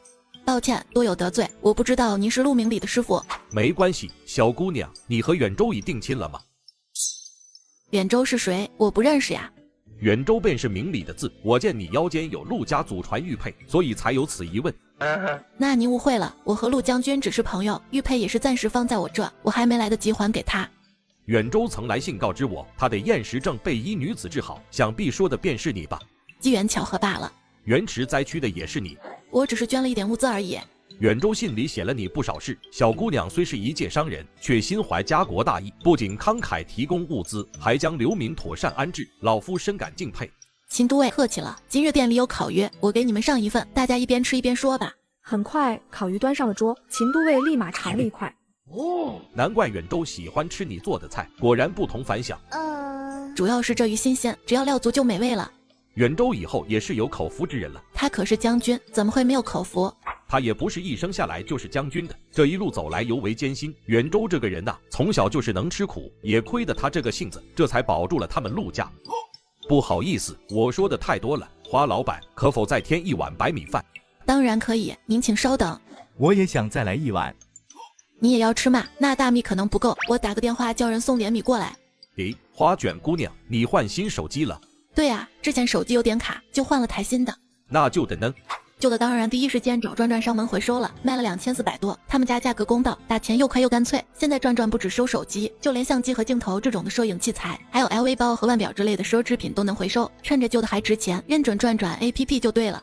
花老板，您要真和陆将军定亲就好了，我就可以天天来蹭白米饭了。花老板别介意，这孩子嘴巴没个把门的，尽在那瞎说。我哪有瞎说，有花老板在，陆将军以后再也不会想起那件事，吃不下饭了。哼，你再瞎说，我就让你以后都没饭吃。不过这小子有句话没说错，多谢花老板救了我那徒儿一命。陆将军为什么会得厌食症？那要从那年冬天说起，陆将军在达努与敌人对峙有1月余，援兵迟迟不到，粮饷基本被吃空，最后没办法，就只有用战马充饥。陆将军也将自己父亲送给他的马拿来给将士们充饥，陆将军愣是一口没吃，靠吃树皮撑到了援兵，最后和援兵里应外合消灭了敌人。就在回城设宴时，发现守城的将领通敌，陆将军二话不说，抽出剑一剑就把他封喉了，血液喷溅到各个台上。陆将军想到这几日的遭遇，只觉得反胃恶心，从那时候起，他便不再吃东西了。你说的太多了，我们该走了。秦都尉，这是送您的酒，您和陆将军都是英雄，英雄就该配好酒。陆将军还真是厉害啊！你不知道陆将军的事啊，他的事迹可是传遍朝野。你知道你怎么不告诉我呢？你也没问我，不过我还知道别的事，不用你问，我直接告诉你吧。陆将军他定过亲。啊，真的假的？比珍珠还真。你想知道具体细节吗？嘿嘿，再给我一瓶刚刚那个酒，我就全告诉你。不用了，我不想知道。哎，你好小吉喽。如果真的这样，那要赶紧把玉佩还回去才行，毕竟是人家祖传的。这时花生弟弟背着一个大箩筐走了进来。你怎么背这么多东西啊？人都要压没了。没事，不重的，是艾草。艾草呀，我们来做青团子吧。我这几天白天看见好多店铺在卖，要不我也试试看能不能拿回现代卖钱。青团子，可是我们只会做青馒头呢。没关系，我找找方法。我们先做一些看看好不好卖。第二天一早，花卷便把青团子一个个摆在小吃店门口，两个女生结伴路过小吃店。这个人好帅啊！这里什么时候来了一个古装长发帅哥啊？请问你们要买青团子吗？是呀是呀，我们买青团子多少钱？一个3块钱，2个5块钱，你们要几个？我要2个，我也要2个。小哥哥，你好帅啊！可以加个联系方式吗？这么直白的一句话，把墨川吓得脸嗖一下就红了，支支吾吾地说：“还请姑娘自重。”说完就直接躲到店里面去了。你怎么不去门口啊？万一有人要买东西怎么办？吓死我了！刚才有2个女子找我要联系方式，我就知道应该让你去卖东西。你们这里的民风实在彪悍，快出去卖青团，没你这青团还卖不出去。不一会儿，一个大妈走过来，她抬头看了看店上的匾牌，又看了看墨川，奇怪，这家店怎么卖起早餐来了？你这青团子怎么卖？3块钱一个，5块钱2个。给我来10块钱的。哎呦，你这孩子头发怎么这么长呀？又顺滑，是怎么保养的？说完就拿手去摸她的头发，墨川吓了一跳，他赶忙闪躲。你看你这个孩子，摸一下头发有啥大不了的？这活我是干不下去了。怎么了？这是再干下去我怕我清白不保啊。你又怎么了？方才有人摸我头发。为什么要摸你头发？他说我头发保养得好。笑死了，他是真心夸赞，没有别的意思。我看他分明就是想非礼我。别瞎说，人家是纯粹的欣赏，你不要多想了。莫川没办法，只好继续到门口看摊。他摆出一张生人勿近的黑脸，倒是没人敢再上来招惹他。莫川，你摆个臭脸是想要毁我招牌吗？您哪有招牌可毁？你看看小吃店多久没生意了？我告诉你，这么多青团，今天卖不掉，明天就不能卖了。我们3个就得吃1天的青团了。没办法的莫川只能叫卖起来。新鲜的青团了，有没有人要买青团？3块钱1个，5块钱2个。这么一叫，立刻有人停下脚步。这位姑娘可要尝尝我们家的青团。小哥哥，你的头发怎么保养的这么好啊？没有特殊保养，大概是一直用井水洗头发的原因。用井水洗头这么好吗？小哥哥，给我来3盒青团。很快，经过莫川的叫卖，100多个青团全部售空。太棒了，不用吃青团了。女孩让古代男子来现代卖早餐，没想到凭着秀丽的头发和精致的古装，很快吸引了大批路人围观。一会儿的功夫，就将东西销售一空。莫川刚回到店里，就有回头客找了上来。请问，这是早上一个长发帅哥卖青团子的店吗？是的，莫川找你的。你卖的青团子真好吃，我拿到公司一打开，大家都说比外面买的要香多了。我们领导想要订一些当做公司清明节福利，你看方便加个联系方式吗？莫川不明白，看向花卷，这位美女要找你订青团，加联系方式方便联络。你卖出的青团我给你算提成。来，我扫你。这位女客人当即就下了50盒的订单，她又把莫川推给了另一个公司做 HR 的朋友。这位 HR 向莫川要了1盒试吃，好吃的话再下订，再加上下午还有几位回购的，莫川都一一加了联系方式。光今天一天，莫川就接到了80盒的预订单。这么多单子，光凭我们几个人肯定是做不完了。晚上我让人到村子里问问，有没有谁愿意来帮忙做青团的，按天付钱。这消息一传开，一下子便有7、8个妇人结伴而来，他们都非常开心。早听说花老板这里干活钱多事少，这好事终于轮到咱了。花老板，咱们一定好好干，您就放心吧。我先说好，做这个青团子不要怕用料多，而且要注意卫生。我这有口罩和手套，你们戴上再做。对了，你们知道哪儿有卖艾草的吗？那玩意谁拿来卖啊？花老板，你要是要的话，我让我男人明天去割，要多少有多少。行，我按斤售，只是一定要新鲜的嫩的，老的不要。那肯定的，给您办事我们一定尽心。第二天一早，莫川把50盒青团子交给那位女客人后，突然发现店门口的人越来越多，大多是女生，看着莫川窃窃私语：你去，你先去，就说买青团啊，你怕什么？那一起去。你们要买青团子吗？只能预定了，1盒20块钱。我们1人要1盒。好嘞。那个可以跟你合个影吗？听到这话，莫川有些犹豫。拜托了，我们第一次看到这么精美的古装服饰。莫川顿时想起花卷给他画的饼，多卖一点，你赚的也多，村民们也有收入啊。可以，买3盒可以拍1张照。没问题，那再来2盒。凭借可以合照的营销方式，青团很快就销售一空。这个月销冠莫川，他通过出卖色相。不对，通过高超的销售技巧，今天一天就卖出了100盒，来奖励一个大饼，希望你以后再接再厉。我的嘴巴都笑得僵硬了，真是钱难赚啊！大家都会记得你为村里做出的贡献的。另一边，陆明里刚从京城回来，就收到了1盒青团，随即就拿到陆祖母这儿一起吃。好吃，这又是那个小吃店的点心。是的，那位娘子真有巧思，做的吃食也与众不同。她确实与一般女子不同。听闻你与她走得挺近，若你有那心思，不如就求娶了她。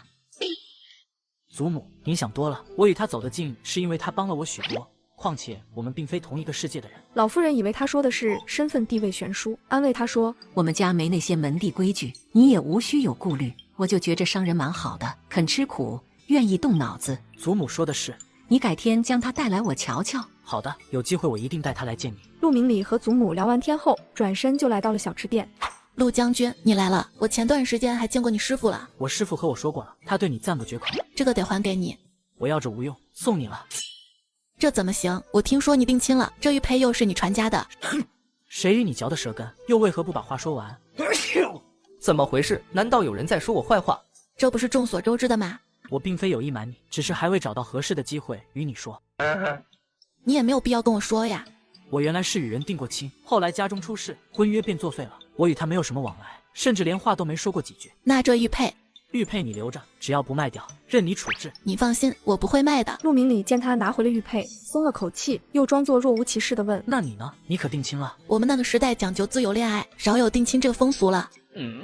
自由恋爱如何自由？何为恋爱？恋爱就是一男一女以结婚为目的交往，看看双方合适不合适，自由就是挑选另一半的时候，再也不用管什么父母之命媒妁之言了。陆明里的古人思维让他很难想象那样的关系。如此倒是有趣。那你们如何确定彼此是否合适？可以一起吃饭、看电影、聊天，分享生活中的喜怒哀乐。如果相处起来很舒服，就比较合适呗。花卷姑娘，何为看电影？看电影啊，我很难跟你解释。如果你一会有空，我找一部电影一起看吧。正好，我等你。一说要看电影，厨房的几人立马跑了出来。你们听见了？看电影必须得配上小零食啊！那当然，不过最关键的还是爆米花。我之前买东西时，老板送我2袋炸爆米花用的玉米粒，只需要简单的砸一下就可以了。随后花卷来到厨房，将玉米粒放入锅中，不一会锅里就发出了噼噼啪啪的声音。里面是在放炮竹吗？一会你就知道了。弄好了，走上楼看电影。现代女孩带着古代将军看电影，没想到电影里的刀光剑影、飞檐走壁，瞬间让她瞪大双眼。这画面竟如此逼真，这可比说书还要精彩呢。这电影果真精彩绝伦，难怪你们把它和吃饭聊天放在同等位置上。你觉得好看吗？好看，不过时间不早了，我该离开了。对了，过几日城里要举办美食大赛，赵之舟托我问你，花卷小吃店可要派人参加？不去，你帮我拒绝了吧。陆明里点点头，离开了。为什么要拒绝呢？我们店的调料品随便拿1瓶出去就秒杀他们了，跟他们比我怕说我们欺负他们。本以为这件事就这样结束，可没想到第2天就又有人为这事上门了。老人家要吃饭，您先得取个号。老朽不是来吃饭的，去通知一下你们老板，就说百香居的张清源来与他有事相商。张清源没听说过，既然不是来吃饭的，那就请回吧。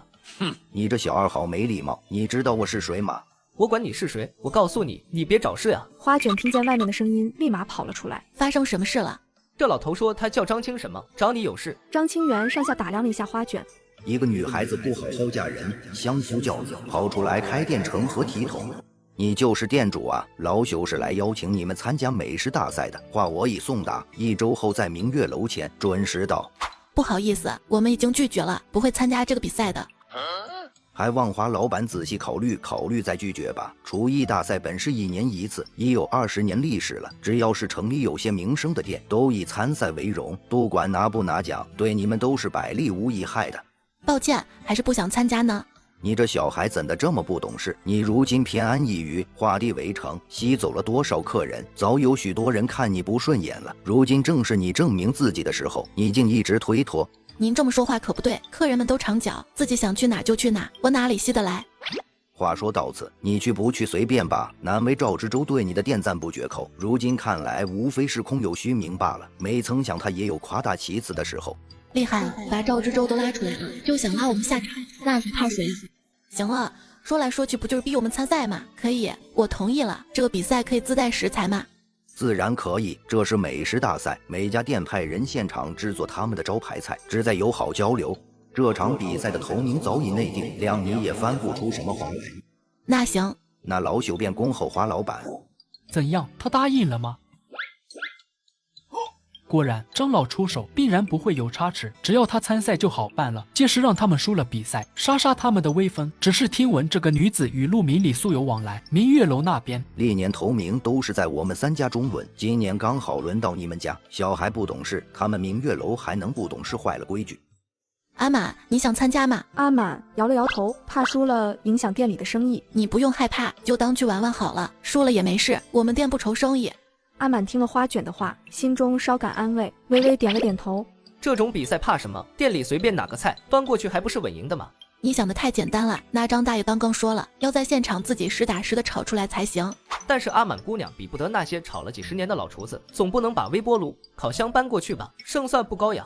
我觉得阿满姐姐的厨艺不比别人差，蛋炒饭多好吃啊！我日日吃都不会你。是好吃，可是哪有拿蛋炒饭去参加美食大赛的？这种比赛上的菜肯定越复杂越好吗？哪里需要管这么多，只要做出来好吃就行。实在不行就给他来1勺3花淡奶，保证他们明天流汗都是香的。既然一定要我们参赛，就要做好被我们打击的准备。这世界上哪来的公平？第2天，阿满就疯狂练习。到了参赛的时间，刘氏夫妇和丽娘便帮着阿满把东西装上牛车，赶着进城。这次参赛的饭店一共有12家，今天要淘汰6家，请各位做好准备。这竞争也太激烈了吧！这时明月楼的程掌柜走了过来。是阿满姑娘吗？我是明月楼城掌柜的陆将军，已经跟我打过招呼，您这的炉灶我都亲自检查过了，请放心用。我这就让店小二帮你们把牛车牵到店后头去，等结束了再给你们牵来。那就谢谢程掌柜了。不客气，昨天陆将军已经给我打过招呼了。听到这句话，这几个都是没进过城的人，现在稍微放松了点。那我就先走了，预祝你们顺利。现在宣布比赛规则，规则很简单，裁判是各家酒楼老板，参赛的厨子各凭本事做道菜，好吃的留下，继续参加第2、第3场比赛，不好吃的被淘汰。怎么比赛还要比3场？也没人提前说啊。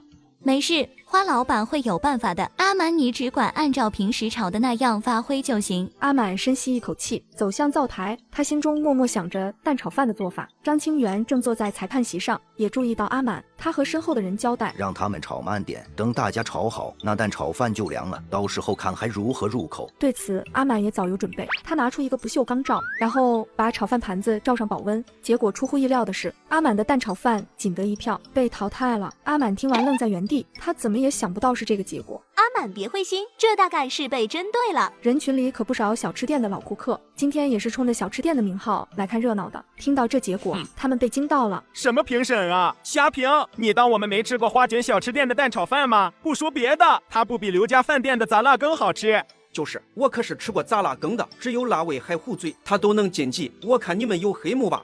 大家伙撤吧，这比赛是假的，早就定好名次了，还看什么看？大家冷静一下，请相信我们是尝过的。花卷小吃店的阿满姑娘早就炒好了饭，端来已经冷了，味道自然不好。你张口说瞎话！我分明看见炒饭端上去时还冒着热气。阿满姑娘用了小吃店的特制银罩子，哪里会凉那么快？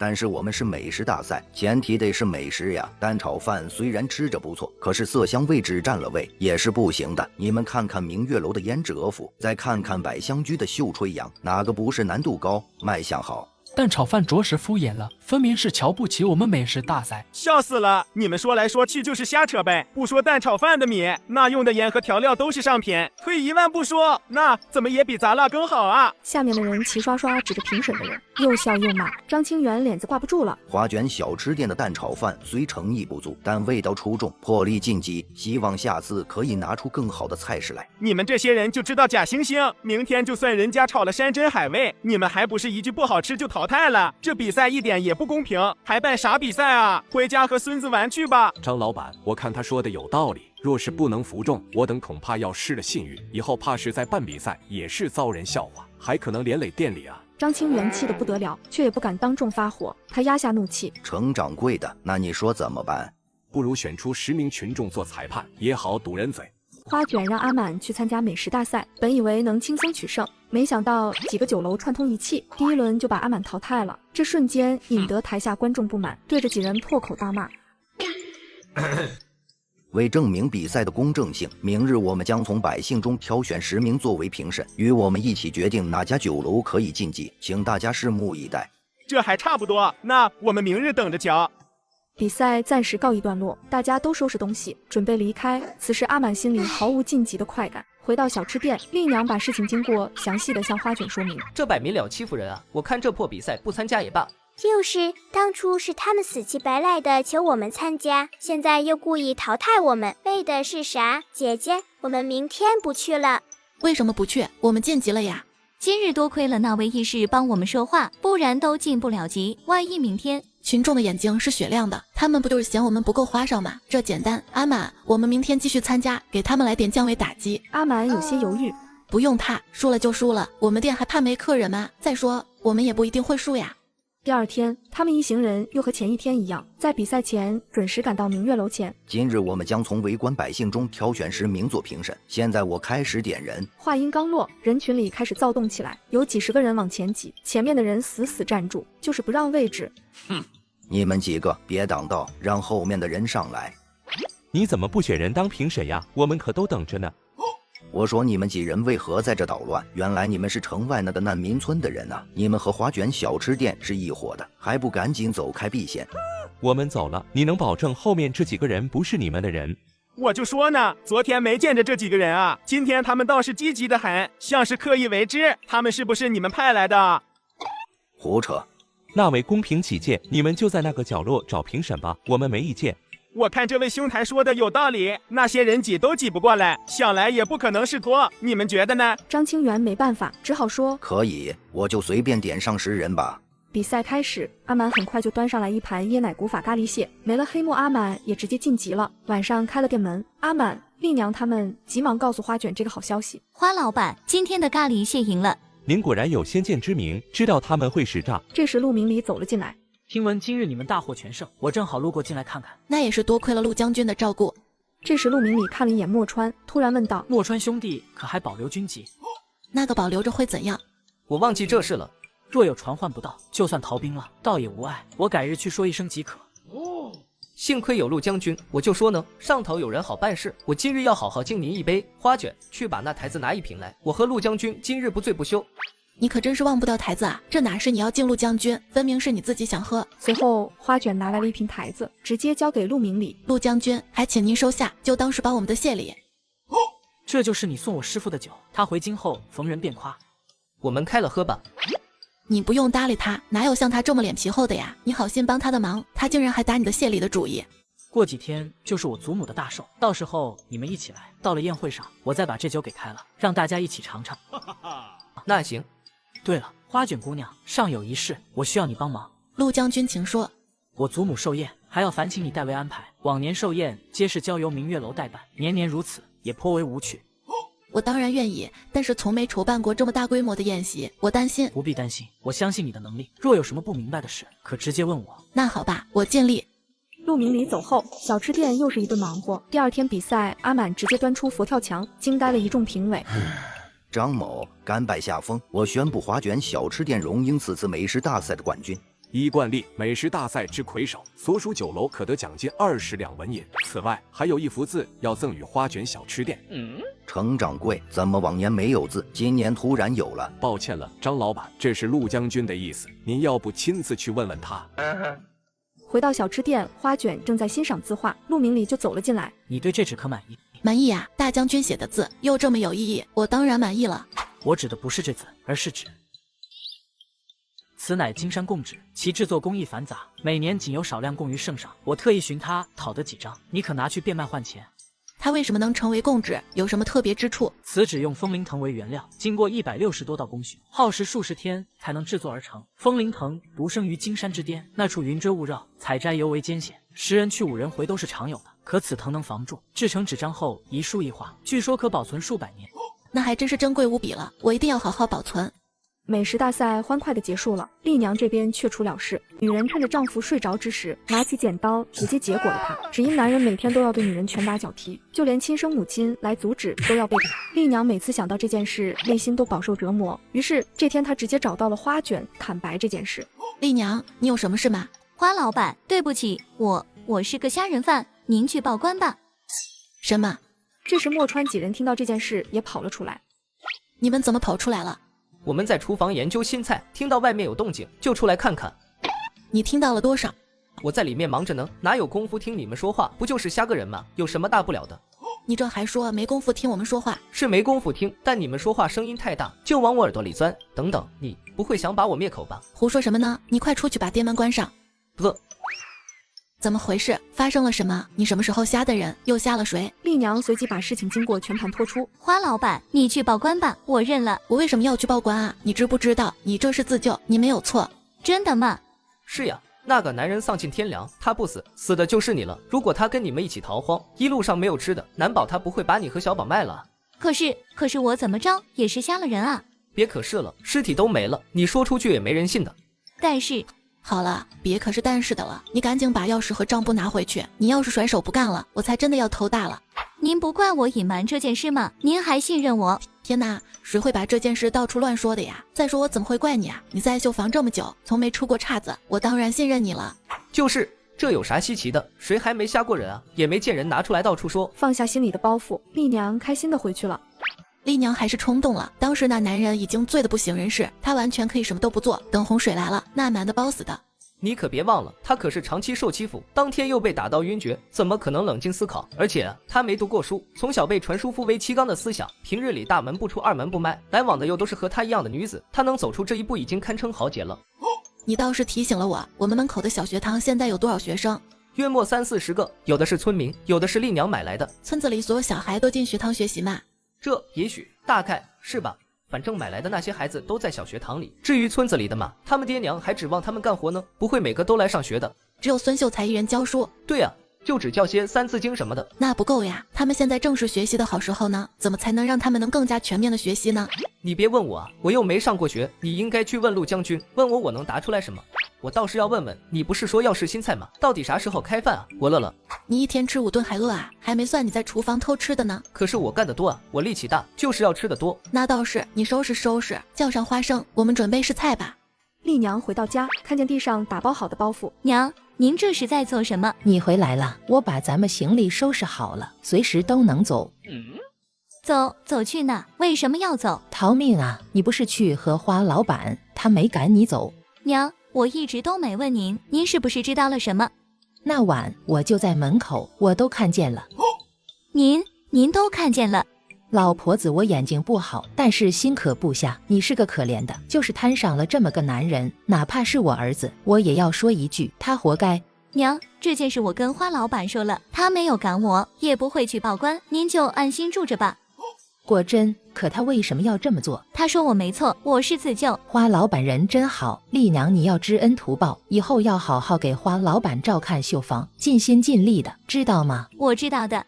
另一边，花卷想着小吃店外的几个摊位，如今越来越多从我们小吃店经过，臭豆腐、烧烤，这些都不适合路人快速填饱肚子，要不再开一个煎饼果子摊吧。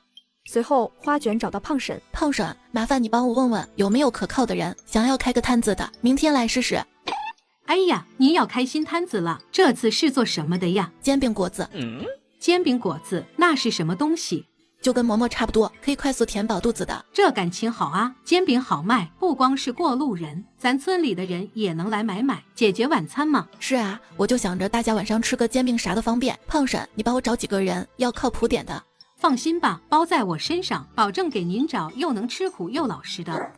他当晚就回村找了几个比较老实的人，也不直接告诉他们要去做什么，只是故作神秘地问：花老板今天找到我，想要让我帮他找一个人到小吃店倒泔水，你们谁愿意去的？这话一出，有几个人扭头就走。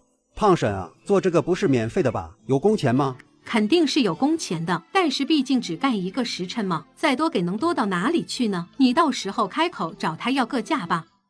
第二天，胖婶就带着郑老头来到了小吃店。花老板，您要的人我给您带来了，麻烦胖婶了。那我们先试试工。行，那我就先出去忙了，有事您再叫我。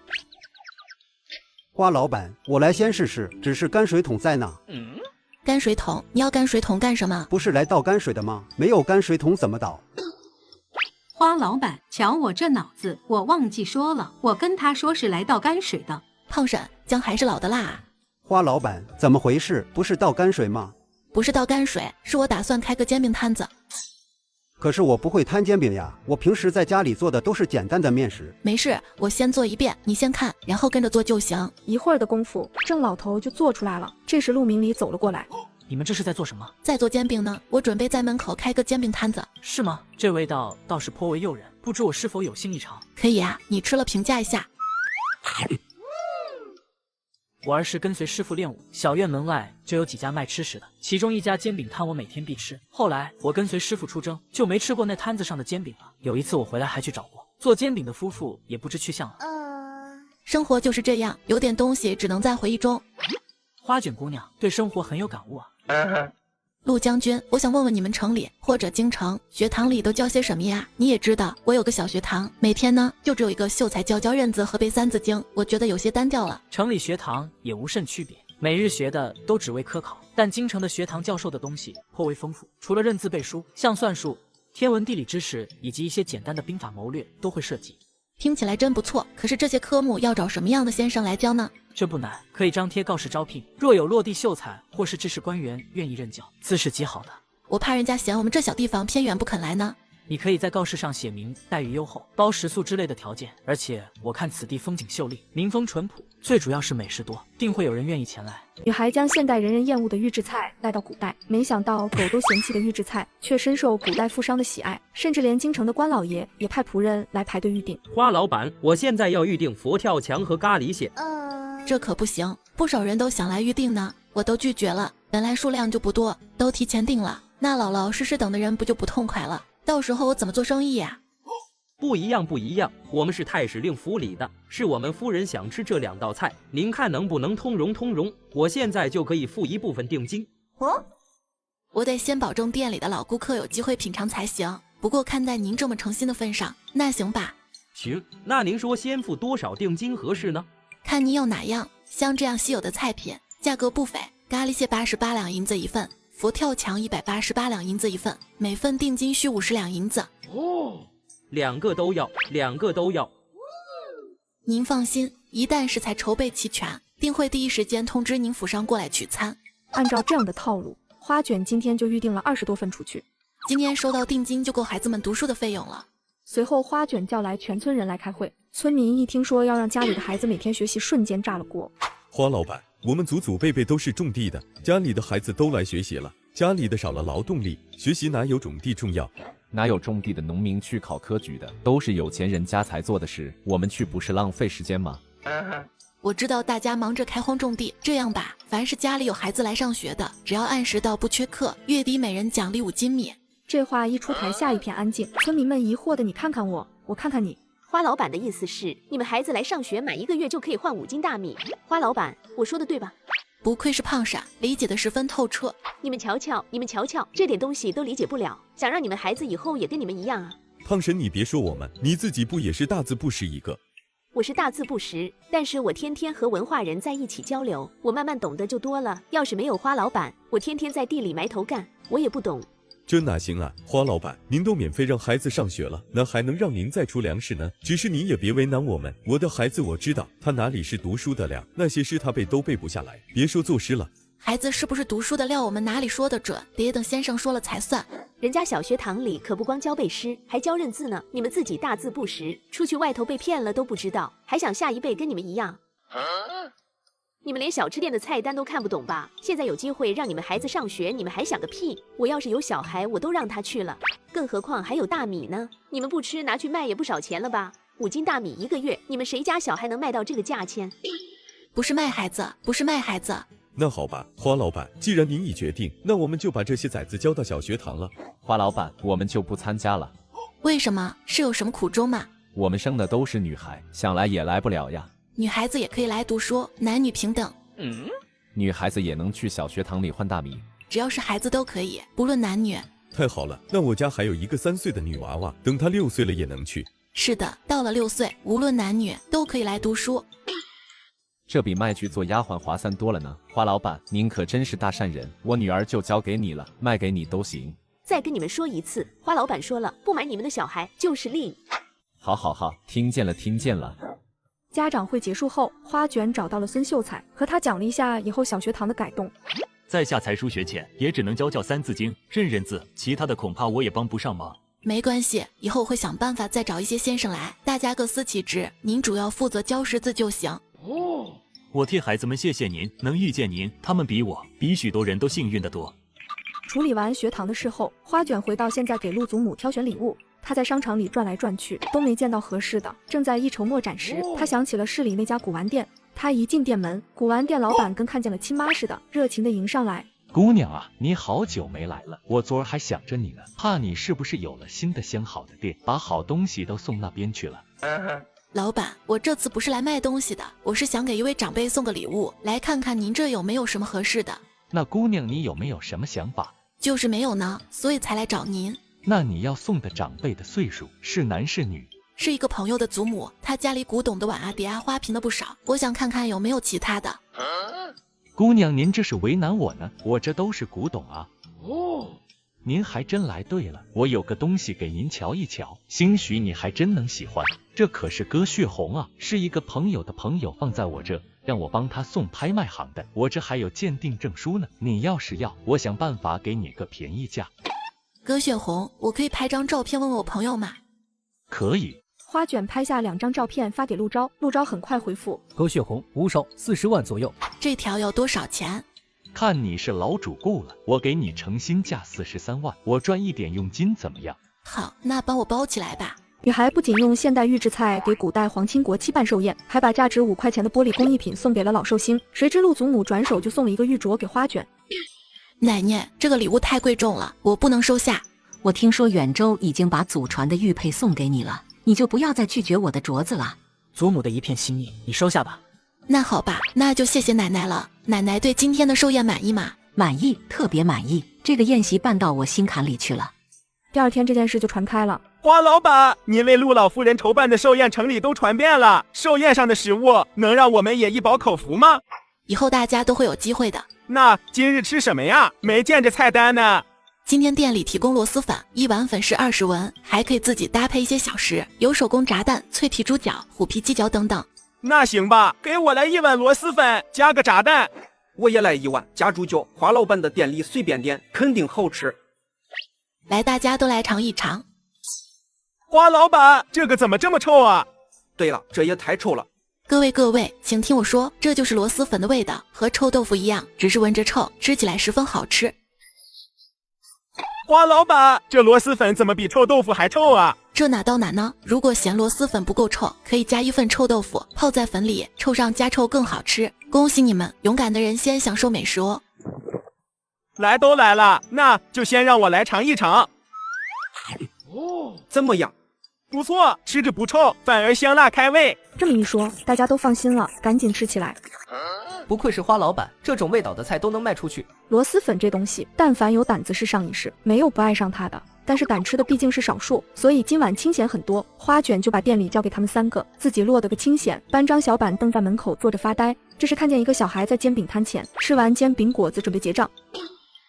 我的银子呢？怎么全是石头了？财叔，我的银子怎么变成石头了？小少爷，银子被老爷换了。我爹他为何换我的银子？他不知道我要用银子吗？老爷说以后都不给你钱了，说小少爷你太胖了，不许在外面买东西吃了。凭什么？白日他就让我喝清粥吃小菜，不给我吃好吃的，晚上还要管我，我要告诉我娘。说完他扭头就走，郑叔急忙拦住。人，你还没付账吗？财叔，付账。老爷将我身上的钱也收走了。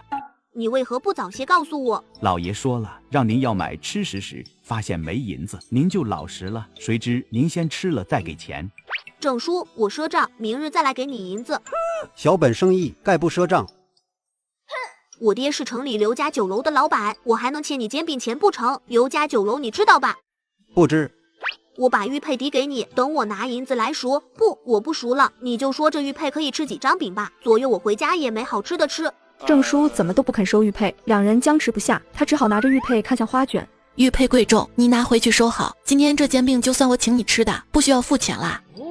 你是那个小吃店的老板？对呀，我就是花卷小吃店的老板。你有什么事吗？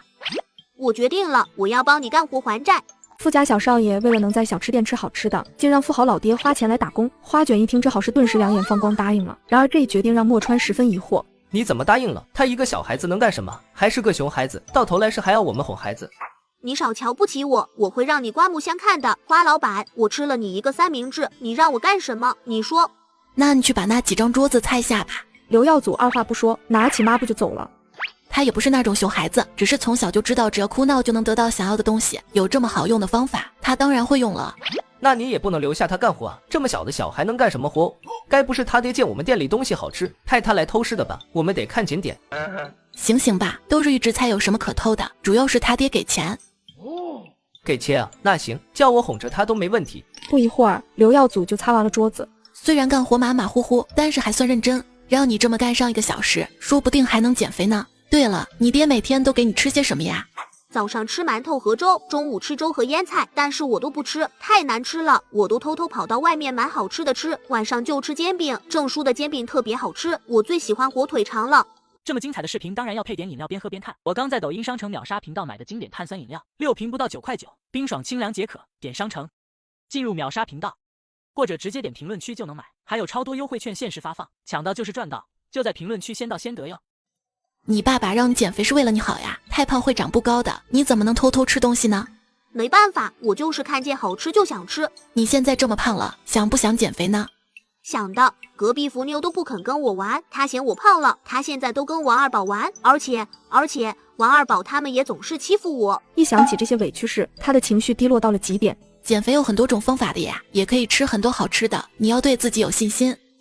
吃好吃的也可以减肥吗？当然啦，但是要能吃苦，只有能吃苦的小孩才可以一边吃美食一边减肥。我可以，花姐姐，我可以吃苦。我们这旁边有一个小学堂，有许多和你差不多大的孩子，除了教认字外，还会教武艺。你明天开始白天就在里面学习，晚上来我店里帮忙。白天呢，学堂有饭堂，里面天天都是白米饭、鸡腿、牛肉什么的，每天换着养。晚上花姐姐给你准备其他好吃的，你觉得怎么样？有好吃的，还可以交到朋友。对呀，但是你可要答应我，千万不能动不动往地上一刀就开始哭闹了，这样是很难交到好朋友的。可是我娘亲说，只要这样，我爹就百依百顺，要啥给啥。这是你娘亲对付你爹的办法，你不能拿来用在朋友身上呀。你要真心对待别人，才能换来别人的真心对待你。我明白了，花姐姐，我以后在学堂里不会这样做的。我也不喜欢在地上打滚，其实蛮累的。既然不喜欢，以后就别那样了。想要什么东西要靠自己努力去争取的，知道吗？好了，时间差不多了，你可以回家去了。我还没玩够呢，怎么这么快就要回家了？你要早点睡呀，明天还要来小学堂呢。陆明里向花卷表白，花卷深知两人不可能果断拒绝，然而这件事情却被和陆明里退婚的女子知道了，随即便怒气冲冲地来找到花卷。你是谁呀？请问有什么事吗？你好，麻烦你叫一下花老板，我找他说一些事情。那你等一下，我去叫他。此时花卷正在厨房和阿满研究新菜。花卷，外面有人要见你，需不需要我帮你打发他走？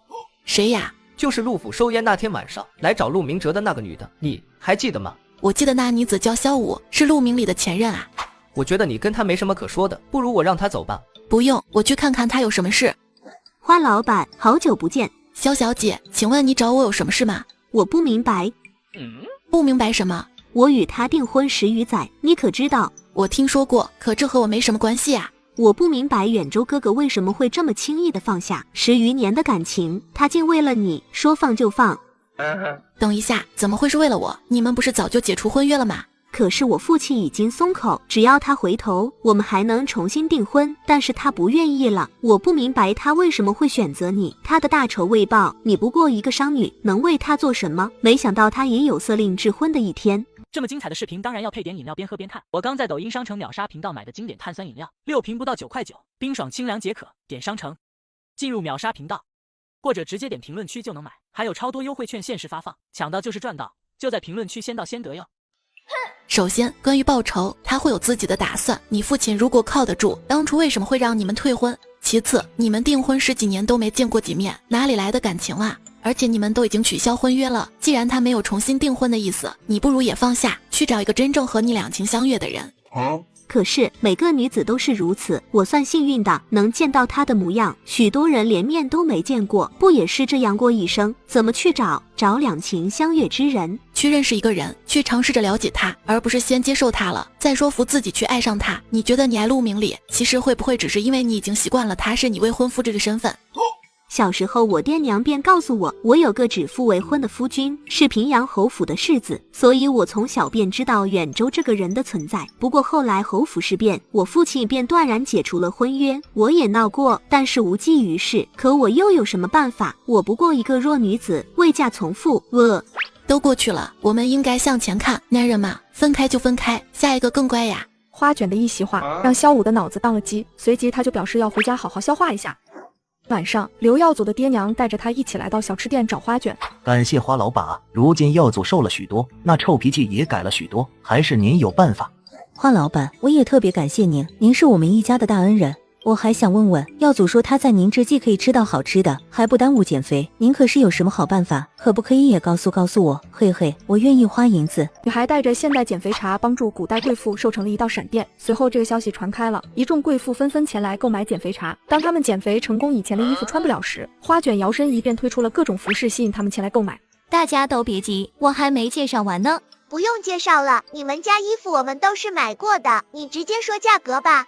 那行，还请大家排好队，来这边量尺寸下定。花老板的衣裙竟然这么好卖，那他还开啥酒楼啊？那你得看看是谁卖，得是花老板这样的机灵脑子才行。不信你看城里那么多成衣店，哪个有这种风光？那也是花老板的脑子就是好使，想让这个富家小姐夫人减肥成功了，以前的衣服肯定穿不了，然后再趁着这个机会推出新衣服，真是一套接一套的。就在花卷忙得热火朝天时，莫川走了过来。花卷，我看下面你准备了这么多奶茶、甜品让客人们吃，他们要是继续胡吃海喝的话，不是又得变胖啊？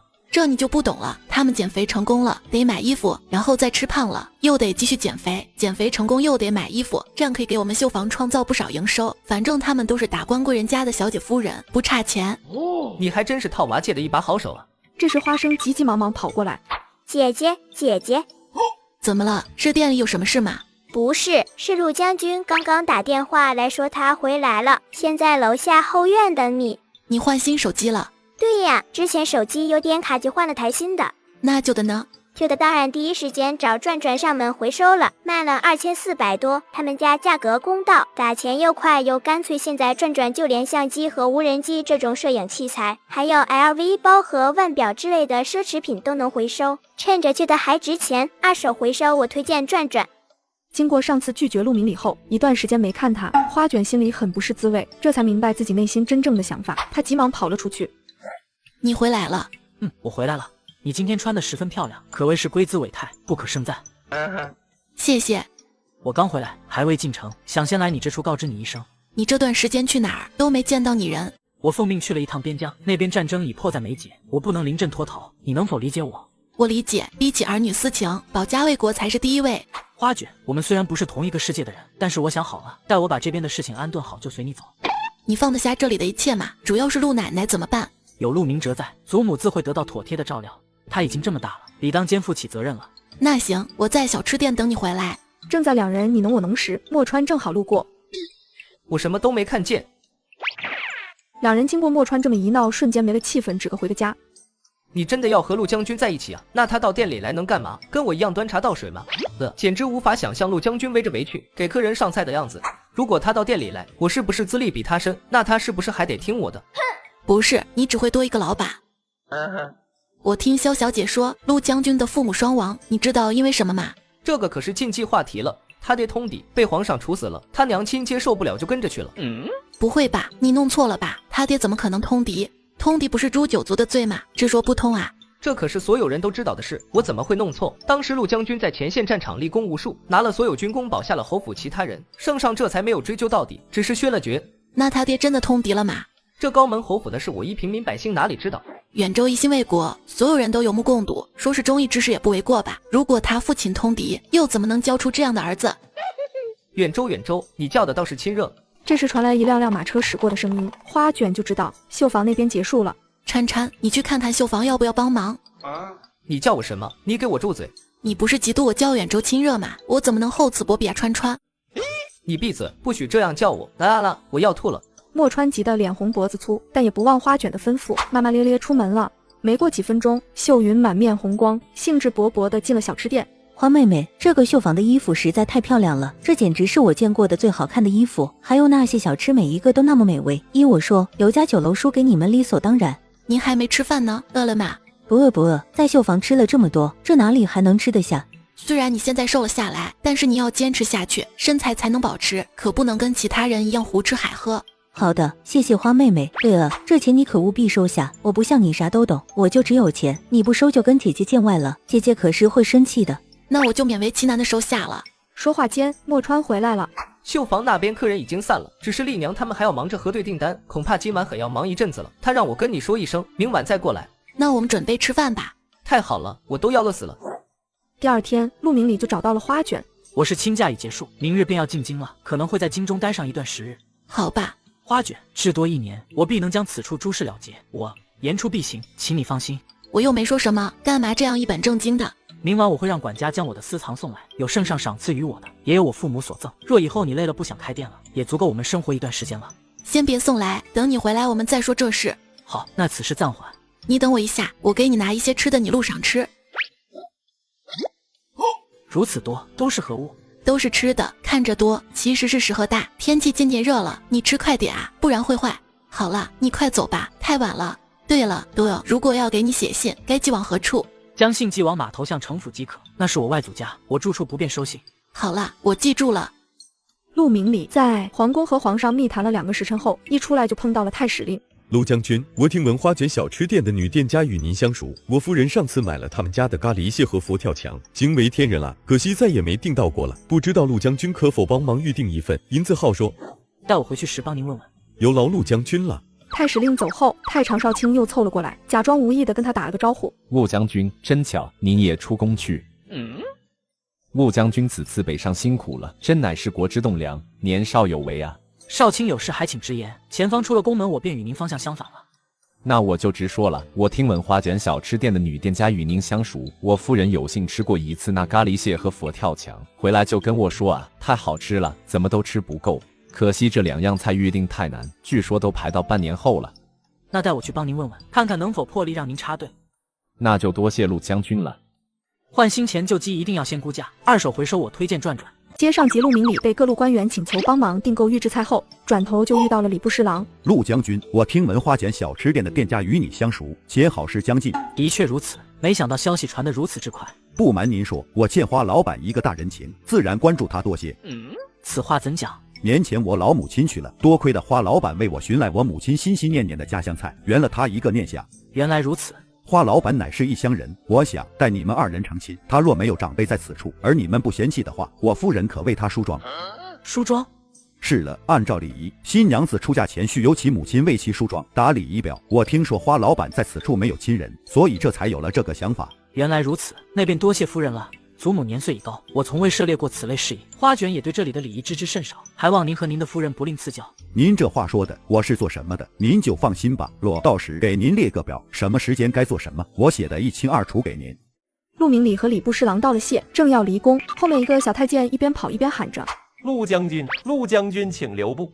李公公，好久不见，可是姑姑有事找我。正是，贵妃唤您去宫里小坐。皇上可应允了？哎呀，怎么卡住了？原来是没话费了，月末该充话费了。我在抖音商城充值中心刚领了4元话费券，真的太香了，充值到账快方便，来给大家送福利了，超简单，点商城，进入充值中心，或直接点评论区领取最高4元话费券，记得点评论区抓紧领券，手慢无。允了，正因为找了皇上，我才来晚了，还好将军被琐事拖住了脚步，不然老奴就赶不上了。姑姑身体可还好？都好，就是想您了，有几次想着还流眼泪呢。臣陆明里见过贵妃娘娘。远州，你起来吧，你们都下去。远州，苦了你了。贵妃娘娘，臣不苦。怎么不苦？难为你还要违背自己的心意。闻，娘娘慎言。姑姑，您想开些，不要因为过去的事情而和皇上生分了。我知道，无非是曲意逢迎罢了，有多难呢？皇上他有他的苦衷。苦衷？他有苦衷，他便杀我哥嫂，逼我侄子，他想过我的苦衷吗？若不是你有功，我恐怕他可想过与我的情分。姑姑，您在宫里好好的，不要做出过激的举动，我在外面才安心。我知道，我为了你，为了娘亲，为了明哲，我怎么都会熬下去的。对了，你瞧瞧我得了件什么宝贝？这是花卷绣坊的高定，我命人去买来的，宫里就这一套呢。真是哪里都有花卷的东西。您要是喜欢，下次有了新样式，我让花卷拿册子给你挑。那好，下次有新品出售，一定拿给我看看。姑姑，我打算迎娶花卷。是娶还是纳？是娶。何时？还未定下时间。好，你也将有了自己的家，你爹娘泉下有知定会为你高兴，只是他们的愁。我会先把这件事处理好的。真的？你说的可是真的？你如何处理？等等，为何你说的是处理而不是报仇？娘娘，多余的话我不能说，也请你慎言。罢了，你从小便是有主意的，我听你的便是。街上吉陆明里吃完饭后就直接写信给花卷，但是一连几天都没收到回信，同时花卷这边也一头雾水。为什么陆将军说没收到我的信？我都寄去2封了啊。是不是弄错了地址？我记得很清楚呀，他说码头相城府的。收不到算了，反正他也快回来了。花卷还要说什么，秀云就走了进来。花卷妹妹，我给你带了个好消息。秀云姐，什么好消息？是顶好的消息。我那些个姐妹们看见我瘦了，个个都来问，我就把你帮我减肥的事告诉他们了，他们都说想让你也帮着减肥呢。可现在手上事情这么多，哪里顾得过来啊？我跟他们说了，10两银子1个月。10两银子啊，有点诱人呢。我想过了，这人多起来了，可就不好麻烦妹妹你，所以啊，我们可以将小学堂的饭堂开到晚上呀，让他们去小学堂吃就好了。我想过了，妹妹你不用管这事，尽管交给姐姐我，你只需把每天的食谱写好，我来安排厨子，我们5-5分账怎样？可小学堂毕竟是学生学习的地方，用来做别的终究是不好。以前就你一个人的话也就算了，但是如果人多，人来人往的，可能会影响孩子们上课了。哎呀，怎么卡住了？原来是没话费了，月末该充话费了。我在抖音商城充值中心刚领了4元话费券，真的太香了，充值到账快方便，来给大家送福利了，超简单，点商城，进入充值中心，或直接点评论区领取最高4元话费券，记得点评论区抓紧领券，手慢无。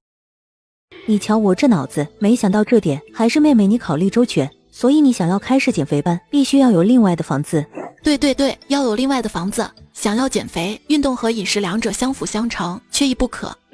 运动？为何要运动？我就没运动，这也瘦下来了呀。秀云姐，你一直在帮秀房做事，奔波不停，所以不需要额外的运动了。可是如果开了减肥班，总不好让他们也去秀房干活吧？原来如此啊，我竟然误打误撞省掉了运动这一项。那妹妹，你有什么好主意吗？女孩子都喜欢跳舞，如果能找人来教她们跳舞也不错，既可以消耗热量，还能塑形。何为塑形？就是腰是腰，臀是臀，身体更有曲线。哎呦，怎么这么羞耻的话到你嘴里听起来倒那么自然啊？这不羞耻，这是我们的一部分，我们可以通过努力让它变得更好更完美。我记下来，以后我就这样跟别人说，大大方方的穿衣服，大大方方的走路。我看谁还说闲话。那还有什么其他问题？还有请谁来教运动，教些什么内容，每日时间如何安排，又怎样约束他们的饮食等等，都要细细商议。妹妹，3-7分吧，我3你7，与你相比较，我着实过于想当然了。还是按5吧，毕竟我只能出主意，到时候上上下下还得您亲自管着。那也行，就听你的。等店开起来了，绝不让你操心，只舒舒服服拿钱就行。花卷仔细想了想，最先要解决的就是房子问题。这个房子至少要有一间厨房和一间舞蹈房，旁边的地还有，如果就这样搭2间矮房，属实有些浪费了。他灵光一现，酒店啊！接上集，花卷和秀云准备开设减肥班，正在商讨细节时，3个女人却走进了小吃店。朱秀云，你果然在此。你们怎的来了？不是说好了明日再细谈吗？我们不亲自来看看，又怎知你说的是真是假啊？我说的都是真的，干嘛骗你们？你们不会反悔了吧？你说天天吃虾吃牛肉就能瘦，叫我们怎么信？指不定你餐餐喝粥呢。就是我们的银子也不是大风刮来的，当然要亲眼所见才能安心啊。而且我们也没说一定就把银子交给你啊，就说你也信，八字都还没一撇呢。你们是戏耍我，那现在是几个意思？出尔反尔，食言而肥，不胖你们胖谁？你也别急啊，我们也没别的意思。花老板，你也别介意。朱秀云昨日跟我们说了这事以后，我们当然不信啊，不是针对您的小吃店啊，你店里的东西好吃是大家都知道的，我们就是纯粹觉得他是瞎扯。您知道他说什么吗？他说啊，他天天在您这吃肉吃鱼，不用喝汤药还能瘦下来，他以前就不靠谱，一不合心意就大吵大闹的，谁敢信他说的啊？所以我们才跟他开玩笑，说若是真的，我们愿出10两银子1个月来吃这所谓的减肥餐。哎呀，怎么卡住了？原来是没话费了，月末该充话费了。我在抖音商城充值中心刚领了4元话费券，真的太香了，充值到账快方便，来给大家送福利了，超简单，点商城，进入充值中心，或直接点评论区领取最高4元话费券，记得点评论区抓紧领券，手慢无。感情他们不是真心实意想要减肥的，逗秀云玩的呢，他倒是当真了。你们不信我也就罢了，何苦拿我和花老板开涮？如今我话都说出去了，你们又说是玩笑，叫我失信于人，我就没见过你们这样的。没关系，我们既然要开店，自然会用其他法子找客人，光靠熟人能赚几个钱？听了这话，秀云安心下来了。看来是误会一场，没有关系，生意哪有强买强卖的？只是有一点我得澄清一下，秀云姐说的全部属实，她的1日3餐都是我安排的，的确有肉有鱼。听到了没有？我可没有骗人。来都来了，我们刚巧也要吃饭，不如你们就留下来亲眼瞧瞧秀云的晚餐。行啊，都说眼见为凭，如果他说的是真的，那我们道歉。好的，麻烦你们稍作休息，我去准备。墨川给客人们上茶。妹妹，我晚上吃过了呀，你咋忘记了？吃过了也再吃点，这可是证明你的好机会。我看就拉倒吧，我现在才瞧不起他们仨呢，以后都不愿意搭理他们了。不是有句话吗？亲者自亲。再说了，我怕吃多了明天胖，我好不容易瘦一点，为了这3个人可不值当。你晚上吃了什么？我听你的，吃了1个鸡蛋和1盘炒青菜。没事，你放心吃吧，适当多吃一些蛋白质反而能刺激代谢，不会胖的。花卷为了给减肥班招揽顾客，竟拿出蒜蓉生蚝来吸引他们。当他们将生蚝放入口中，表情瞬间迷离了。花老板，吃这个真能减肥吗？生蚝热量低，吃8个才相当于吃半个苹果，而且还能美容养颜，是非常好的食物。花老板，我们若是出钱进你们这个减肥班，是不是也能吃到生蚝？不只是生蚝，还有各种其他的食物。天天吃同一种东西，再好吃也会腻的不是。而且我们的首要任务是减肥，吃什么都要有一个标准，就是既要好吃，又要热量低。现在能不能减肥已经不重要了，重要的是天天能吃到这么好吃的东西，花10两银子一点也不亏啊。花老板，甭说了，我交银子。对，我们现在就交。现在还不行，场地还没准备好呢。你们可以和秀云姐保持联系，一旦我们减肥班开始运营了，她会第一时间通知你们。怎么又要等啊？大家都说你花老板的饭菜好吃是好吃，就是太难吃到了，每次要么就是要排队，要么就是要预定，果真没说错。放心吧，我给你们预留位置。怎么样，没骗你们吧？我处处想着姐妹们，没想到你们倒好，竟然不信我。哎呀，是我们多心了，跟你道歉还不行吗？我们这么多年姐妹了，你还不了解我们吗？就是嘴硬心软。哎呀，怎么卡住了？原来是没话费了，月末该充话费了。我在抖音商城充值中心刚领了4元话费券，真的太香了，充值到账快方便，来给大家送福利了，超简单，点商城，进入充值中心，或直接点评论区领取最高4元话费券，记得点评论区抓紧领券，手慢无。第二天，花卷就找到建房的工人，说明建房的要求，然后找到丽娘商议旅馆的掌柜的人选。现在正值春耕之际，大家伙都忙于田里的事。如果找年轻人管理旅馆，他们势必会无暇顾及自家田地。我也考虑到了这一点，旅馆不像小吃摊子，只是晚上摆摆摊，白天还可以下地干活。旅馆需要一整天都有人在的，不知道你婆婆愿不愿意来帮忙？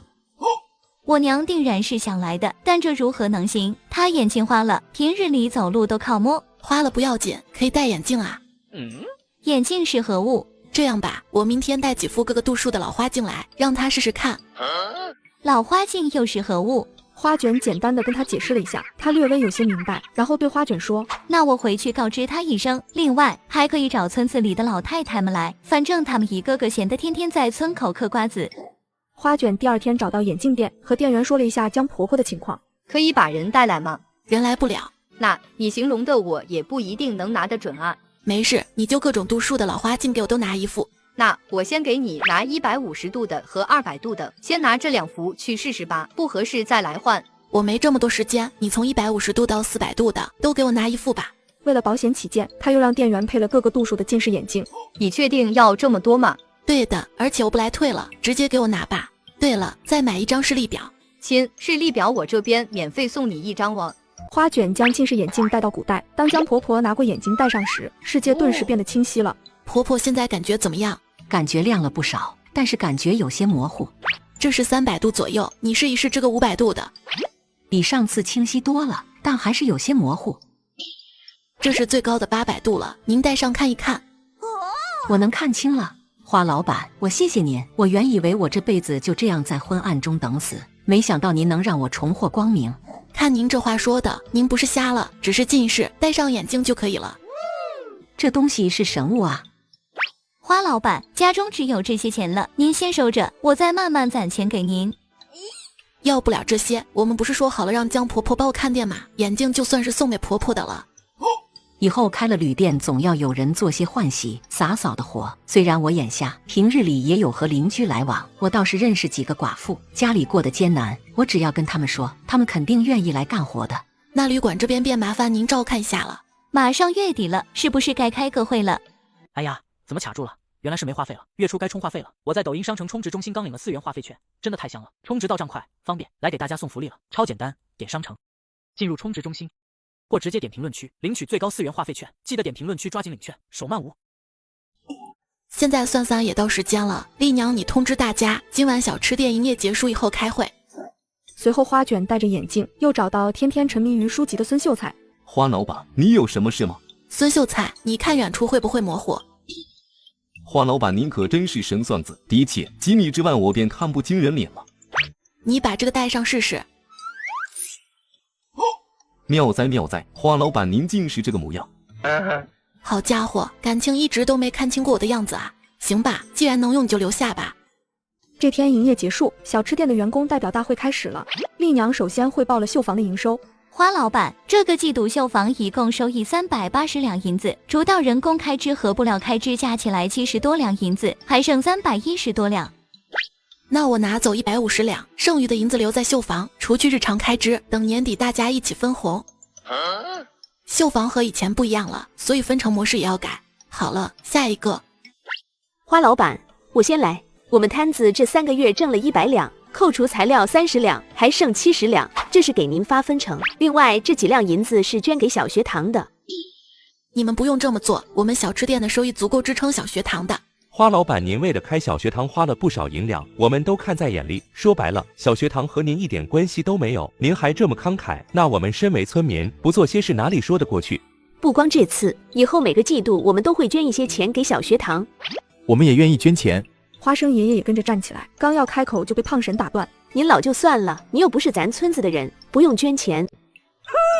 虽然不是，可是我孙子也在小学堂上学呢。我们火锅店也开在村子里，这钱我们也要出。接着他也拿出一个袋子，里面是火锅店的钱。火锅店是这几个小吃摊子里最赚钱的，一个季度下来竟然收入200两有余。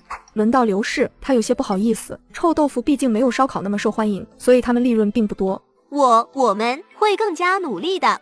你们两个也真是老实，平日里有困难也不愿开口，以后可不要这样了。没有，哪有困难？我们臭豆腐的生意也很好的，更何况花老板抽成低，我们手里也存了不少钱。对了，花老板，刘氏离了她婆婆，竟然有了身孕，你们说是不是件天大的好事？这还真是好事呢，如今几个月大了？还未到3个月呢。胖婶真是这么多人呢，就这么说出来了。那有啥？我们这些人谁没生过啊？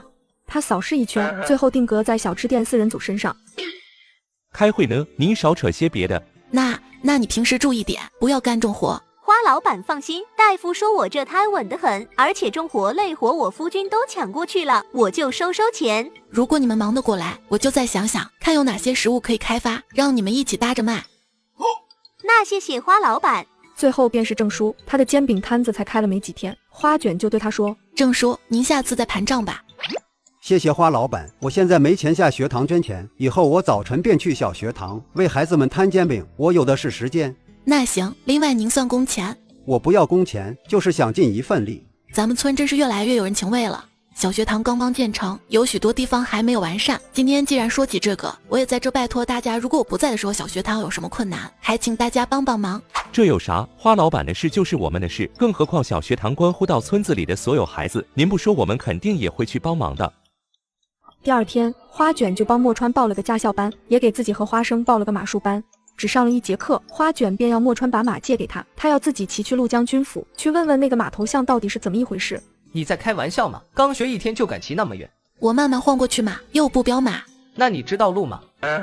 对哦，没有导航啊。我骑马带你去吧。那我骑什么？你就先骑牛好了，把村子里的牛车卸了，先适应。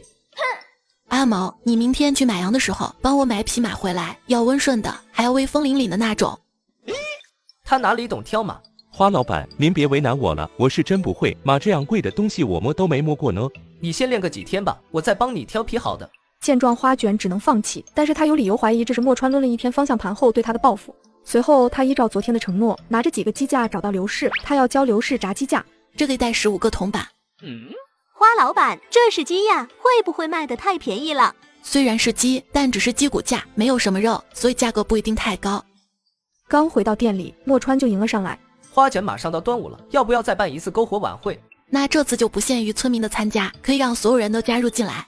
花卷带上众人一起开篝火晚会，没想到胖婶却发现阿毛背着他和一女子悄悄见面，预感到事情不对的他，随即就找到秀云说明情况。于是第2天，2人就悄悄跟着阿毛准备抓现行。结果2人跟着就来到了城里的青楼。这是青楼啊！好家伙，还没赚几个钱就来找继子了，看我不打断他的腿！这大白天的人家不开门，前门进不去，走后门。2人又转到青楼后院，正巧见着阿毛出来，身后还跟着那个年轻女子。好啊，阿毛，你有几个臭钱就开始发浪？不是您想的那样，这是我妹妹。你可别乱说，我咋没听说你有妹妹？说来话长，等我跟你回去慢慢讲。你说啊，到底是咋回事？我爹娘在我小时候就把我妹卖了，半月前我进城买羊肉，无意中看见了她。都多少年了，你咋认出她来的？我妹妹和常人不同，耳朵边上多一块骨头。那日我见她在馄饨摊子旁买东西，一眼就看见了。后来我再问她，和她一对细节，可不就是我妹吗？那你咋不早跟我说呢？我跟你说有啥用啊？再说了，她现在沦落到那种地步，她觉得丢脸，叫我不要说出去。现在咱日子过得好些了，不能让咱妹子一直待在那种地方。但是赎金要80两银子了。多少？我们前面挣的钱才添置了一些家具，又买了一些烧烤原料，现在剩的钱远远不够啊！要不我们去找花老板想想办法。花老板和那些人从没打过交道，哪里有法子？别去给他添麻烦了。我们先想法子存钱，让希儿在那再待一段时日吧。不行，这个事情拖不得，我现在就上网查一下这种事情有什么解决的办法，顺便给花老板发一个消息说明情况。秀云，你换新电脑了？对啊，之前电脑有点卡，就换了台新的。那旧的呢？旧的当然第一时间在转转上门回收了，卖了5200多，他们家价格公道，打钱又快又干脆。现在转转就连耳机和手表这种智能穿戴还有平板笔记本之类的数码产品都能回收，趁着旧的还值钱，二手回收我推荐转转。随后几人就找到花卷。阿毛，你有什么打算？反正希儿在那里已经待了那么多年了，也不急于一时。你是他哥哥，怎么能这么说？那也没办法，赎身得要80两银子呢，我们上哪搞这么多钱？我们一个普通家庭一年的开销也就只有不到10两银子，80两，这可不是一笔小数目啊！找我借啊，我有钱。听到这句话，阿毛和胖婶立马就跪下了，然后开始给花卷磕头。你们快起来！天哪，你们什么时候能改掉这动不动下跪的毛病？你们现在还差多少？还差70两。行，我拿给你们，你们马上就把人赎出来。那这银子，花老板，我立下欠条，我们一定努力挣钱还给你的。这个不急，这是80两银票，多出来的10两你也拿着，以防他们坐地起价。阿毛带着银票，立马就往城里赶。随后来到青楼，便找老鸨说要赎信儿。当阿毛从怀里掏出了一包银子和银票时，信儿脸上满是不可置信。你是怎么弄到这么多银子的？你别管，待崔妈妈收下银子，你便跟我走。杏儿，你想好了，要和他走。随后崔妈妈看了看桌子上的银子，这些不够，拿回去吧。妈妈，不是说80两便可赎身吗？80两说的是你为你自己赎身的价格，他人来赎可就不是这个价喽。崔妈妈，我这还有10两，您看看够不够？看不出来，你还有这么多银子，即便是多了10两也不够。那你要多少两银子？300两，而且你要快，杏儿这就到了接客的年纪，马上就不是这个价钱了。300两，这80两都还是借花老板的，又怎么能短时间凑到300两？算了，哥，我这辈子都出不去了。没事，反正出去了也会让人瞧不起，能重新和你相认已是万幸。杏儿不敢再有奢望，你回吧。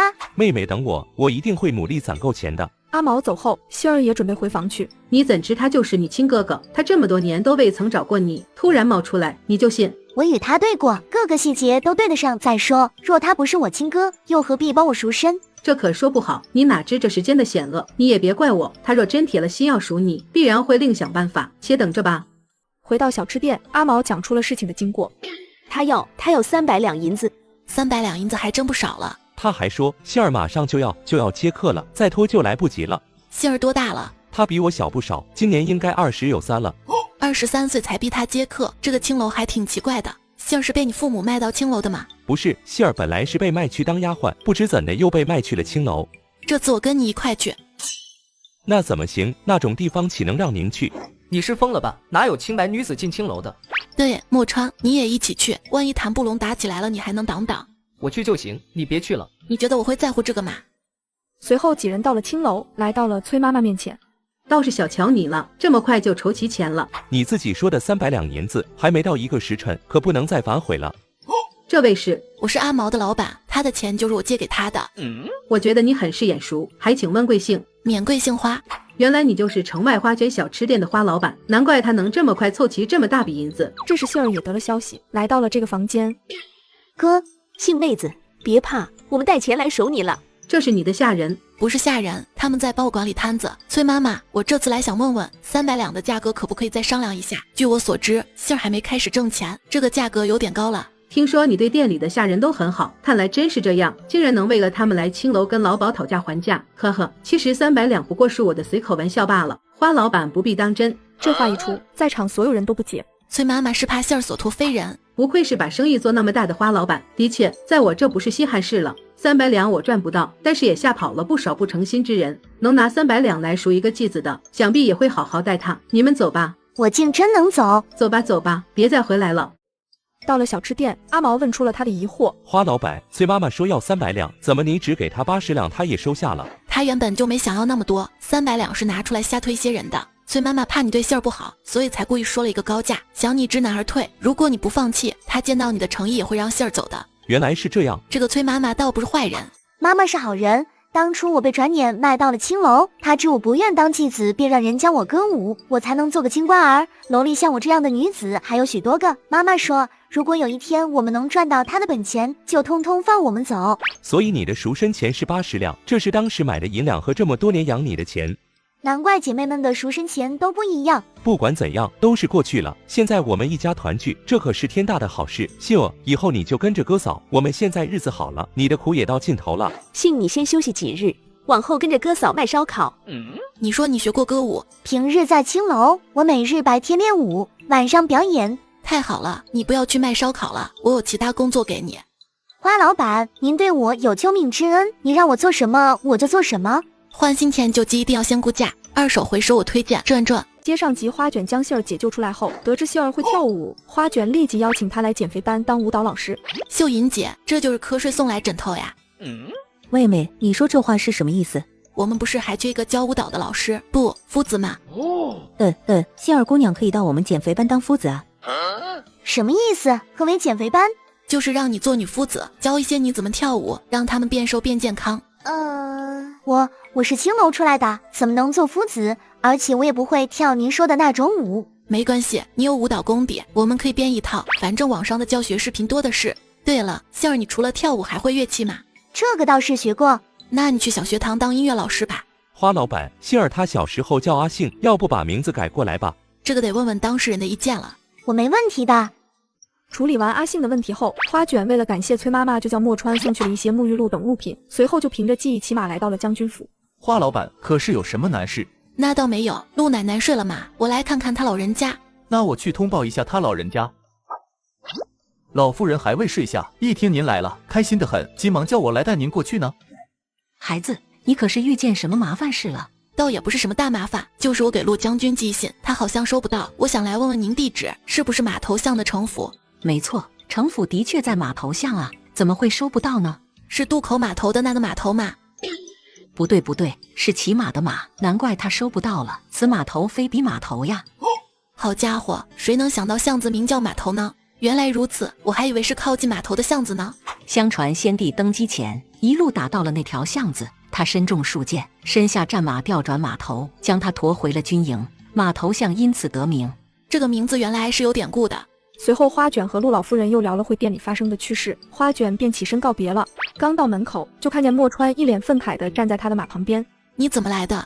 好了你，竟然强抢我的宝马，还问我怎么来的？我卸了秀云的马车，骑他家马来的。你看我不是好好的吗？我现在骑术了得。你当这里有多安全呢？这么晚了，一个女子孤身一人在外，你就不怕遇见人贩子？我带了防狼喷雾和电棍，你就放心吧。这都啥跟啥？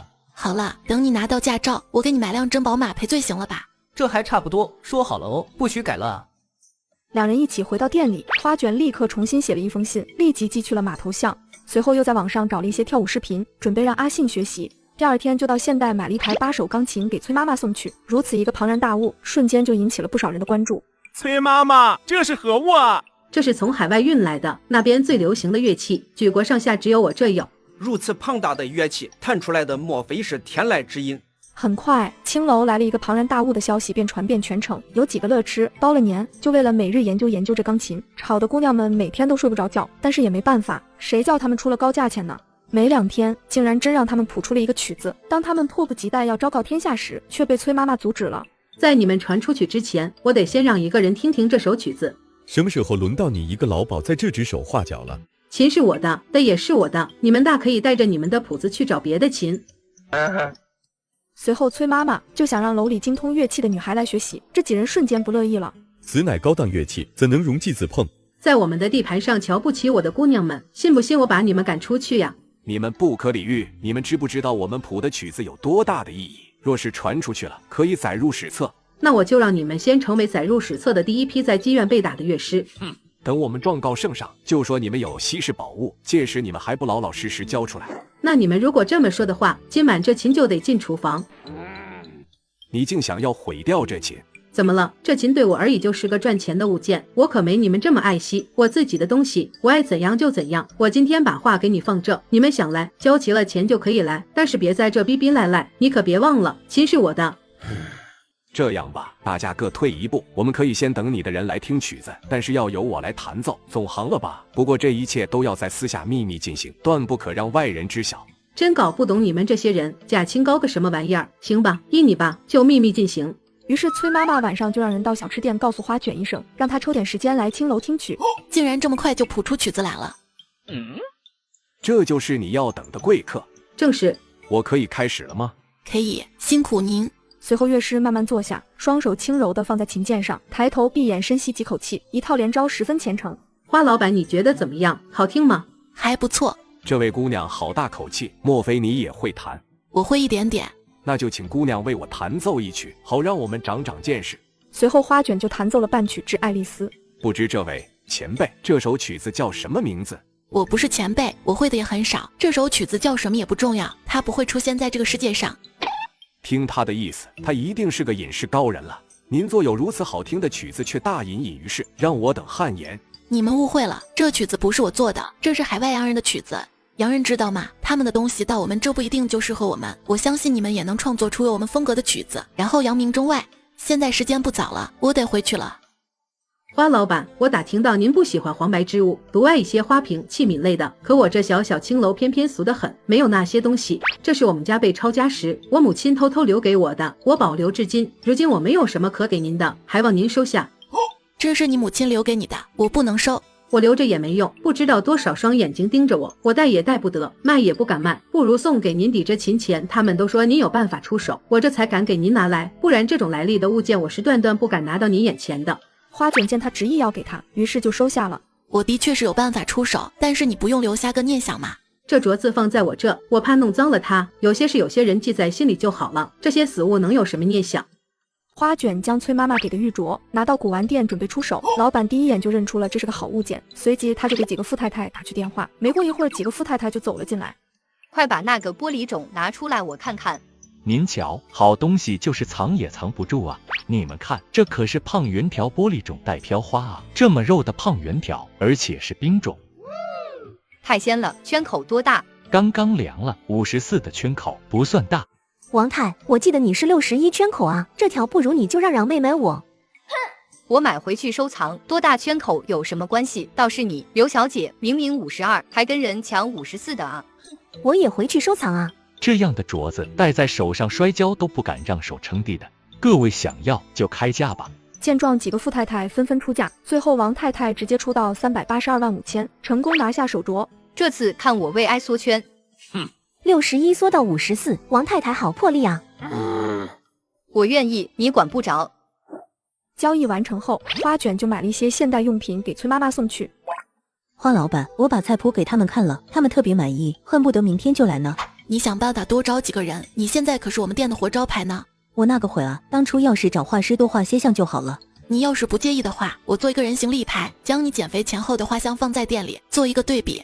有对比那可好，我当然不介意了，这么大把年纪了，还怕啥？那你家里有以前的画像吗？改天拿给我吧。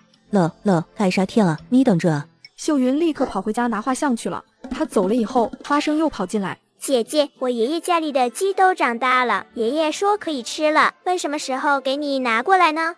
什么时候都可以，我给你拿些银子，你带回去吧。爷爷说不收您银子，自家人不说两家话。然后甩着小辫又跑出去了。接着阿毛就走了进来，他二话不说，把2张纸放在花卷面前。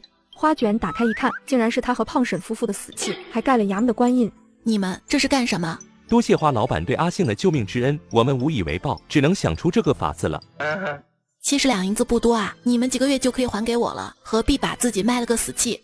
就算几个月能还清，那还不是托了您的福？没有您的施舍，我们何时才能挣够那么多钱？怕是一辈子都不行吧？要签也是签工作合同，怎么能签个死契呢？这个时代的契约分活契和死契2种，活契只要工人和雇主之间签订即可，而死契要去官府盖章的，一旦签订死契，终身都是奴隶了。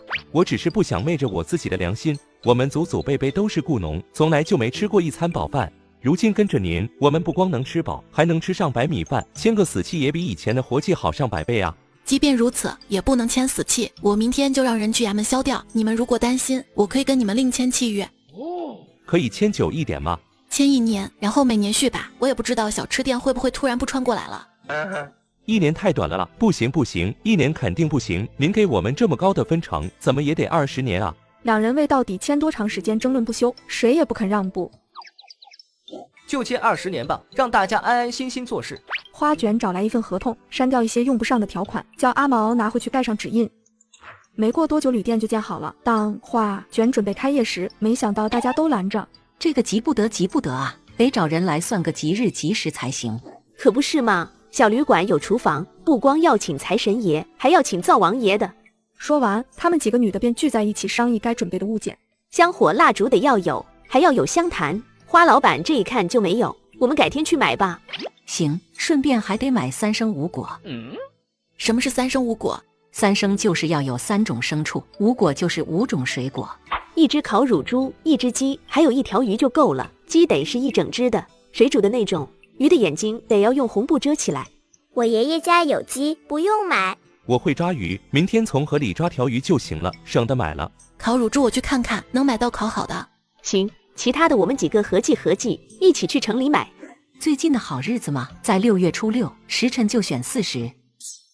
有没有晚上的吉时啊？这开业哪有在晚上的？情况特殊，你再算算。那等等，我再盘盘啊。没了，这2月就那个时辰是最好的。这可咋办啊？那让阿满代替我拜吧。接上集花卷旅馆完工后，大家正在高兴的庆祝时，当晚却来了2个神秘的老人。是花卷小吃店没错。为何花老板将旅馆和绣房修得如此精致，却不好好修小吃店？我也不知道为什么。这时江婆婆见外面有人，就出来迎接。请问你们是要住店吗？对，我们住店外加见一见你们老板。这时花卷几人还在外面烤着叫花鸡。明明烤箱就能烤，为什么要专门搭个窑？烤箱烤的哪有烟火气？可别浪费了这么好的鸡。好了，现在就让我们静静等待吧。请问这是做何物？我们在做叫花鸡呢。叫花鸡？你刚才送进去的泥土块是鸡吗？是呀，外面是泥土，里面包着鸡。那不知老夫可否花钱买1只尝尝？花老板，这2位就是我们旅馆里的第1批客人，翟老先生和翟夫人。原来是旅馆的客人啊，那没问题，您先找地方坐会，我烤好了给您送过去。我哪也不去了，就在此处等着吧。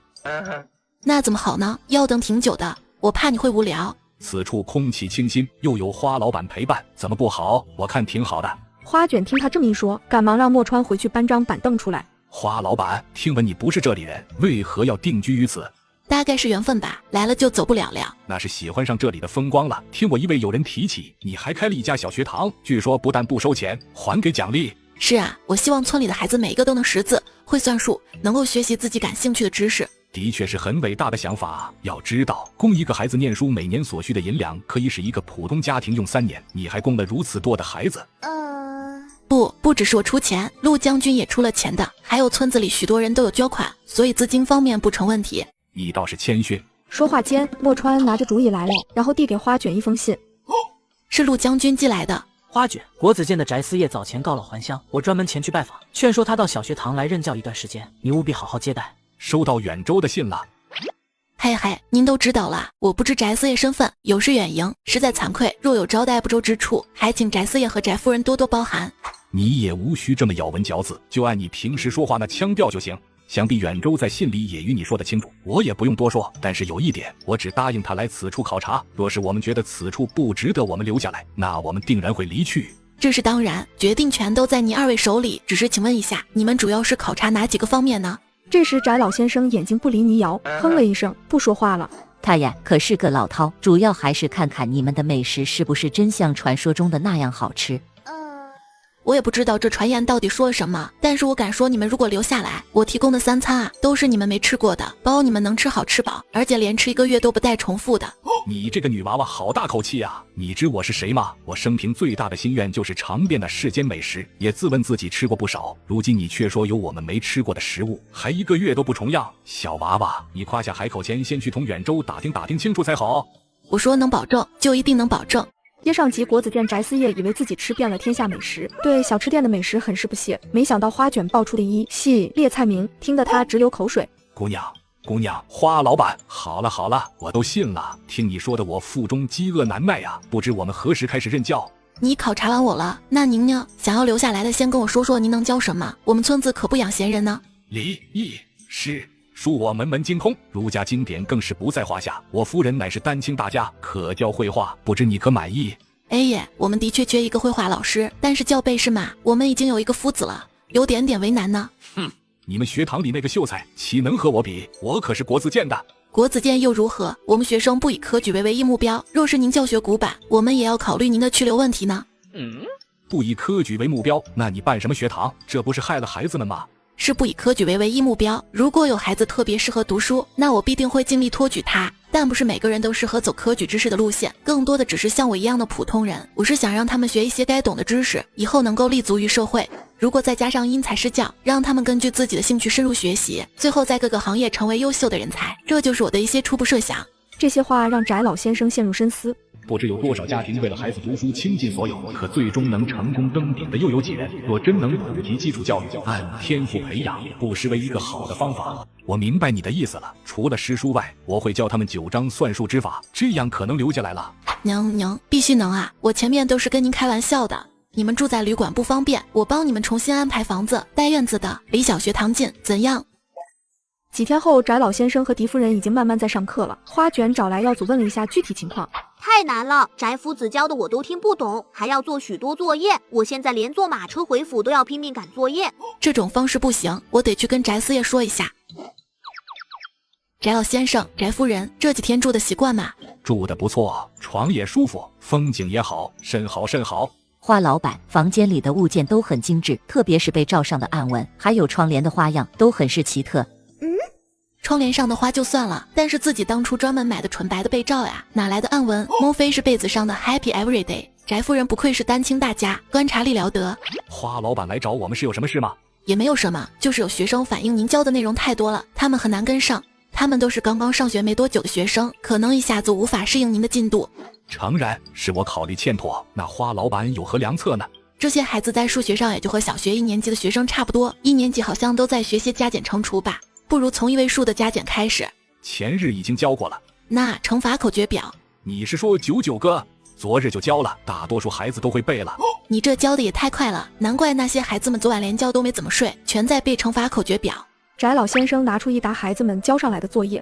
花老板，你来瞧瞧学生们写的。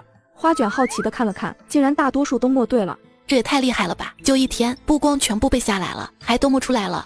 做饭你是佼佼者，教书我比你有经验，我自然有自己的法子。你这小学堂开办不久，初衷是好的，但是他们又能在学堂里待上多少年呢？到时还不是成家的成家，嫁人的嫁人，谁还能来上学了？故而进度必须加快，如此方能使其于最短时间内学会最多知识。也是他们和现代人还是不同的，不可能有10几年的时间学习。您考虑的对，是我班门弄斧了。也不能这么说，我的确对这个年龄段的孩子缺乏教学经验，于是我正在编写教材，花老板有没有兴趣看一看？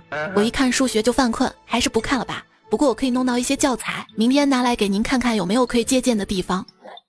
第2天，花卷就买了一些小学和初中的数学教材，随后就带着花生出门去买绿豆汤。没走2步，就听见隔壁杂货铺子老板在那儿自言自语：那边的商场建好了以后啊，我们这条街就彻底黄了。那边在建什么呀？建大商场呀，有电影院，有买衣服的，听说里头有2个超市呢，一个是卖进口货的，还有一个是普通的。这样搞谁还来我们这条街哦？我说这条街的店怎么关了这么多家呢？有点关系的都找好下家了。你看那炸鸡店了吗？上周关门了，听说准备搬到商场去了，就等开业呢。你是不是那个小吃店老板啊？你不打算搬走？我就不搬了，我这家店是爷爷留给我的，我要守着他的。我现在也在找铺子了，搬去西边那个新开的小区呢。那你这个铺子怎么办？盘也盘不掉，只能先放着了。好在是自己的铺子，不然真是亏死了。那你卖吗？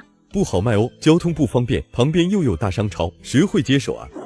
老板，我把我的手机号码给你，如果你想卖，就和我联系。随后他写了个纸条给老板，然后拉着花生从街头走到巷尾，把关门的铺子门口留着的电话号码全都抄下来。现代女孩带着冰镇绿豆汤来到古代贩卖，食客们看到这亲热解暑的美食，纷纷掏钱购买。一会儿的功夫，绿豆汤就卖完了。这时一个小女孩走了上来，请问姐姐可以卖给我1份吗？小妹妹，你看没有绿豆了，就剩半碗糖水，明天你再来好吗？姐姐可以把剩下这一些卖给我吗？我不要绿豆，我给你1文钱好吗？你拿去喝吧，不要钱，送你了。小女孩手里拿着1文钱，听见花卷的话，犹豫了一下，就把铜板放回怀里，又掏了一样东西出来。姐姐，这个送给你，是我姐姐编的。收下小女孩的东西后，花卷就带着书本找到了翟老先生。翟老先生接过书本，翻开1页就被吸引住了。你们俩先聊着，我仔细看看这个。他就是这样，一旦入迷，什么都不顾。这里面有些方法甚是新颖独特，编写的也很恰当，完全可以拿来用。这些字符我猜应该是数字，比我们的文字要简单许多。是的，这是一种国外的数字写法。如此说来，35只需写2个字，而335也只需写3个字。对，333335就只用写6个数字，比平时写的少5个字呢，看起来也更加清晰。好啊，好啊，此法应该推广开来。翟夫人，我还买了一些画板和颜料，还有各个尺寸的毛笔，等到货了再一起送来。如果您还需要什么，只管跟我提。那就谢谢花老板了。第二天卖绿豆汤时，昨日那个小女孩又来了，花卷立马给小女孩打包了2盒，她捏着1文钱，不舍得放在桌子上。不要钱，送你喝的，你的手手我很喜欢呢。姐姐说不可以贪小便宜，这些你不要的话，我也要倒掉的。没有绿豆的绿豆汤卖不出去。谢谢姐姐。你是住在村子里的吗？叫什么名字？我和姐姐都住在村子里，我叫猪猪。你没有在小学堂上学吗？猪猪不回答，抱起盒子就跑了。胖婶，你见过刚才那个小女孩吗？没见过啊，她不在小学堂里。那有可能是附近别的村子吧，看她还挺喜欢喝绿豆汤的，明天我给她预留1碗。您就是好心，谁家卖绿豆汤放这么多绿豆呢？都照你这么卖的亏本。谁知道花卷刚回到小吃店，胖婶就带着小女孩走了进来。花老板，这孩子要找您，我给您带进来了。在店里明亮的灯下，花卷才发现猪猪穿的衣服到处是补丁。猪猪呀，你住在哪个村子呀？我住在拈花村。花卷有些生气了，她转头叫莫川，你别忙这边的事了，去查一下他是哪家的孩子，为什么过得这么惨。姐姐，我错了，我不该贪小便宜，你不要去找我家人，呜呜呜。好好好，不去找。莫川，你先回来。猪猪，你找我有什么事吗？姐姐，还有绿豆汤吗？今天没有绿豆汤呢。没有绿豆汤了，我姐姐怎么办？你姐姐想喝绿豆汤。我姐姐必须要喝绿豆汤的哇。猪猪别急，我现在帮你煮一些，你带回去好吗？不行，她要喝冰的。冰的绿豆汤来不及做了，雪糕可以吗？也是冰的，我给你拿2个。雪糕是什么？是一种又冰又甜的东西。然后花卷便拿了2根雪糕出来。猪猪接过雪糕，发现是冰的，甜甜的对花卷一笑，然后掏出2文钱递给花卷。孩子，2文钱可不够。花卷从他手心里取了1枚铜板，这个就够了。可是那个黑脸哥哥说2文钱不够的。你别听他的，我是老板，这里我说的算。猪猪单纯的相信了，拿着雪糕跑走了。奇怪了，他说他是我们村里的人，为什么连胖婶都没印象呢？没见过这孩子啊。阿毛，你见过吗？没有，不是跟我们一起逃荒来的，不然怎么也会有印象的。会不会是丽娘买来的？还是胖婶脑筋灵？那我哪能跟您比呀？嘿嘿。花卷扭头去了绣房，找到丽娘。丽娘，你知道村子里有个叫猪猪的女孩吗？猪猪，我不记得了，可能是你从外面买回来的。她还有个姐姐。猪猪，我记起来了，的确有一个叫猪猪的，她的姐姐叫珍珍，2姐妹的名字都很好听。她姐姐在绣房里工作吗？一开始珍珍的确在绣房里工作，她手巧又勤快，我本来教她绣技，可惜只过了5、6天，她便不再来了。有说是什么原因吗？您等等，这上面写了卖她的银两，她来的日子和她离开的日子。花老板您看，珍珍年岁15，买入银3两送妹妹猪猪，进房日11月20日，离房日11月26日，工钱200文已结清，离房原因无，记得真清楚啊，只是离房原因怎么没有记？当时怎么问他也不说，执意要走，我只好写个无。按您当时的规定，每日每人30文工钱，我见他老实，便做主从我自己的工钱里挪了20文给他。丽娘办事妥帖，而且滴水不漏，绣房交给他果然没错啊。您要找猪猪不难，我明日去找洪保长问一问，他们若住在村里，定然会有记录。好，我今天看见猪猪，她身上衣服破的都漏风了，又瘦又小，满身污垢，看她年纪不大，也不知道为什么没有在小学堂里上学。我见过小学堂的学生名册，里面的确没有猪猪，看来是哪里漏掉了。如果他们家有困难，你就告诉我，我来想办法解决。明日找到他们，就让珍珍回来绣房做事，不会叫他们饿着的。花老板，我还有一件事跟您说。花老板，您还记得我买回来的一个被打得快死了的男孩吗？是你安置在2楼那个？正是，他叫阿青，多亏了您送来的药，阿青的伤好得很快，后来我便把他送去小学堂里学习了。他年纪已经不小了，在小学堂里也待不了多久，好就好在他体格好，于是现在正专心练武，时而兼顾一些小学堂维持秩序的事。他找过我好几次，想找点事做，以后好维持生计。可是村边上那些田地早就分完了，新的又还未批下来，所以我也没办法。我写信去问问，看看能不能多弄些地。倒也不急，左右他还在小学堂里，这事拖也还能拖的。只是我想，如果您还要开什么摊子，可否优先考虑他？我打听过，他是个好孩子，靠得住的。您也别怪我多事，买他来时他被打成那样，我总要留个心眼。接上集，花卷给猪猪2只雪糕，让他拿回去给姐姐吃。谁知走到半路，雪糕就化了。没办法的猪猪只能回到小吃店找花卷。姐姐，有绿豆汤吗？今天没有绿豆汤呢。怎么办？又没有绿豆汤。你姐姐不喜欢昨天的雪糕吗？呜呜呜，雪糕没了！哇，姐姐没吃到。怎么会没了呢？我发誓我没偷吃，但是雪糕一路滴水，我刚到家就全没了。姐姐只舔了一点点就没了。呜呜呜！怪我没考虑周全。这样吧，你让你姐姐来，我免费送你们雪糕。姐姐来不了，姐姐病了，她走不了。病了，请大夫了吗？知道是什么病了吗？是瘟疫。花老板，怎么回事？有瘟疫？没事，小孩子的话不可信，村子里的人都好好的呢，哪来的瘟疫？放心。你们安心，我会弄清楚的。谁跟你说你姐姐得了瘟疫的？是我娘。你还有娘？哪个娘会让孩子穿成这样，大晚上的独自在外面跑？我娘说姐姐得了瘟疫，要关起来。大夫呢？请过大夫吗？我不知道。那绿豆汤是怎么回事？我姐姐喝了绿豆汤就好多了，都能站起来一会了呢。这是什么病？喝了绿豆汤能好？绿豆汤什么时候变成能治病的东西了？那为什么又一定要冰镇的绿豆汤？因为冰镇的喝着好舒服，一晚上都不热了呢。现在是初夏，晚上不至于会热到要用冰的东西降温吧？花姐姐，你可以帮帮我姐姐吗？我不知道你姐姐得了什么病，我今天也没有熬绿豆汤。猪猪嘴巴一瘪，下一刻就要哭出来。但是我有冰的八宝粥，里面也有绿豆，你拿回去给你姐姐试试，如果不管用赶紧找大夫，听到吗？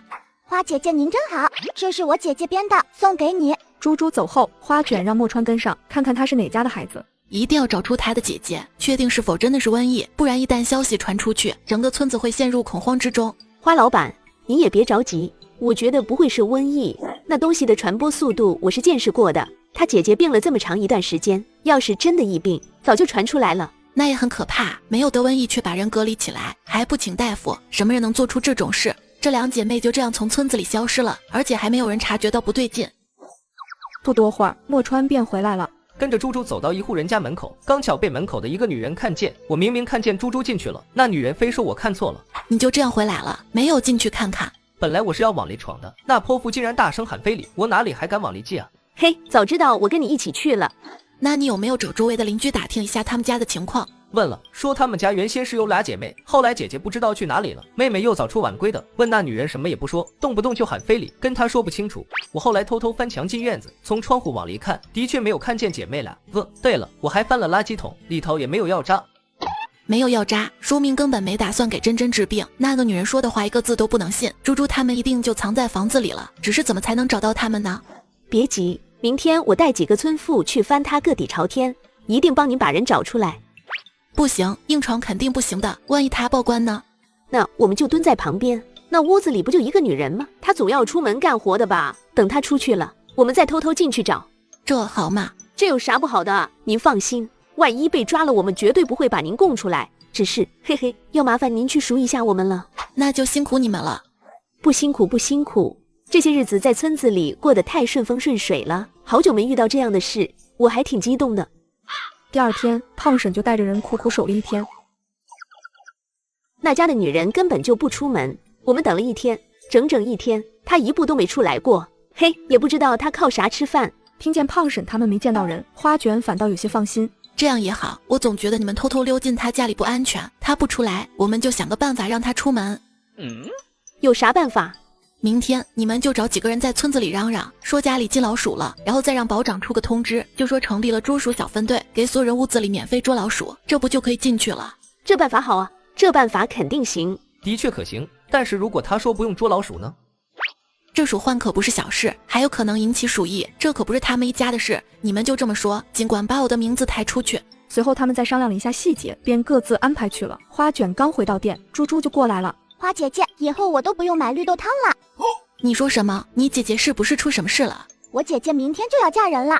嫁人？这么突然吗？啊，娘说姐姐嫁人了以后病就会好了，所以花姐姐你再也不用给我准备绿豆汤了。你姐姐嫁人你开心吗？开心，猪猪特别开心。那你和花姐姐说说，为什么特别开心？因为姐姐嫁人以后就不用住在的底下了，她的病也会好起来的。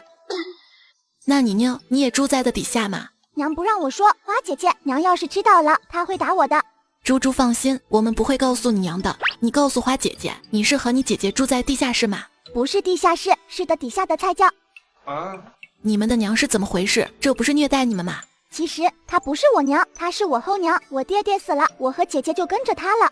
就算是后娘也不能做这种虐待人的事啊！你姐姐不是一直孕吗？那她怎么还能嫁人？她能站起来吗？娘说躺着也可以，不用站起来的。躺着嫁人，她不是急着卖女儿吧？那婚礼是什么时候？什么是婚礼呀？就是你姐姐什么时候嫁人？娘说明天晚上。我见到姐姐的嫁衣了，好漂亮的。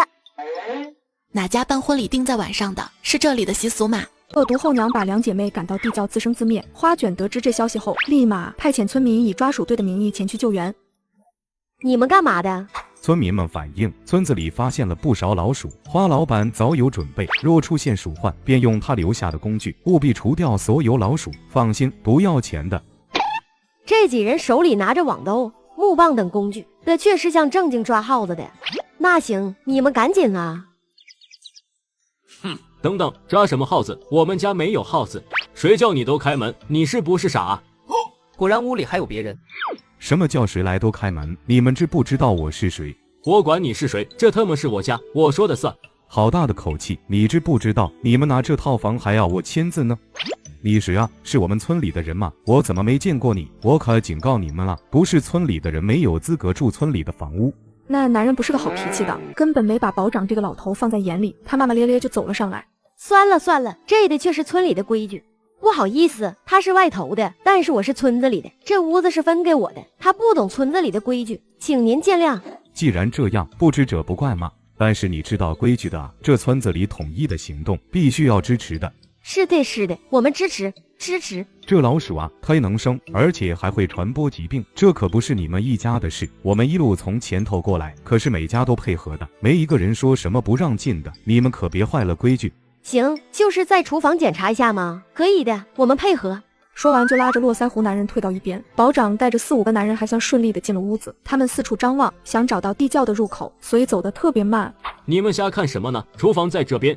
这时队伍里的一个人突然发现鸡窝后地上的土有些奇怪，有耗子，好大一只，往那边跑去了。他指着鸡窝方向，保长反应也很快，立刻说道：快，不能让他跑了。男人还没反应过来呢，保长便带着众人跑到了鸡窝处，这有条缝，然后哗的一下把地窖的盖子打开了。在这里，男人见事情败露，抽出后裤腰上别着的刀，莫川见状直接就是一棒子。杀人了，杀人了！看看他有没有事，没事的话，去几个人把他绑起来，别闹出人命了。下到地窖后，看见珍珍和猪猪果然在里面。猪猪，花姐姐让我来带你们走。不，我们不能走，娘会打我们的。不会了，她再也打不了你们了。随后丽娘探了探珍珍的鼻息，还有气息，麻烦你们把她们背上去吧。众人将两姐妹背出地窖后，看到这一幕都惊呆了。畜生啊，怎么这么对待2个女孩子？丽娘和胖婶直接就抬着两姐妹跑去医馆。大夫，救命啊！救救这孩子！把她放下，我给她把脉。这位姑娘她是血虚导致阳气外泄，风气内动，应该是常年饥饿劳累导致脾胃虚不能容肝肾。有没有生命危险啊，大夫？救治还算得上及时，暂时没有生命危险了。请问大夫，她为何一直昏睡？气血行滞，我开几副汤药看看。只是这病得养，不好治根。这是不是花老板说的低血糖啊？不知道。你们说什么？低血什么？低血糖，我们花老板怀疑是低血糖。从未听过这个名字，他人可在这？有把过脉？那倒没有，但是他无所不知的。难道是神仙啊？那还请我这个大夫干嘛？这是药方，你们谁去到拿一下药，赶紧煎了喂他喝下。我去。请大夫帮这孩子把个脉。这小女孩看着情况要好多了，只是长期未进什么食物，身体有些虚，我再开些药补一补。你们看是要贵一些的还是便宜一些的？大夫，贵的，要贵的。你们和他们2个是亲戚，怎由得他们落到如此地步？我们不是亲戚，只是住在一个村。你们倒是侠义啊！那现在姐姐怎么办？她还不醒，我们就这样淡等着吗？别无他法，先等着吧，等她醒来我才好施针。现在她行气不足，强行挑起来恐怕有危险。丽娘心里纠结了一会，她不能确定珍珍得的是不是低血糖，于是她跑到外面找到胖婶。胖婶，我姓花老板的，我们给她喂巧克力和红糖水吧。哎，我现在就去取。丽娘，你帮我把珍珍的嘴巴掰开。你们干什么呢？可不能瞎喂药啊！这不是药，这就是吃的小零食。那也不行，你看看，黑乎乎这么大一块，放在他嘴里卡住了怎么办？简直没常识。没事，我们信花老板的。喂，好，好，好，你们执意要喂，到时候出了什么事可别来找我。吃下巧克力后，珍珍也是缓慢的睁眼了。这是什么地方？难道我已经下地狱了？姐姐，你醒了。猪猪，你怎么也下来了？是我没有照顾好你。姐姐，我们不是下来，我们是上来了。好多人把我们带上来了，这里有好多好吃的呢。姐姐，这个东西好好吃，又甜又香。猪猪吃了一小块，这些给姐姐留着的。听到这话，他眼泪哗哗的往下淌，情绪激动，说不出一句完整的句子。妹子，你们都得救了，等会儿我们就带你去花老板的小吃点嘛，放心吧。恶毒继母瞒着丈夫悄悄将两姐妹卖到绣房，谁知两姐妹在绣房刚过上几天好日子，家里的父亲就因意外导致瘫痪在床，继母随即就让他们照顾瘫痪的父亲。花老板，这可不能怪我啊，他不回来照顾他爹，那是不孝，要天打雷劈的。他们父亲呢，在村子里吗？他命不好，刚过冬天就死了。然后珍珍和猪猪就和你一起住了。是，你是从什么时候起把他们关在地窖里的？前几个月嘛，珍珍突然就晕倒了，我这不是担心是疫病，为大家好，就把她关起来了。花老板，我可没做错啊，如果这病传出去了，整个村子都要遭殃的哟，你们都得谢谢我呢。笑话，但凡有点常识的人也能分辨出珍珍患的是不是疫病吧？还给自己套上这么一个冠冕堂皇的理由，这个女人简直满嘴谎言。是不是瘟疫是你说的算的吗？还谢谢你，你哪来的脸？那我的出发点是好的呀，小心点总没错吧？你既然关着他们，为什么不给他们吃东西？他又没死，他们不是还在捻麻绳赚钱吗？以为我不知道呢？我没找他们要钱就不错了，哪家女儿这么大了不帮家里干活，补贴家里的呀？捻麻绳能赚几个钱啊？一个小一个病，两个人几天才赚个2文钱，还要猪猪自己走路到城里卖，一走就是一整天。你这个做母亲的怎么做得出来？我看你就是想饿死他们。这是我家的家事，你们怎么知道我没给他们饭吃啊？再说了，他们病成这样，我没赶他们走就不错了。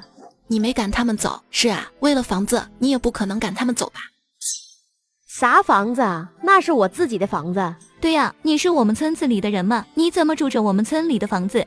我就是村里的人啊，房子也是村里分给我的，我可是有凭有据的。我记得我花了银子买下了珍珍和猪猪，既然他们一直跟你在一起，银子是不是也要还给我了？钱都给他爹治病了，哪里还有剩下的？那反正人都在你这了，大不了我不要他们了吗？还给你哥。哼，你打的好算盘，不要脸。我们这也不是衙门，管不了这事，送官府吧，官府自然会有说法。处理完这件事后，花卷就来看望珍珠两姐妹。花老板，您的大恩大德我永远记得，等我好了，我愿意为您当牛做马。你们好好活着就是对我最大的回报了。花姐姐，我是在做梦吗？如果是的话，我可以永远不要醒来吗？你不是在做梦，以后再也不会有人欺负你和姐姐了。我就知道不是梦，梦里不会有这么亮的房子和这么好吃的蛋糕。好了，时间不早了，你们早点休息。第二天，花卷回到县代就开始打转让店铺的电话，半天的功夫就盘下了5间铺子。随后，花卷又买了200斤小龙虾，晚上排在小吃店外面的食客边吸着鼻子边往里头打量。墨川兄弟，这就是花老板说的新菜。说新也不新，说不新嘛，它也有新的部分。哎呦呦，您可就别绕弯子了，究竟是什么菜啊？小龙虾。小龙虾可是传说中的那个小龙虾。去年我兄长来吃过一次，回去就跟我说了，让我惦记了半年啊。花老板，您终于舍得做小龙虾了吗？墨川兄弟，今日小龙虾数量多吗？我能不能吃着你给个话？都别急，今天小龙虾多，赶够。我终于来着了，墨川兄弟，可否给我留一个位置？我现在回去将我老父请炕来，他也想吃小龙虾。别了，今天反正有多的，我到时候帮你打包1份吧。随后，墨川回到厨房，便问花卷：“为何小龙虾这么受欢迎？你怎么不早跟我说？”好像是这样的，当时卖了1次，我嫌虾壳不好处理就不想卖了，没想到大家伙都惦记着呢。不过看现在的情况，估计200斤小龙虾都不够。那我再去买一些。随后，花卷回到县代，来到水产店。老板，还有多的小龙虾吗？你还要多少？再来1000斤吧。1000斤没有，我这最多800来斤。800斤也行，我全要了。妹子，你要这么多小龙虾是囤货吗？不是呀。你别怪我话多，我看你白天盘了我这个小店，我怕你跟着卖生鲜啊，这事真不好做。不是的，我不是有一个小吃店嘛，我在网上接了一些单子，把虾做好了卖。那就好，还是你们年轻人有办法。妹子，我店里正巧有一台洗虾机，你要是用得上就尽管拿去用。太好了，我正需要呢。老板，你有人帮我洗吗？我可以出工钱，洗完这些虾算2000块吧。回到小吃店，食客们听说小龙虾管够，纷纷来排起了队。经过小吃店众人不停的忙碌，总算结束了今天的营业。我觉得我都要被腌入味了，全身都是虾味。我认为我们还是要保持一贯的格调，以后还是限购吧。今天累坏了吧？你赶紧休息一下。莫川，你不能休息，起来继续炸虾。凭什么？都没客人了。厨房这些虾今天关门前必须全部炸完，赶紧的。我的姑奶奶，虾放到明天也不会死啊，何苦要如此对我？不是放到明天卖的，我想给村民们送去，让他们也尝尝。直接让他们来领活虾，回去他们爱炸就炸，爱炒就炒不就行了？不行，物种入侵你知道吗？万一有活虾跑出去了不好办。你快去，我正好去看看猪猪他们。花卷随后来到了两姐妹俩的房间，丽娘也在这儿照顾她们。花姐姐，花姐姐，我好想你啊！猪猪有没有乖乖的？我有，猪猪今天可乖了。花姐姐，住在这里可好了，我能不能一直住在这里？我再也不想回地窖了，我害怕。猪猪放心，以后你再也不用受苦了。你们俩安心养病，等身体恢复好了，猪猪就去小学堂上学，你还是回绣房去吧。花老板，我对不起您，我当初不该离开绣房的，我既已经被卖给您了，就不该管那些事了。不怪你，你父亲病重，你也不能置之不理。不过以后遇到事情要记得跟大家商量，就把我们当亲人。陆明里给花卷送来一颗夜明珠，看这个能闪瞎眼的珠子，花卷立即给陆钊打去电话。我让一个珠宝专家去你那边看看。第二天，天高蒙蒙亮人就来了。你好，你就是花卷吧？我叫顾安娜，现在任教于京都地质大学宝石及材料工艺学专业，也就是你们所说的珠宝鉴定专家了。原来你就是陆钊说的顾主任，欢迎欢迎。别，不要叫我顾主任，感觉下一秒我就要吐茶叶沫子了，就叫我安娜吧。好，安娜，这位是我的助理莫川，让我看看陆钊说的珠子吧。就是这颗珠子了。这应该就是传说中的夜明珠了。我们所知道的夜明珠大多已经遗失或者损毁，还有部分在国外的私人收藏家手里，有几十年没有现世了。没想到我有生之年还能摸到一颗真正的夜明珠。它的市价大概在多少？你知道天环拍卖行吗？是业内最好最权威的珠宝类的拍卖行，我是那里的挂牌鉴定师，我给你开具一张证书，你可以直接送到那边拍卖。那就麻烦你了。你应该知道，我这种鉴定师收费不便宜吧？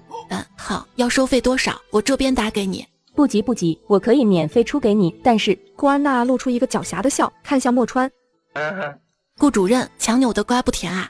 甜不甜要吃到嘴里才知道，嘿嘿。我说话也没有多大用。没有我的鉴定证书，拍卖行是不会收任何东西的。那我也不能强迫我的助理出卖自己的。你误会了，我是想看一看你家助理的匕首。这匕首有什么好看的？这上面的图案是一个古老的北方游牧部落的专属图腾，那个游牧部落叫塔拉赫部，曾经横扫我国西北大部分地区，后来突然消失，目前也只找到了非常少的资料。这个匕首鞘对研究那段历史非常有用。如果……不好意思，顾主任，我不需要你出什么证明了。好吧，花小姐，还有莫先生，我也不强人所难了。不过我还是会帮你出具证明，毕竟这是陆钊所托。莫先生，再求你一件事，让我看看你手腕上的刺青，就一眼就行，否则我会彻夜难眠的。看吧，看了赶紧走。你就像是一个活着的文物。他是啥文物啊？他要是文物，我第一个就卖了他了。他就是一个少数民族精神小伙，嘿嘿。花小姐也不是个寻常人啊，莫先生，如果你有什么想知道的，可以来找我，我保证知无不言。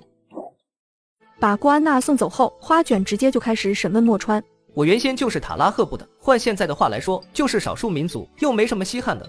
谁知道这都被他发现了，就这么简单？那他为什么对你的纹身那么在意？还有他说你像活着的文物又是怎么回事？大概是因为这个刺青的制作方法比较特殊吧，要在皮肤下面推进去一种植物，这种植物比较稀少。有多稀少？该不会是现在已经灭绝了的那种吧？现在应该是没有了，你等我，我去就回。等等，你不是要去灭口吧？我哪有这么暴力，你就放心吧。随后莫川找到了顾安娜。莫先生，咱们不要兜圈子了，就开门见山的聊聊。你一定很好奇那个叫塔拉赫的部落发生了什么事吧？只要你答应我一件事，我就把我知道的告诉你。你错了，我一点也不想知道。顾小姐手里没筹码了，看来我们生意没办法谈了。莫先生，你先别急，刚才我闲着无聊，让人查了一下你，你猜怎么着？我发现一件奇怪的事。怎么说？你身份信息没问题，但是指纹却对不上。被你看穿了，我身份是假的，我就是用个假身份玩玩，又没做坏事。这可就麻烦了。我只要去举报你一下，然后呢，你就会被抓起来。等到时候可就不是你说的算了。而我想要取你刺青里的东西，还不是简简单单。实话告诉你，如果你的刺青是我想的那个，那么里面的植物早就已经灭绝了。你知道这代表什么吗？还需要我跟你细说吗？顾小姐，你看你现在不就有筹码了吗？我们现在可以好好谈谈了。你放心，我对你身份不感兴趣，只要借给我2样东西，我保证什么都不会说出去。什么？鱼手鞘，还有我需要从你的纹身里取出一些东西。你太贪婪了。你要知道，我现在坐在这里跟你谈话，只是因为我舍不得这样的生活，但是并不代表我就要任你摆布了。你手上这一个，我叫它星银包。那本手札里描述，它寄生于宿主血液中，会随着体温升高而展现出不同形态，甚至还会发光。我并不是想要拿它卖钱，我只是想把它交给专业的人，希望能让它重新活一次。怎么活？弄到你们的人的血液里吗？不需要，我们现在技术完全可以用特制的溶液模拟它的生存环境，直至培养出可以独自存活的个体。你难道不想看看它的真正的样子吗？它真的很美很美。我需要考虑一下。你放心，你的事情我绝对会守口如瓶，我可以跟你签订保密协议。回到店里，莫川就将事情的经过说了出来。怎么就让他发现了？可千万不能让他说出去，不然他们会抓你去做研究的。你不要急嘛，我还没说完呢。我倒觉得他没什么坏心思，就是喜欢这个东西而已。他是怎么跟你说的？莫川把顾安娜的话原封不动地告诉了花卷。花卷听完，稍稍放下心来。我还是要给陆昭发个信息，打听一下顾安娜的为人。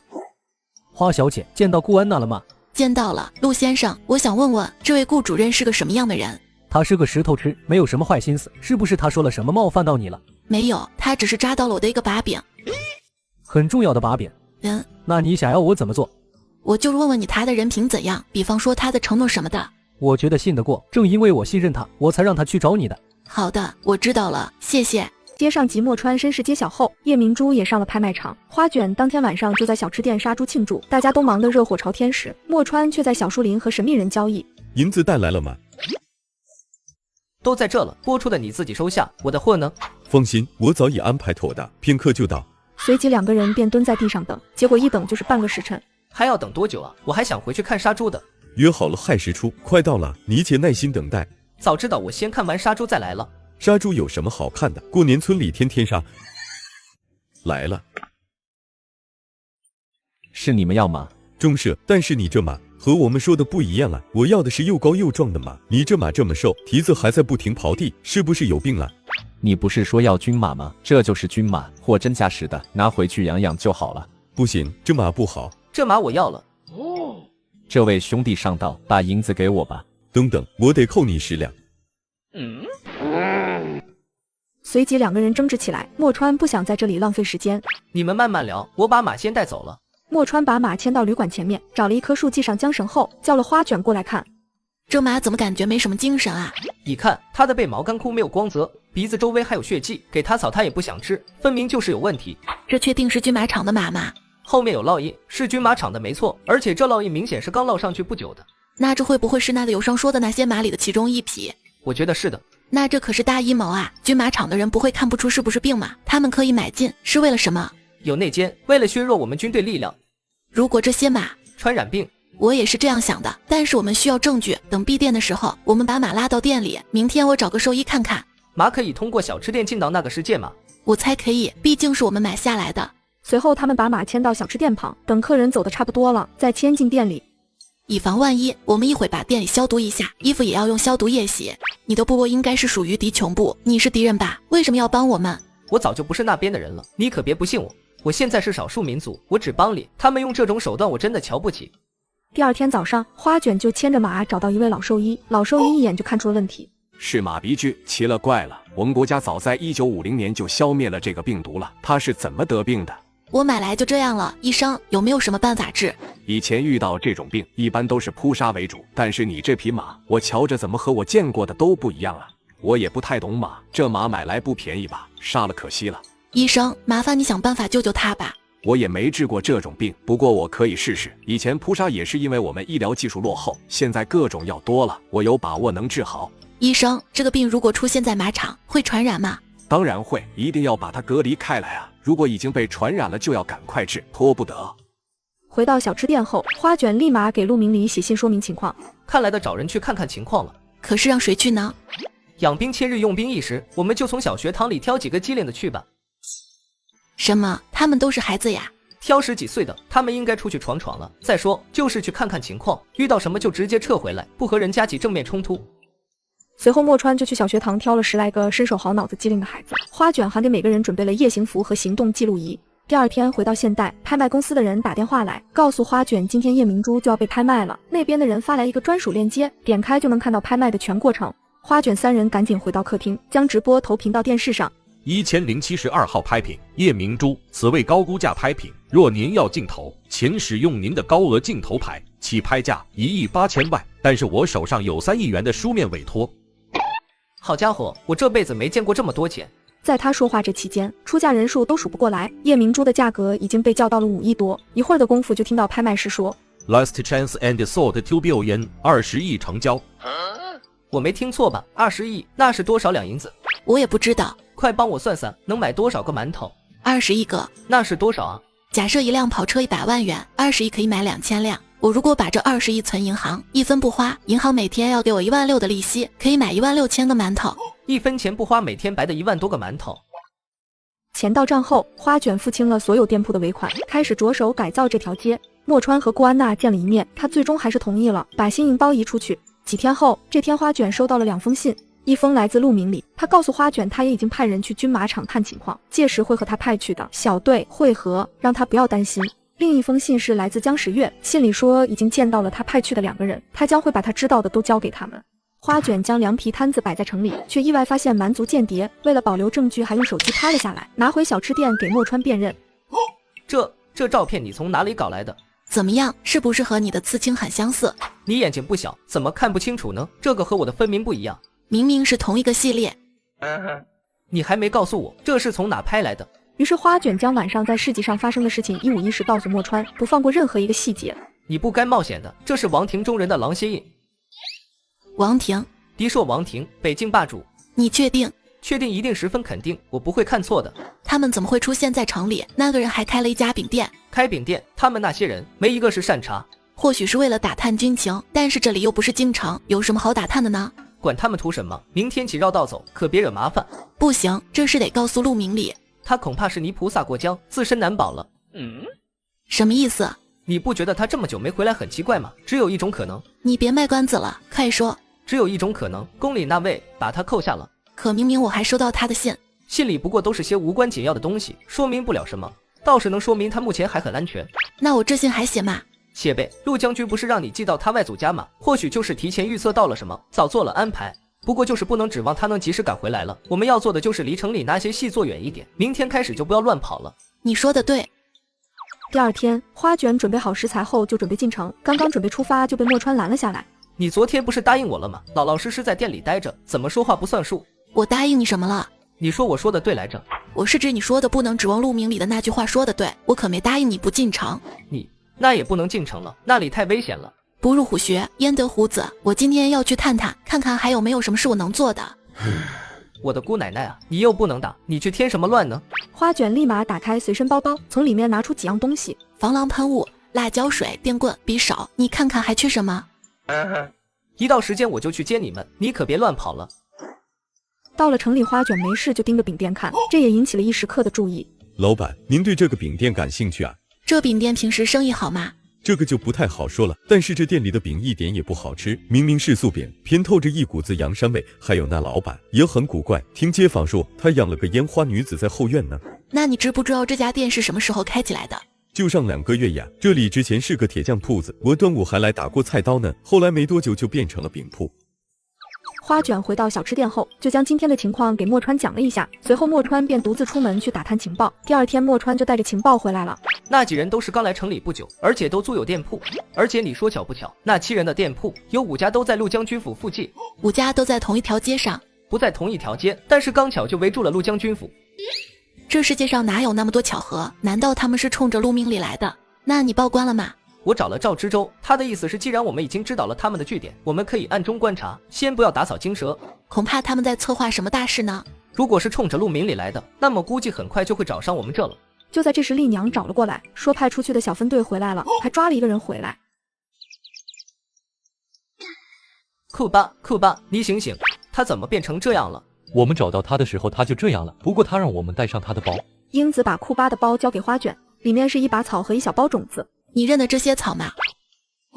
像是马吃的苜蓿草。只是马草的话，他没必要那么在意啊。所以要把他救活，问问他了。已经去请大夫了。他是谁？和你是什么关系？他叫库巴，是我们部落的驯马师。然后呢？没了啊。什么叫没了？你们部落的驯马师为什么会在军马场里？我也不知道，我早就离开部落了。花卷只好放弃，这边什么也问不出来，还不如去问问阿青。阿青几个人看见花卷走来，站得笔直。辛苦你们了，不仅圆满完成任务，还带回来了这么重要的一个人。谢谢花老板夸奖，不过我也有错。随后他把他违抗命令私自决定潜入军马场的事说了出来。虽然很冒险，但是你们每个人都表现得勇敢机智。俗话说将在外，君命有所不受，适当的变通没有错，但是一定记得先评估风险。是。那你们还发现什么特别的东西或者奇怪的事情？我发现马场特别臭，从他们的对话中我发现似乎马场经常有马死去。经常？花卷皱起眉头思考起来。回到绣房后，刚好大夫也来了。大夫，又要麻烦您了，快帮我看看这个人还有救吗？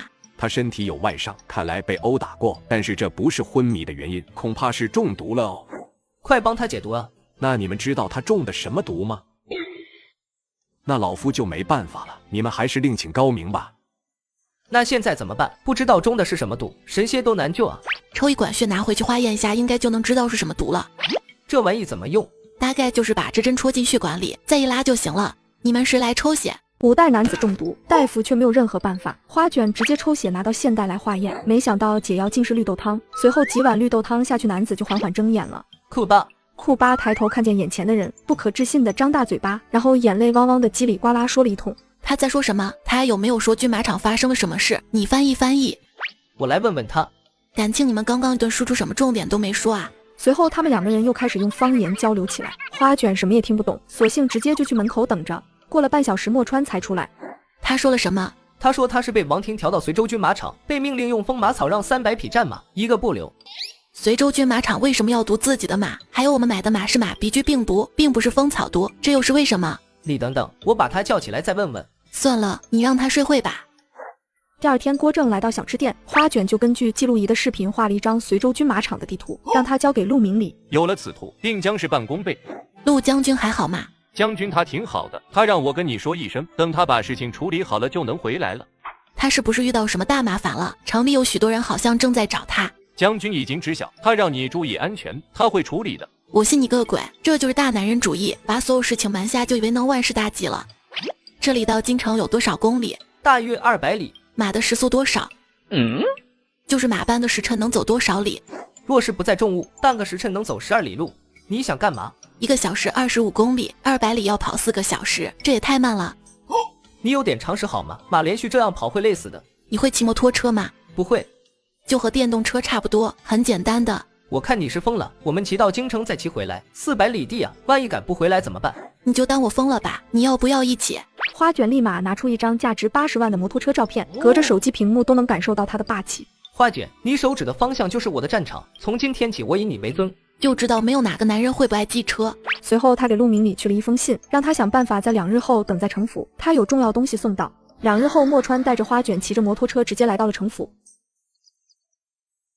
我只有半个时辰的时间，你先听我说。第一，如果你总是事事都瞒着我，那以后也不必告诉我了，我不喜欢被蒙在鼓里的感觉。第二，我要和你并肩同行，一起面对困难，共同进退，而不是像你认知里的其他女子一样被禁锢在后宅里。抱歉，我并非有意隐瞒于你，只是此事关系重大，你本就不属于此地，不应被牵扯其中。我已经被卷进来了，那些人肯定会查到我们的关系，他们如果等不到你，一定会想到去找我的。我早已安排人守着小吃店，若有危险他们会出手的。你看，你总是这样，什么安排都不告诉我，是我不配知道吗？绝非如此，你怎能这样说？我只是不想你出事。你如果真的为我着想，就应该问我的意见。你问吧，但凡是你想知道的，我都会如实相告。你家外面的那些人是冲着你去的吗？是，你无需担心，那些不过是小鱼小虾，留着他们是为了钓更大的鱼。他们的目的是什么？寻仇？你会有危险吗？他们要的不是我的命。花卷，你听我说，现在有2拨人盯着我，你看到的只是明处的，还有暗处的，这就是我不能回去的原因。这么多人，在我查清所有人之前，你一定要照顾好自己。太乱了，这也太乱了。既然已经这么乱了，不如就让它更乱些，我们把水彻底搅浑了，不是更好？彻底搅浑，这是何意？你等我消息就行了。不可胡来，那些人绝非善类。时候不早了，我得走了。这就要走了？你还没说清你的计划。放心，我心里有数。陆明礼将花卷送出来后，墨川就炫耀起了他的摩托车。陆将军，快来看看我的新坐骑。你们就是骑这个来的？日行千里不在话下。难怪你们来得如此之快。回头我给你也弄一辆比这个还要好的。你这是把我当3岁孩童哄吗？不过这倒真是好东西。若是打仗，只需2日便可从京城到达前线，可以省去不少人力马力。不行的，这玩意要加汽油，这边弄不到。回到小吃店，花卷就拜托崔妈妈把饼店隔壁的店盘了下来。花老板，这是饼店隔壁那店的地契。多谢崔妈妈了。按您说的，明日我就安排一个姑娘住进去。这里有烧烤架子、烧烤料，让那位姑娘今天晚上练习一下烤羊肉，明天以后要用的。放心，包在我身上。第二天晌午，饼店老板那不从外头办完事，往店里走。这中原的吃食太不合胃口了，来了粤语我根本吃不惯，只得每天自己做羊肉吃。等等，哪里来的烤羊肉的味道？莫不是热出幻觉来了？他跟着味道不知不觉就走进了店里。这是私宅，您怎可擅入？小娘子，我不是坏人，我就是闻到你家的羊肉香了。姑娘见状，捂嘴轻笑，拿出一串递给他。大哥，尝尝吧。姑娘，这羊肉烤的外焦里嫩，实在是好吃。你这手艺太好了，可愿再卖些给我？不卖钱的，我在此处烤羊肉，只是为了祭奠我的亡夫。你的亡夫，他也好这口？他来自迪朔，他常常跟我说，最想念家乡的羊肉和草原上的奶酒。奶酒，那可是我们草原上的魂。没想到你的亡夫和我还是老乡呢，我也想奶酒了。我想我的亡夫了，扎克啊，你好狠心啊！你走了，把我留下来，教我如何活下去。你别哭嘛，扎克兄弟不在，还有我嘛。大哥莫开玩笑了，我如今什么都没有。怎么会一无所有？你可以烤羊肉吗？以后你每天给我送羊肉，我给你银子。大哥您真是好人，只是我这房主不允许我在院子里烤羊肉，他嫌弃味道重，我今天还是求了他好久，他才同意的。这又何妨？明日起你就到我院里来烤，你是我们草原男人认准的女人，我信你。哎，大哥您多吃点，我叫小蕊，还不知您怎么称呼？你就叫我那不吧。花卷用美人计破坏了蛮族人的计谋，就在大家皆大欢喜时，花生却带来了一个不好的消息。不好了，他们说陆将军快死了。什么？花老板，您先别急，还没搞清楚事情真相呢。出什么事了？今日我进城，听见大街小巷都在传陆将军惹皇上不快，挨了40大板。花卷感觉天都塌了，40大板什么概念啊？放在古代可是要出人命的。皇上盛怒，不允许御医为他医治，还让人用驴车把陆将军驮回来，满地的血啊！路上许多人都看哭了。那后来呢？后来全城的大夫都去将军府了，但是他们说皇上不让医治，就都赶回去了。现在将军凶多吉少啊！花老板，您若是有办法，救救将军吧。随后花卷就到医馆抓了一些中药，又回到现代买了一些特效药，坐着摩托车就去了将军府。闲杂人等不可入内。云爷，她不是闲杂人等，她是陆将军的未婚妻。原来是未来的将军夫人啊，那要进去也无可厚非，进吧。花卷走进房间，看见陆明礼正趴在床上。陆将军，你还好吗？你怎么来得这么快？我带了药来，让看看你的伤。说完就去掀他的被子。住手！你别掀被子，我没事。你怎么没事？他们都说这是我和圣上做的局罢了。你为什么不早说？把我吓死了。我差人去告诉你了，怎么你没碰到吗？没，我一听你出事就跑来了。不过来的路上好像是看见树林里有人朝我招手来着，我走得急就没理他。罢了，左右你也见到我没事，该安心了吧？那我也不能白来，给你煲点汤喝吧。甚好，我好久没吃过你的食物了。鸡汤已经炖上了，等半个时辰就可以吃了。你既然没什么事，我就先回去了。对了，我还带回来了些东西，此时应该已经到小吃店了，皆是珍宝，希望你满意。呵，好家伙，陆将军这是把家都搬空了吧？回到现代，花卷直接打电话给陆昭。花小姐，这么晚了，有什么急事吗？我想你帮我看一些东西，告诉我他们的名字。视频看不清楚，我只能告诉你他们是什么，不能明确的辨认真假。没关系，只要告诉我是什么就好。这是粉彩寿桃盘，要说大概年份吗？不用。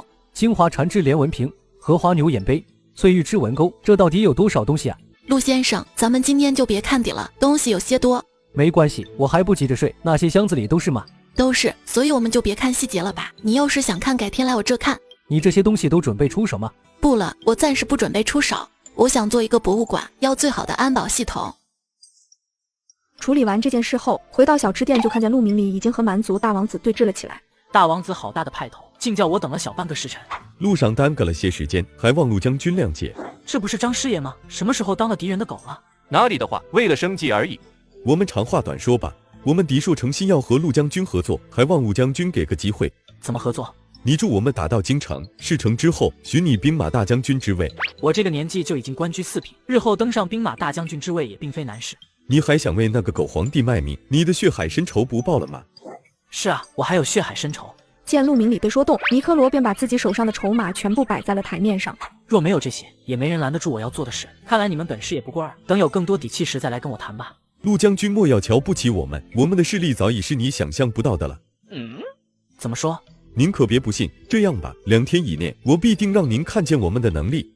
那我就拭目以待了。今晚就到此为止吧，陆某还有事，就不送各位了。说完，他又像刚想起来什么似的。哎呀，瞧我这脑子，忘了问你们吃饭没有了，可要在这将就吃1碗。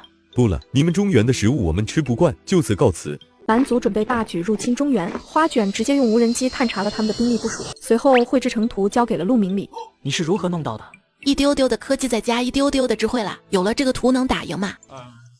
战场瞬息万变，即便万事俱备，也没有十足的把握能打赢。带我回去和师傅细细商议，制定出万全之策，方可出兵。上次给你的物件可还满意？我正要跟你说这事呢，那些东西可都太珍贵了。我决定建一个博物馆，挑一些出来放在里面展览。博物馆展览？博物馆就是一间屋子，展览就是把那些东西摆上去供大家欣赏。你知道吗？你给我的那些东西里有很多是已经失传的艺术品，我觉得它们不应该被卖掉，而应该展示出来，被大家看到。你竟有如此大爱！收门票的不能全让我们贴吗？我再寻一些好东西来给你，你想卖就卖，想展览就展览。那要很多钱吧？你有足够银子吗？无需担心，圣上对我补偿之心，我要什么他只有赏的，而且我还有几个铺子在收租，手上宽裕。第二天中午，花卷刚起床，便看见了陆昭和陆老爷子坐在客厅沙发上。你们来了怎么不叫醒我？让你们等了这么久。你这个朋友说让你多休息一会。花小姐，我听陆昭提到你又来了一批文物，所以让他带我来看看。可以呀，我都堆在隔壁房子里了，你随我来。你上次提到博物馆，提醒了我，所以我也准备建一所博物馆放这些东西。你不卖拿来展览，这倒是出乎我意料。我倒觉得这是个好主意，让国人都有机会看到这些失传的艺术有多美。有什么需要我帮忙的吗？我对保存文物有一些经验。建馆的事我交给专门的公司了，倒是需要您帮我把这些东西的背景完善一下。这么多古董要整理出来的话，得花不少时间。最好的办法是把所有东西年份、用途记录下来，然后挨个拍照片做成一个册子，这样方便查找。要拍照吗？那正好我刚换的相机就派上用场了。随后陆老爷子叫来了助理和学生，在这里住下了。他们废寝忘食地做把这些文物整理记录下来。随后花卷就到商场买了一些香水，回到古代立马就找到了上官老爷。我还以为你不能离开小吃店的地界，否则会灰飞烟灭呢。您就别打趣我了，我这次来可是带着好东西的。这味道很独特啊，还有这瓶子设计离巧妙，极品啊极品。您觉得这些香水味道像什么？倒是像你店里的点心。没错，我打算出售这些香水，和花卷小吃店的甜品联名，卖个噱头。还是你有聪明啊，我终究是老了，没有这个商业头脑了。这天地终究是属于你们年轻人的。我哪里管得了这么多事，我的店也没有别的空间了，所以我想把这些香水放在您的品香斋出售。你的意思是我们合作，我帮你卖，咱们分成？正是。这感情好，不过这价格方面你打算怎么定？这些香水定价不能太低，第一，它们稀有；第二，品质好，留香时间相对较长；第三，它们可是我们2家联名款，可不能便宜了。香料这等东西原就不是给普通百姓用的，价格一直昂贵。随后上官老爷再闻了一下香水，确定是自己永远无法做出来的。原生于我铺子里的最高档次的香料，就定位120两银子，花老板觉得怎样？往贵了卖，越贵越好。如果可以就卖到京城去，那边购买力比这里强。你就放心吧，过几日魏国公夫人要办赏河宴，我们就从那里打开市场。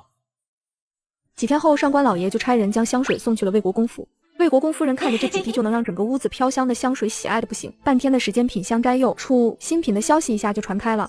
第二日，权贵的夫人们就派丫鬟小厮纷纷排队抢购，结果第一批就卖了1万两银子。花老板，你可没亲眼见着，那场面简直是人山人海，多少人为了这一瓶香露挤得头破血流。那可太好了，说明这东西不愁卖。不知第二批香露什么时候到？我们第一批卖了食物香调的香水，第二批我想卖花香系列。你可知我们研制一款香料要花费多少时间吗？少则半年，多则2年。你竟然能在这么短的时间里拿出新的系列的香露，这个就是商业秘密了。对了，你们这儿最近有什么活动、节日吗？下月有个百花季，正是推出花香调香露的时候。花老板，这次能不能多搞一些货？太少了，赚的不过瘾了。我尽量吧，还得麻烦您去想些噱头，把香水炒出高价来。我得去多做一些琉璃品，越精美越好。看来得到京城西市的波斯商人那问我了。刚回到小吃店，一个男人就走了进来。我们已经打样了，若要用膳。我不是来用膳的，在下乃户部郎中林文义，今日来是有事相求于花老板，烦请行个方便。原来是林大人，您找我有什么事吗？我听闻花老板曾为陆老夫人办曲水流觞寿宴，如今捉经40岁，寿诞在即，我愿出双倍酬劳，请花老板承办宴席。你可是住在京城，那里太远，恐怕我去不了。不需花老板亲去，只需为我提供一些新奇法门。我与夫人成亲多年，想给她一些惊喜。这个不难，您可以告诉我您夫人的喜好吗？比方说口味，喜欢什么植物、动物之类的。她喜甜，不喜辣，喜欢荷花。您夫人的生辰在什么时候？明日。这么急，时间太紧了，我可能来不及做什么准备。不要紧，只需哄得我夫人开心，宴席我另有安排。宴席你已经准备好了，我帮你准备一个生日蛋糕当甜点吧。那就谢谢花老板了。